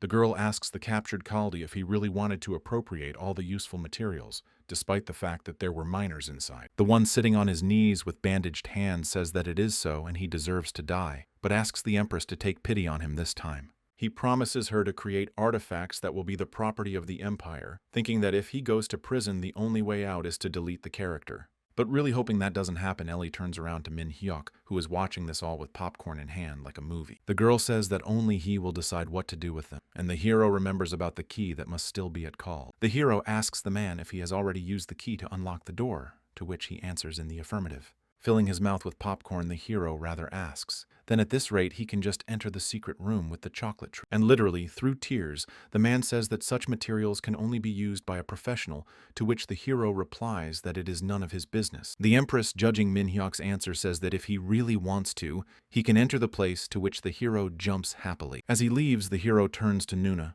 and attracts her attention by saying that you can't let the bad guys slip away, to which Ellie replies that she understood him. Once inside, the hero is notified that he has entered the legendary land and his time here is limited to 1 hour. The system notifies the young man that he has entered the legendary chocolate paradise, and looking around, the hero sees a lot of different chocolates. With a smile lifting his head, the hero realizes that the legendary chocolate tree is not a fiction, and it exists, something he wasn't sure about because of the key. However, he realizes that now is not the time for reflection, as he has only 1 hour to explore the vast territory of the chocolate paradise. The hero touches a huge tree located in the middle of a legendary location and activates his gathering skill. In his hands appear pieces of white chocolate that have medicinal properties, as well as dark chocolate. The properties are the same. And also the hero is offered the SS rank material, Holy Branch of the Spirit King, the same material with a special property that Ron talked about. To top it all off, the hero wraps himself around the tree and is shocked that he can put an entire chocolate tree in his inventory. The hero receives a notice that he will be able to pick chocolate from the tree every day, and he imagines Kalde's shocked face thanking him. The hero ponders that when he returns, he will brag about it to Riton, but for now he plans to go into chocolate bliss eating everything. Luan reviews the comments as well as the search history that has been updated since the release of his video about Ellie and her little brother Min Hyuk. The player reasons that Kaldi won't be able to stay in jail for long and will get out wondering why Ellie did such a cruel thing to them. He realizes that by her action she might bring disgrace to the Ares Guild, but he thinks it's none of his business and closes all news. Looking up at the sky, Luan ponders Min Haki and wonders if he's definitely okay right now with people going about their business around the player. When he opens the door of the blacksmith's house, the hero shouts that he's back, and Hyomin runs to meet him, congratulating him on his return. The girl's father asks if everything went well while he was in the mines, and the hero answers him, remembering his team, that he had a lot of fun. Hyomin's father is surprised by this, telling him that his first trip for materials was very difficult. The girl, raising her hands, asks about the chocolate. The man asks if he mined a lot of it there because there must have been more of it than ore, to which the hero interjects and dumps a whole mountain. A man looking shocked at the table asks how he got so much of it, to which the hero replies that he has not only mined it in the mine. The man thinks about where, if not in the mine, the young man could find so much chocolate, but suddenly his attention is attracted by something special. Hyomin's father asks if it's a SS-ranked item and where the player got it from, to which he replies that it fell out after collecting chocolate. Looking rapturously at the branch, the man says it can't be used by a non-professional blacksmith and can't even sell it. To which the hero replies that he's heard it before, and the man asks if he can use it to make the young man's order. The hero says that he is not against and very much in favor of that. The father of the girl who received such an object says that he will right now start working. While looking at the chocolates on the table, Hyomin finds some cute things on the table and asks if she can eat them, and the hero replies that he'll make them into something delicious. He asks if there is an oven in their house, to which the man points out to him that it is in the kitchen, and the hero starts cooking. Armed with a spatula and whisk, Manhwa and Hyomin prepare to create a masterpiece. The girl asks what the player is going to cook, to which he says something delicious and proceeds. First, he chops finely the chocolate and butter, then sinks them on medium heat. Kangmin then tells the girl to carefully sift the flour into a separate bowl, which the girl happily does. After that, you need to add an egg to the melted chocolate and mix it with the sifted dry ingredients until smooth. Hyomin stares intently. Then, when you have done all the previous points, you need to put the dough in a mold and put it in the oven waiting for the dish to cook. And when it cools down, the rich chocolate brownie can be garnished with a scoop of ice cream and served as a great dessert for the table. Seated at the table on both sides of the girl and the hero took a fork in their hands and, thanking for the food, begin to try their common masterpiece. Even though the slice has cooled a bit, it is very warm and soft inside. The ice cream scoop adds juiciness, and the brownie core is sweet and dense. And when the sweetness of the brownie fills your mouth, you should sip some cool coffee, which neutralizes the excessive sweetness, complementing the taste with a note of tartness. And if you drink it with milk, it's even tastier, as the hero smilingly sips his coffee through a tube, while the girl sits behind him with a mustache of foam. The little girl happily turns to the piggy appa, thanking him for helping her fall in love again with such delicious and different foods. Breaking off another piece of brownie on her fork, she says with a smile that she even ate at the hospital, and it was surprisingly very good too. The player looks at the girl with happy eyes and asks what she is thanking him for, and the little girl tells him because it was wonderful. At the same second, Hyomin's father breaks in and calls out to the player, who turns around to ask what's wrong, and the man replies that he's done. Holding the kitchen appliance in his hands, the girl's father is all glowing with happiness and calls the thing a customized frying pan for Kangmin. The hero enthusiastically examines the pan from all sides, and the man says that the special material helped him a lot, and it turned out just fine. The hero says it's the best game he's ever played. Examining the characteristics of the frying pan, the man says that it turned out cooked without coating. The girl's father asks if he wants to try her out, to which the hero happily agrees, and the girl's father asks the player for some ingredients. The girl is unhappy that she has been cut off from the conversation with the players, but the hero is already standing next to the stove, and the man tells him to try to put the food in. Manhwa says he understands, and reasoning over what he should cook best, shocks the girl's father with the amount of ingredients he carries with him. The player decides that this time he wants to try to make something with meat, and the pan shows a notification that it has recognized the ingredient. A small fire is lit in the pan, which in no time cooks up a great dish, to what the man asks as a hero effect. Hyomin's father says that thanks to the material the hero brought, the pan is excellent and can actually be called a masterpiece. And also thanks to the artifact, it can work both as a dishwasher and as a weapon when magnified in combat. The man asks what he has to say to that. Holding her tightly with both hands, Manhwa says that he likes her a lot thanks to the girl's father, who is very pleased and proud of his work. Also, Hyomin's father says that now that the girl is healthy, the connection with the hero may break, as he will be busy taking care of his daughter. They both get very excited about the healing of the girl. The man strokes her head and says, "It's all thanks to Manhwa." The player says no thanks are needed since they just ate together, to which the man suggests the hero add each other as friends. Hyomin's father puts his hand on his chest and says goodbye to the player, thanking him once again for what he's done for their family. After a while, Hyomin's father is visited by a beautiful dark-haired girl who is the master of the guild he is a member of. She asks if he is done with the gift, to which he says yes, thanking her for trusting him to create the weapon. The girl says that the frying pan doesn't count as a weapon, and besides, he helped Hyomin and also helped her earn a living. The girl's father tells the guild master that if you think about it, he noticed a similar aura in him to someone else and has now realized that he looks a lot like the girl. The girl asks him if he is sure he is not imagining it, and he looks exactly like her, to which the blacksmith agrees, and then the master thinks deeply. The girl says that she would very much like to meet with him. At this time, our hero is walking on the streets and accidentally times the frying pan. The hero shows the trainer on his phone his new legendary frying pan, which gives him a lot of buffs as well as legendary skills.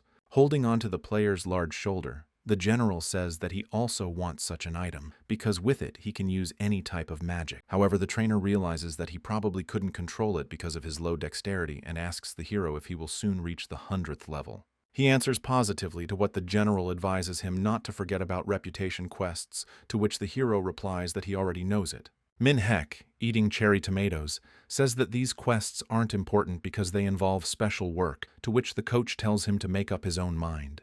Hyo Min's father tells Min Hyuk that for some reason he looks more organic with a frying pan than with a sword, assuming it's because his class chief. However, standing with a frying pan tied behind his back, the player points to himself and says that his class is not chief and that he is actually a shiksin. The man says he thought the hero was a cook and asks if his class is hidden and related to the Shikigami legend, piquing the player's interest. He says he recognized her when he was on his way to the chief's tower and thought everyone knew her, but the player asks him to tell since this is the first time he's heard such a thing.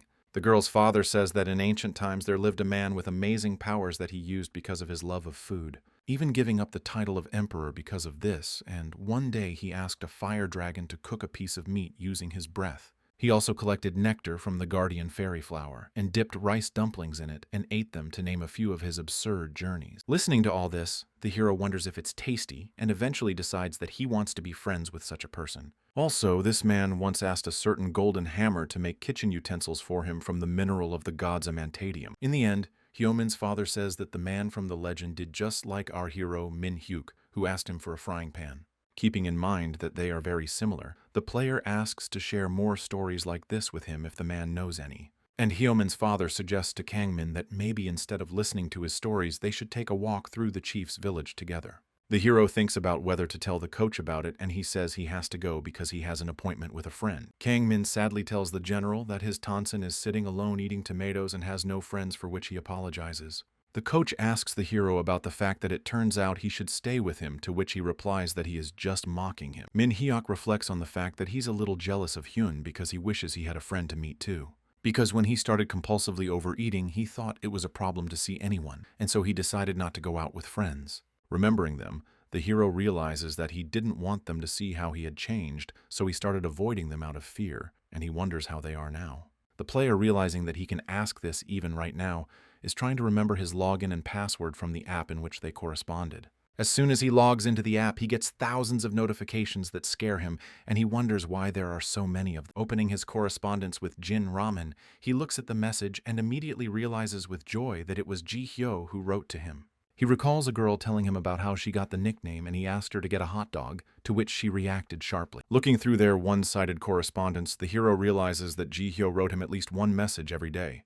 The hero wipes away tears, realizing that they are doing well, and sees the last messages inviting them to play Atenu, surprised that the three of them are still together. Remembering his in-game character, the hero contemplates meeting the guys in the game, reasoning whether to call them. However, after thinking about this possibility for a bit, he interrupts himself, saying that he shouldn't do it and he was wrong to think about it. In the middle of the battlefield lie a pile of monster bodies, and a man walking down a forest path yells at someone asking how they were able to catch so many. He turns to Jin, the same girl who wrote to Min Hyuk, and the same girl who was the guild master of Hyo Min's father's guild. She asks the men who turn out to be members of the Legends of Khan and Legends of Lok guilds if they have just arrived. Getting up from the stump, the girl asks if they found anyone suitable, to which the man replies that he didn't like anyone. The girl wonders how hard it is to find a good healer, to which the blue-haired player says that it wouldn't be a problem if Lok had chosen the priest class. They start fighting amongst themselves, and Lok says he doesn't like being a priest, to which the girl says they also lack a cook. Khan says he couldn't find him, and the girl, reasoning how much needs to be done, says that they shared the duties, and it would be nice to find the chief. She thinks about it, but someone interrupts her musings with a phone call, and the girl asks the guys to wait to answer the call she received. She greets Roban, who calls her, and Khan, asking who it is, gets an answer from Locke that it's a new member that Jean found in Versailles. She asks on the link if he's raising his level, asking what level he's at now, saying he's done a great job, although the 300th level can be obtained in a month, from which men look at her in shock, thinking that it would be good to raise the level with food. At the entrance to the dungeon on the Screaming Hill stands a young red-haired man asking if any fools are to be found here. Another young man asks the dungeon guardian if he can enter the dungeon himself, to which he says he needs at least one assistant. The red-haired young man reflects on the fact that he doesn't need a team, because thanks to this he will only lose experience points and reduce the reward. Opening an ancient sheet of parchment, he reads a description of a hidden quest that tells him to pursue the evil power of an archmage to fulfill. The man decides that he wants the full reward for this quest and thinks he needs to find someone who won't be interested in getting it. Pondering over this question, the young man feels a pleasant smell and turning his head sees our hero sitting at the cooking. A guard comes up to Min Hyuk and says he can't eat here, asking him to find another place to eat, but he's surprised because it's not forbidden in the gorge. The man says that's not the case, and the red-haired young man is shocked to wonder how anyone could even eat pancakes before entering the dungeon. Watching the hero deftly flip the food in the skillet, the young man is surprised to realize it's spicy kimchi pancake. The hero eats his dish with pleasure, saying about its amazing flavors that mentally take him back to rainy days. The young man realizes that the player is just obsessed with cooking and thinks he's not sure of the outcome if he goes out tonight. At this time, one of the guards promises the hero that he will go with him into the dungeon if he shares, but the player says that he must guard the entrance. The guard, shocked by Min Hyuk's refusal, says that he's actually right, and the young man reasons that he's a fool. And the second the hero offers the guardian a trade, the latter wonders if he can't find the team because he's just a cook. He also thinks the player looks like a rookie going to clean up the dungeon with him, and decides to take out the hero if he asks about the reward. The hero asks for a reward in advance, but the guard does not give up so easily, and the young man approaches them thinking that this is his chance. After apologizing for disturbing him, he extends his hand to Kang Min and asks if he wants to form a team with him for the trial. He says he'll do anything and asks only to be on the team with him, to which the hero asks him why he's asking. The young man asks the hero if he was not looking for a team, to which he thinks he is an obsessive, strange guy tries to explain. Using his last trump card, the young man once again asks if Min Hyuk will join his team, offering to give him all the duck meat from the reward. With this condition, the player need not be asked twice, and giving each other a high five, they form a team happy thinking of the duck they set off. For the Screaming Hills dungeon, the red-haired young man asks Min Hyuk if he knows anything about the legendary class. The young man says that he also has the legendary rank of Berserker, and that he just wanted to play, but still got it when he was distributed. He also says he was a ranker playing Versailles, and asks if the player knows how strong the Berserkers are, to which he replies positively. The young man continues to praise himself all the way, and the hero thinks that the more he talks, the hungrier Min Hyuk becomes. The man tells the player to be careful because his gut tells him that danger is closing in on them. And going a little further, he tells the player that he will deal with everything himself, but asks him to watch his back if there is an attack from all sides. On the right side of the young man, he is approached by a fireball flying at great speed, which the player deflects with Roban's help. The young man looks at the hero's weapon in surprise, asking if it's a frying pan, but he replies that he noticed something on the side.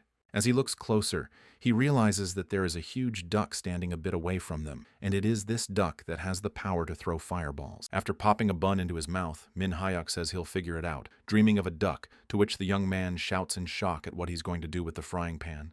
The man shouts to the hero that he can't defeat it alone, but the player can't be stopped, and he fiercely rushes at the ferocious bird. Swinging from the air, he strikes the monster hard on the head with the frying pan, and still with the bun in his mouth asks if the monster is dead. The man says that of course not, and at that second the monster flies up and summons a barrage of fireballs at the hero with renewed vigor.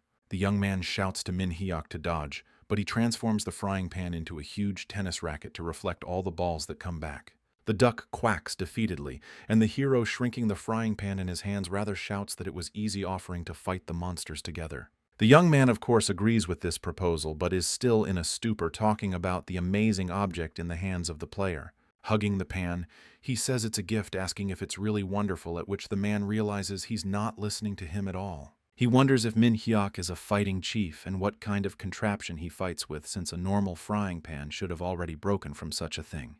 A young man tells the hero that to enter the inner part of the dungeon, they will need to defeat a certain number of monsters. The player asks if they can do it in one go, to which the man hesitantly replies yes, and the hero spontaneously activates the Griffin Scream. The man stares at the hero in surprise, realizing that it was a skill of provocation, noticing that something nearby is starting to crumble. Turning around, he sees dozens of angry ducks running at him and starts running away from the angry monsters, screaming. Showing a thumbs up, the hero smilingly says that it turned out just fine, to which the fleeing young man shouts at him that he is crazy. After a while, the hero receives notices of receiving duck meat. He fairly looks at them while the young man is completely exhausted. A young man who has gotten as much experience as a meat hero falls to the ground without strength and says he can't take it anymore. The player asks him in surprise if he's already done everything, to which he says he seems to be about to die, asking if there's any buff in the hero role. The hero replies that they haven't killed hardly any ducks, to which he asks how that is, and the player replies that he gets slower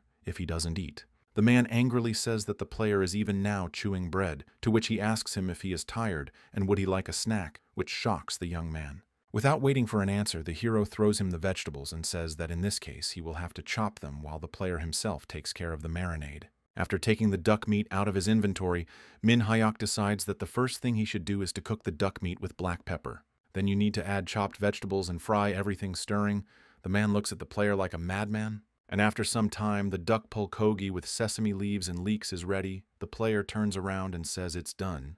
The young man, not realizing how so quickly, asks the hero to go in order, and the latter claims that the man obviously knows how to eat. Sitting down in front of the dish, the player hands the young man the chopsticks, and taking a piece of duck meat as usual, thanks him for the meal.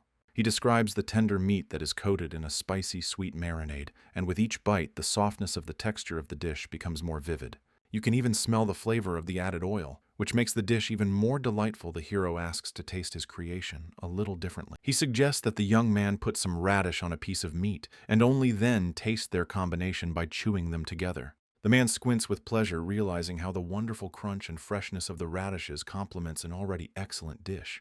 Holding out a colorful tin can with some kind of drink, the hero says that in addition to the dish, the young man should also try this. The young man says he didn't know there was such a thing in a tan, and then the hero clinks his glass together and suggests they drink to the young man's health. They drink, and the man smiles contentedly, holding the half-emptied glass in his hand. His cheeks blush with pleasure. The hero asks the young man if he has refreshed himself, thinking about continuing the sweep, but the young man is completely lost in his own thoughts. The young man recalls that he has always played a tennu because of his experience and so has eaten sparingly and not tasted good, and for the first time feels so special. He realizes that, for the hero, food is more than just a way to regain health, wondering what the player seems to be having so much fun with. Realizing that's probably why he feels more energetic, the man tells Min Hyuk that he's now fed up, thinking the hero is just incredible. The player offers to eat again, to which he agrees, and after a while asks how much is left, to which the hero says they are almost done.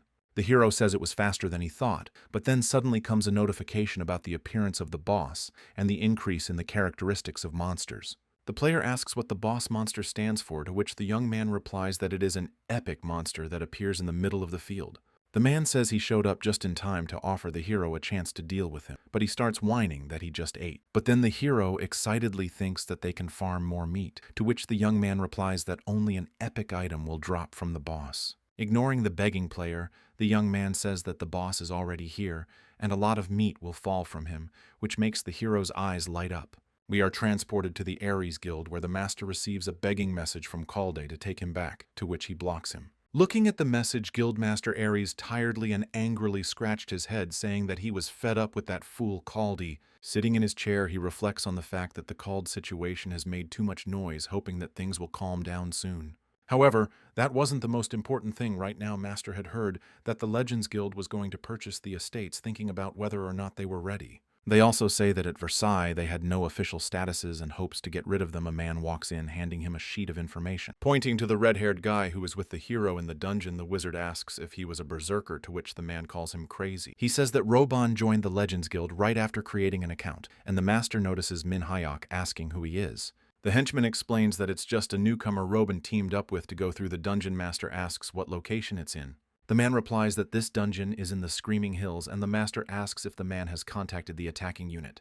The henchman answers in the affirmative, to which the master orders them to gather at the Screaming Hills to make Roban a spy for them. The man asks what he means, and the master says that the importance of star players should not be underestimated, and they should know better. The henchman says that the Legends Guild has already recruited him, which will be a problem, and besides, Roban is in a hard place right now. Offering support with gold artifacts as well as hunting grounds, Guildmaster Ares says they are willing to pay generously to attract him. Still unsure of the success of the mission, however, the man asks what they will need to do if Roban does turn down such an offer. Turning around in his chair, Guildmaster Ares ruthlessly and without a second thought orders the man to finish Roban off in that case. Roban and Min Hyuk are running through a burning field into a dungeon, and upon stopping, the man asks the hero to look at what's happening ahead of them. Looking in the direction indicated by Roban, the player sees a crowd of people fleeing from the fire, and then the boss monster, Golden Royal Duck, appears on the scene. One young guy in the crowd stops and, confidently looking at the monster, asks to leave it to him. He jumps on the duck, wanting to slay it. However, his reckless bravery was in vain, and the morning overtook him, blasting him with fire to the point where he was reduced to a pile of ashes. Roban looks sternly at Kangman and tells him to stay out of the way while people are screaming frantically behind his back. However, all the words of the young man fly past the hero. He looks at the goose with hungry eyes, imagining how delicious it is. Robon tells the hero that now is not the time to drool, but the hero remembers all the boss monsters he's seen, and they looked very appetizing. So he thinks about the fact that maybe this goose should be much tastier than the others and smiles dreamily. Robon tries to shout at the boy, but he's already imagining what a tasty prey he's got and flies at the goose with all his might, ignoring what's going on. The young man is angry, asking himself how it is possible to work with this guy. At this time, the hero is already approaching the goal. She unleashes a powerful jet of flame that would have incinerated the hero in a second if he hadn't lightning-fast blocked the blow with his huge frying pan. The other players stare at Kang Min in shock as they discuss in amazement what kind of miracle pan he has in his hands, marveling at it. At that second, the hero gathers all his strength in his fist and swings his unconventional weapon, which stops the barrage of attacks, and the goose stares fiercely at the player. The man realizes that the hero just deflected a blow and says it's his turn, but after walking a couple of meters, he sees that the fire is burning through a tree. Robin's health streak begins to rapidly diminish, and, angry at the duck, decides that he must strike it down. He swings to strike, but something prevents him from doing so, and as soon as he realizes it's a shield, the duck reacts and counterattacks the young man. After flying a few meters away, the young man sees our hero approaching the duck and shouts at him that it is dangerous. Seeing the hero bouncing high above the boss monster with sword in hand, he wonders what happened to the frying pan. At this time, the hero activates Ellie's defense. The hero applies the flying sword skill, which cuts through the air in front of him in several places. However, jumping back to the ground, the hero is shocked to realize that it didn't work, and his blow only slightly grazed the golden duck's shield. But he does not want to give up. The player climbs into the battle because he has a cherished goal that still does not leave his head. When attacking a duck, the hero activates a swift kick, and with shouts that he wants to eat the duck, he throws a huge number of swift punches. His efforts were not in vain, and with this powerful attack, Kang Ming breaks through the duck's shield, causing the rest of the dungeon to stand astonished. The hero receives a notification that the great duck has fallen, and he has defeated the boss monster, after which his team is rewarded with a 1,000-year turnip. Back to his teammate, the player asks if Robin is okay, and he replies that he's fine, thanking the hero for his concern. Minhek asks if he got something useful like an epic item, to which he replies uncertainly that he kind of did. Holding a reputation in his hands, he wonders what he should do with it, wanting to share it with the hero, to which Robon says he's happy for him, to which Robon is surprised. With a satisfied smile, the hero talks about how wonderful it is that Robon was able to get the epic item he wanted so badly. Not expecting to hear such a thing, the young man is imbued with a sense of duty to Min Hyuk and gives him his reputation and says that it belongs to him now. The hero looks at Robon in surprise, holding a turnip, and asks how much he wants for it. But the young man replies that he has no intention of selling it. He says that he's just giving it to the player and he can eat it, which causes a storm of different emotions to erupt on Min Hyuk's face. The hero can't believe his luck, and Robon reminds him that he's got a bunch of ducks and he's helped him a lot, thinking that a man should give in. While contemplating his generosity, the young man accidentally notices the hero starting to peel a turnip with a vegetable peeler and stares at him in shock. He asks if he's not going to use it as medicine, because it'll be much more than if he just cooks it. However, the hero says he's going to make some kaduga out of it, telling the guy it'll be delicious, but the guy can't hear him anymore out of shock. Robon angrily interjects what he said, and the voice in his head tells him not to be aggressive, to which the hero recalls the crunchy kaduga. The young man speaks wistfully about how kadugi is a good thing, to which the hero asks if he thinks so too, and what they will end up eating then. On what the young man falls into even greater reflection, and in the end gives out a killer phrase, whether there is any difference in it at all. At this time, a small army under blue, white, and yellow banners with a young brown-haired man at its head is advancing towards the entrance of the dungeon. Approaching passing players, he asks if they have seen a team with a young man with a frying pan, to which he recalls a murderer with a frying pan, and points the young man in the direction he said the man with the frying pan had recently headed. He wonders if this is the nickname of a character who doesn't look like a killer at all, and asks if there is any other important information. The player says that they were probably looking for a place to cook, and then the picture in the man's mind comes together, and he directs the squad to that side. Approaching the young men from the blind zone, the detachment smells a wonderful smell of soup with sundae prepared the day before by our hero. The young men chat quietly about the food while the troop wonders if they added seasoning to it and why they are eating the soup now. Assuming those did it to get buffs, but people still can't stop discussing soup and its lovely fatty sausages. The hero carefully rolls the rice into soup, and Robin takes the first bite and says that the dish is very hot, but that makes it even better. The soldiers are on edge. The player cheerfully says that the soup with sundae is delicious because the meat turned out great as well as the sausages offering to try a piece of kaduga. Roban, as if deliberately taunting hungry players in ambush, takes a terribly appetizing bite of freshly made kaduga. The hero says that it will taste best to take a bite before each spoonful of broth, to which the young man replies that he knows a lot about food, and the soldier's tears flow. Roban asks if this kadugi is made from millennial turnips, saying that probably only made it even more delicious. The soldiers discuss that only a madman would make a meal out of millennial turnips, saying it's like they're having some kind of private party. And one of the guys says that in spite of that, it looks very tasty. The commander asks not to be surprised, they just have to interrupt their retreat. Because he'll deal with the rest himself, Guildmaster whispers to Captain Hilton, asking if he's found Roban, and he says yes. The master asks what he is doing now, and Hilton, stammering a little, says that he is eating soup with sundae, to which the master is rather surprised. The man asks the captain to cut the nonsense and focus on convincing him, and if he doesn't agree, Hilton already knows what needs to be done. Sitting on the ground in the middle of the field and having emptied about 6 pots, the young people discuss that it was a magical and simply beautiful meal.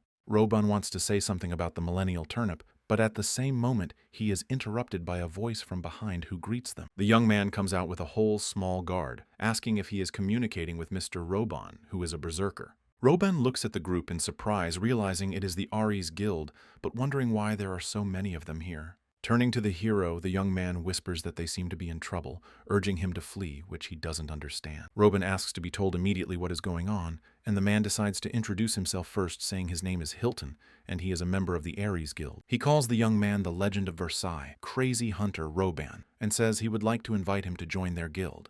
The young man laughs, asking if everyone remembers him from that damn game, to which the hero friendly asks if Roban also played at Versailles.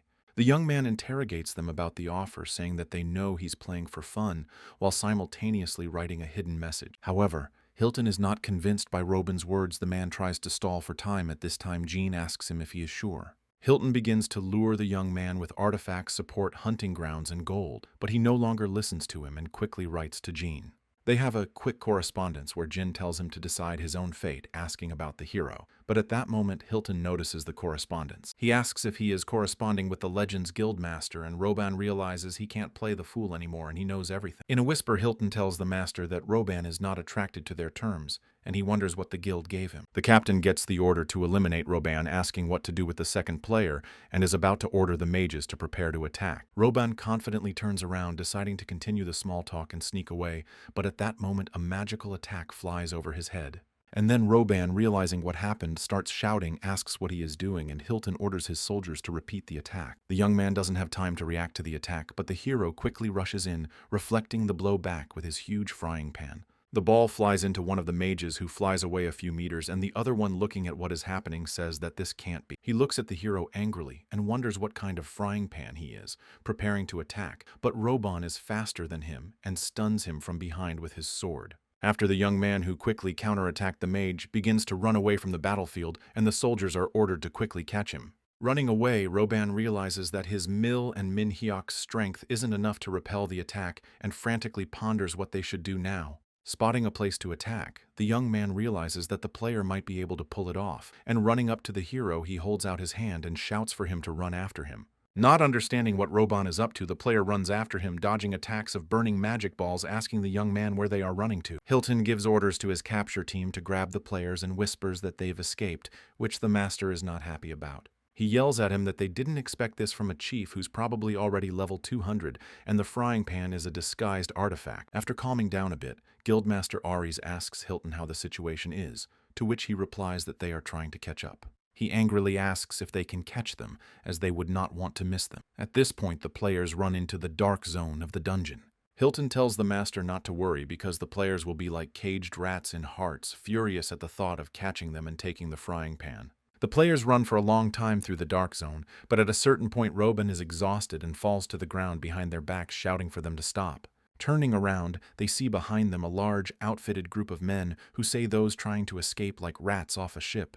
The hero picks up Roban, who muses over the fact that the guild is persistent labor, and they have more people this time than they had before. Holding out his hand to Roban, Hilton tells him to leave the Legends Guild and join Mr. Aries, as this is his last chance. The young man sneeringly asks if he will become Aries' bloodhound, saying he's not interested in being the dog of a weakling, and showing Hilton an unflattering gesture. He says he just wants to enjoy the game and not work for someone else, to which Hilton angrily looks at the young man and says that he will answer for his words. The captain orders his group to take out the players, and they begin to move lightning fast towards Roban and Min-hyuk.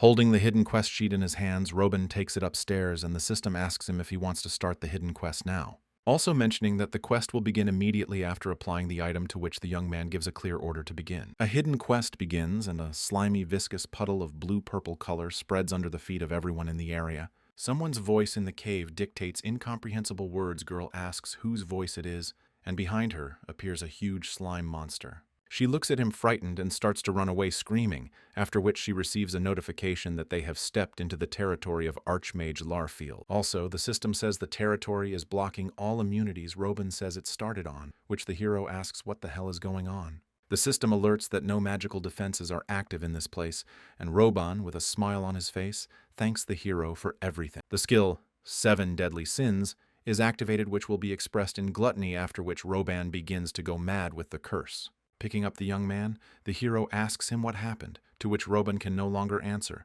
as in his head there is only the desire to eat. The young man aggressively shouts that he is hungry, to which the hero, not realizing what is happening, says he is hungry too, looking at Roban in surprise. However, when he opens the inventory and starts eating everything he can find there, the player is shocked and asks why he eats it and how he can eat so much. Looking at the distraught young man, the player fearfully asks if he can at least not eat the food raw and if he even likes it. But Roban only angrily replies that he's hungry and turns around to see that it's mass insanity, and he's the only one who's somehow kept his sanity. Looking at how the soldiers who attacked them are now madly putting soil in their mouths, the player asks why they are behaving this way. Looking at Kang Min, Roban is convinced that he was right, and gluttony doesn't work on a player who is now looking shocked at the situation around him. Through his consciousness, Roban shouts to the hero to seize the opportunity to defeat the bastards of Ares, and then asks him to tie him up. The shy hero asks if this is the young man's hobby, to which he says that he misunderstood everything, and the player stabs the guild member. Leading a bound and confused Roban, the hero looks fearfully at the people around him, wondering why they are behaving this way. The young man babbles madly about how he's hungry and the player will have to face it, but Min-hyuk calmly replies to him that he's fine.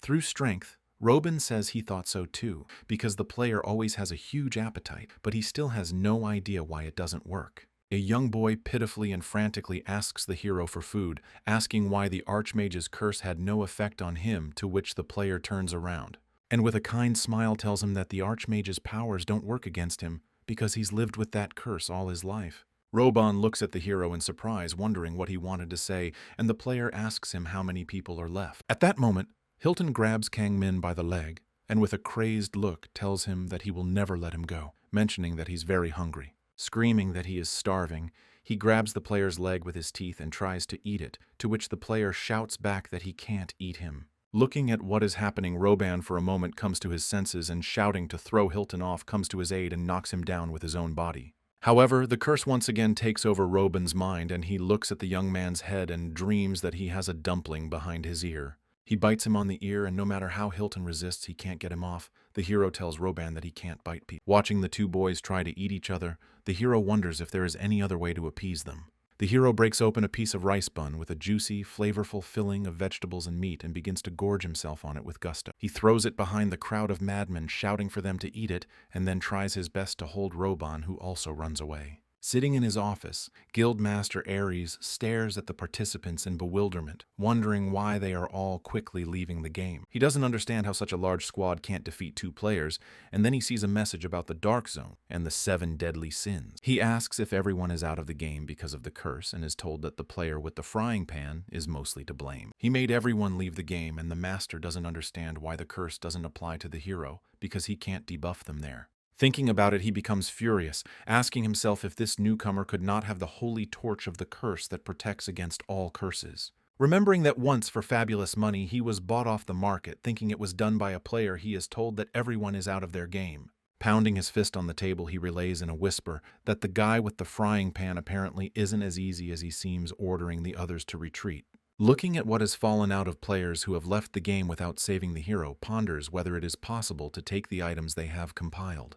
Thinking that there are no warning signs, the hero decides to collect the items and share them with Roban later. As he approaches the bound young man, he calls out to him, showing him how much has fallen from the men he slew in the dark lands. Looking at the young man who is already foaming at the mouth, Min-hyuk inexplicably asks if the young man is okay. Unleashing Robin, the hero sadly says that he can't even open his eyes properly, saying he'll look for materials to rid him of the curse. However, as soon as he loosens the ropes, Robin lashes out at the hero with fury, but he uninterestedly sets up a frying pan to face his attack. The player considers whether to use material tracking and ends up dragging a friend on a rope along the ground, saying it's worth getting out first, and then necessarily consider how to cook the duck he received. However, the hero's attention is attracted by a very bright light. The hero receives several level-up notifications and an alert that he has overcome the judgment of one of the 7 deadly sins. And because he's overcome his gluttony, a hidden field opens up while he ponders it.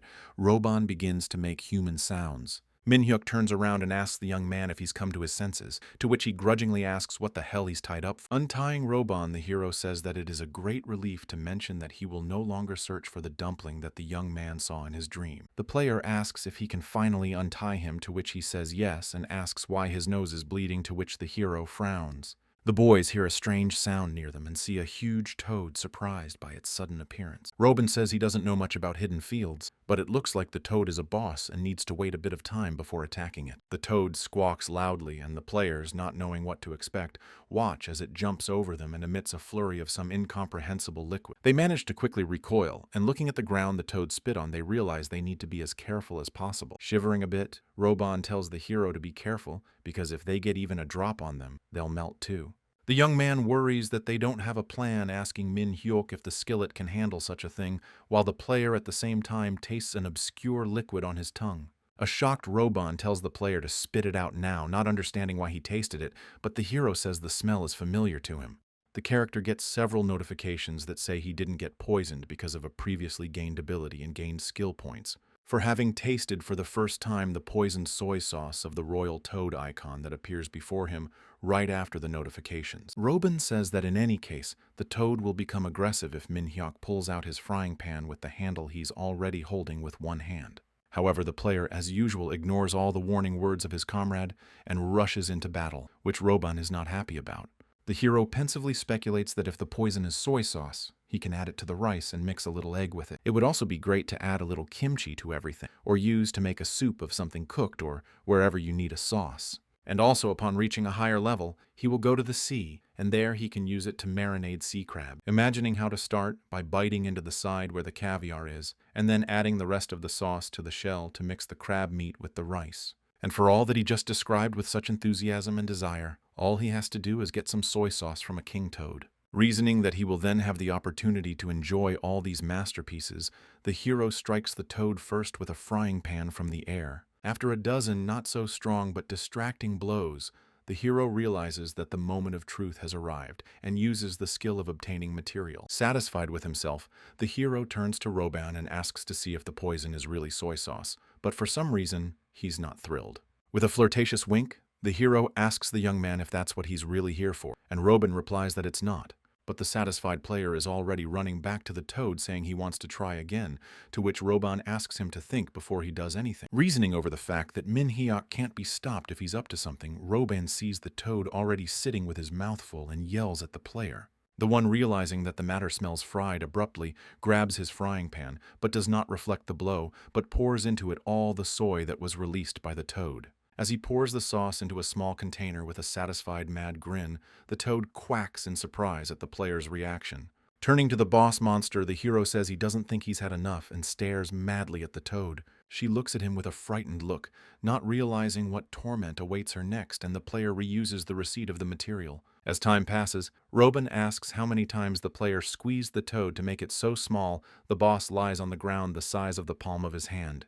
The last of his strength is already leaving the royal toad, and the hero in his defense says that he didn't squeeze it, but just got poison from it. The young man says he meant it, asking if he did it on purpose, since the royal toad gives you many levels when you win. Hero says it's true, and the notifications don't stop. Suddenly comes a notification about unsealing the class quest, Relic Shik Sin.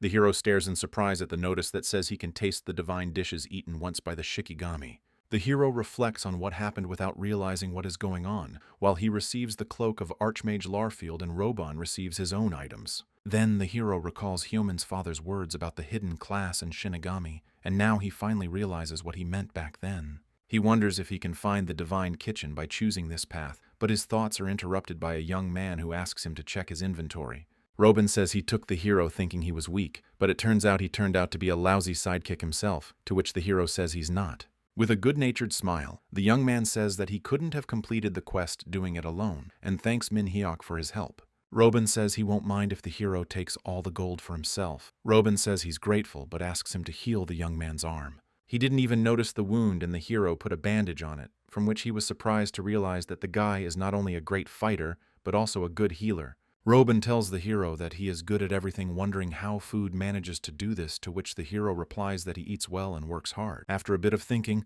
Robin suspects the player of hiding something and offers the hero to make a match with him, to which he is very surprised. A little worried, Min Hyuk asks Robin why he suddenly asked this, to which he replies that he was just wondering how good of a hero he is. Robin thinks over what he wonders who the player really is, whether he's only strong because of his artifact or actually talented. Eager to find out if there's something special about Min Hyuk, Robin brings him to the venue and offers to start the match, and he agrees to his proposal. Wandering through the dungeon of the gorge where Robin and Min Hyuk are now, the girl with the camera ponders where to find something interesting. Looking into the lens, she says she came here for the guy with the frying pan, but it seems to be in vain, and if she films him, she will become famous. The girl happens to notice a guy with a frying pan who is standing across from Robin. Both men are holding swords. The young man with burning eyes suggests that the hero should fight until one of them surrenders, to which Min Hyuk confidently looks at Robin and agrees. The girl realizes that this is the guy she was looking for, and assumes that a duel between the players starts, and decides to start a stream. Pointing the camera at two young men who are attacking each other at breakneck speed, she decides to call the stream "A Killer Duel with a Frying Pan." There are heated discussions in the comments about who the frying pan killer is, and someone recognizes Robin, calling him the Bloodhound Robin of Versailles. Seeing the young man throwing numerous punches at Min Hyuk, commentators wrote that the outcome of the fight is already clear, and Robin will clearly win. The hero makes a sharp lunge, but the young man dodges in the comments, discussing that Robin has a wounded arm and that he smiles at the battle with the hero. They write angry comments to Min Hyuk, but also find his defenders people discussing the whereabouts of the players while they are having a fierce match. Someone writes that they are just crazy to have such power, being only on the 100th level and guys cross swords with each other. Looking at the view counter that doesn't stop for a second, the girl doesn't realize what's going on, wondering who all these people are. After a long time, Robin flies off into the rock from Kang Min's powerful blow, and the young man reflects on the fact that his health has reached a minimum. Robin thinks about how the player is doing and looks up to see a hero running at him with almost a full health bar. The young man shouts loudly for Min Hyuk to stop, and with quick breaths says that he's giving up and that the hero is really strong. With a happy smile, the hero reaches out to Robin, saying that they had a great battle and he is strong too, offering to help him with his wounds. But at the same second, the hero's stomach rumbles very loudly, even scaring the young man, and Min Hyuk says he's hungry, which makes Robin laugh. A young man with a delighted face asks the hero if he would like to join their guild, since with his skills the master would gladly accept him. Smiling, the player confidently says he won't, but thanks for the offer, to which Robin asks if someone else has already invited him. The hero replies that no, and that's not the point, remembering the messages from Jin, who invited him to play Atina with the guys. With a happy smile, the hero says there's one place he wants to go to, which Robin, scratching the back of his head, says he's a bit sorry. But not to be discouraged, he asks the player to add him as a friend, suggesting that he play on the team again sometime, to which he says that's a great idea. Stretching out in bed, Robin, no longer a character but a person, says he's even a little tired from today's game.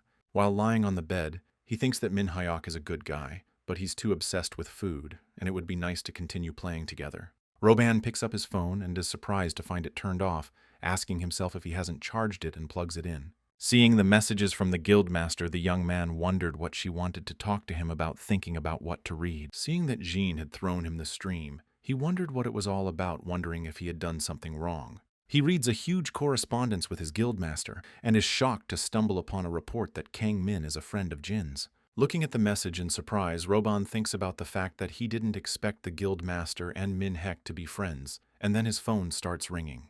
He picks up the phone and Jin starts yelling at him menacingly, asking why he picked up the phone only now, to which he starts apologizing. He asks him what she was talking about in the message if she asked about Min-hyuk, and if they were friends, to which she replies that she knew he was our hero. Already more calmly, she tells the young man that if he starts to tell, it will take a long time, offering him to meet tomorrow to talk.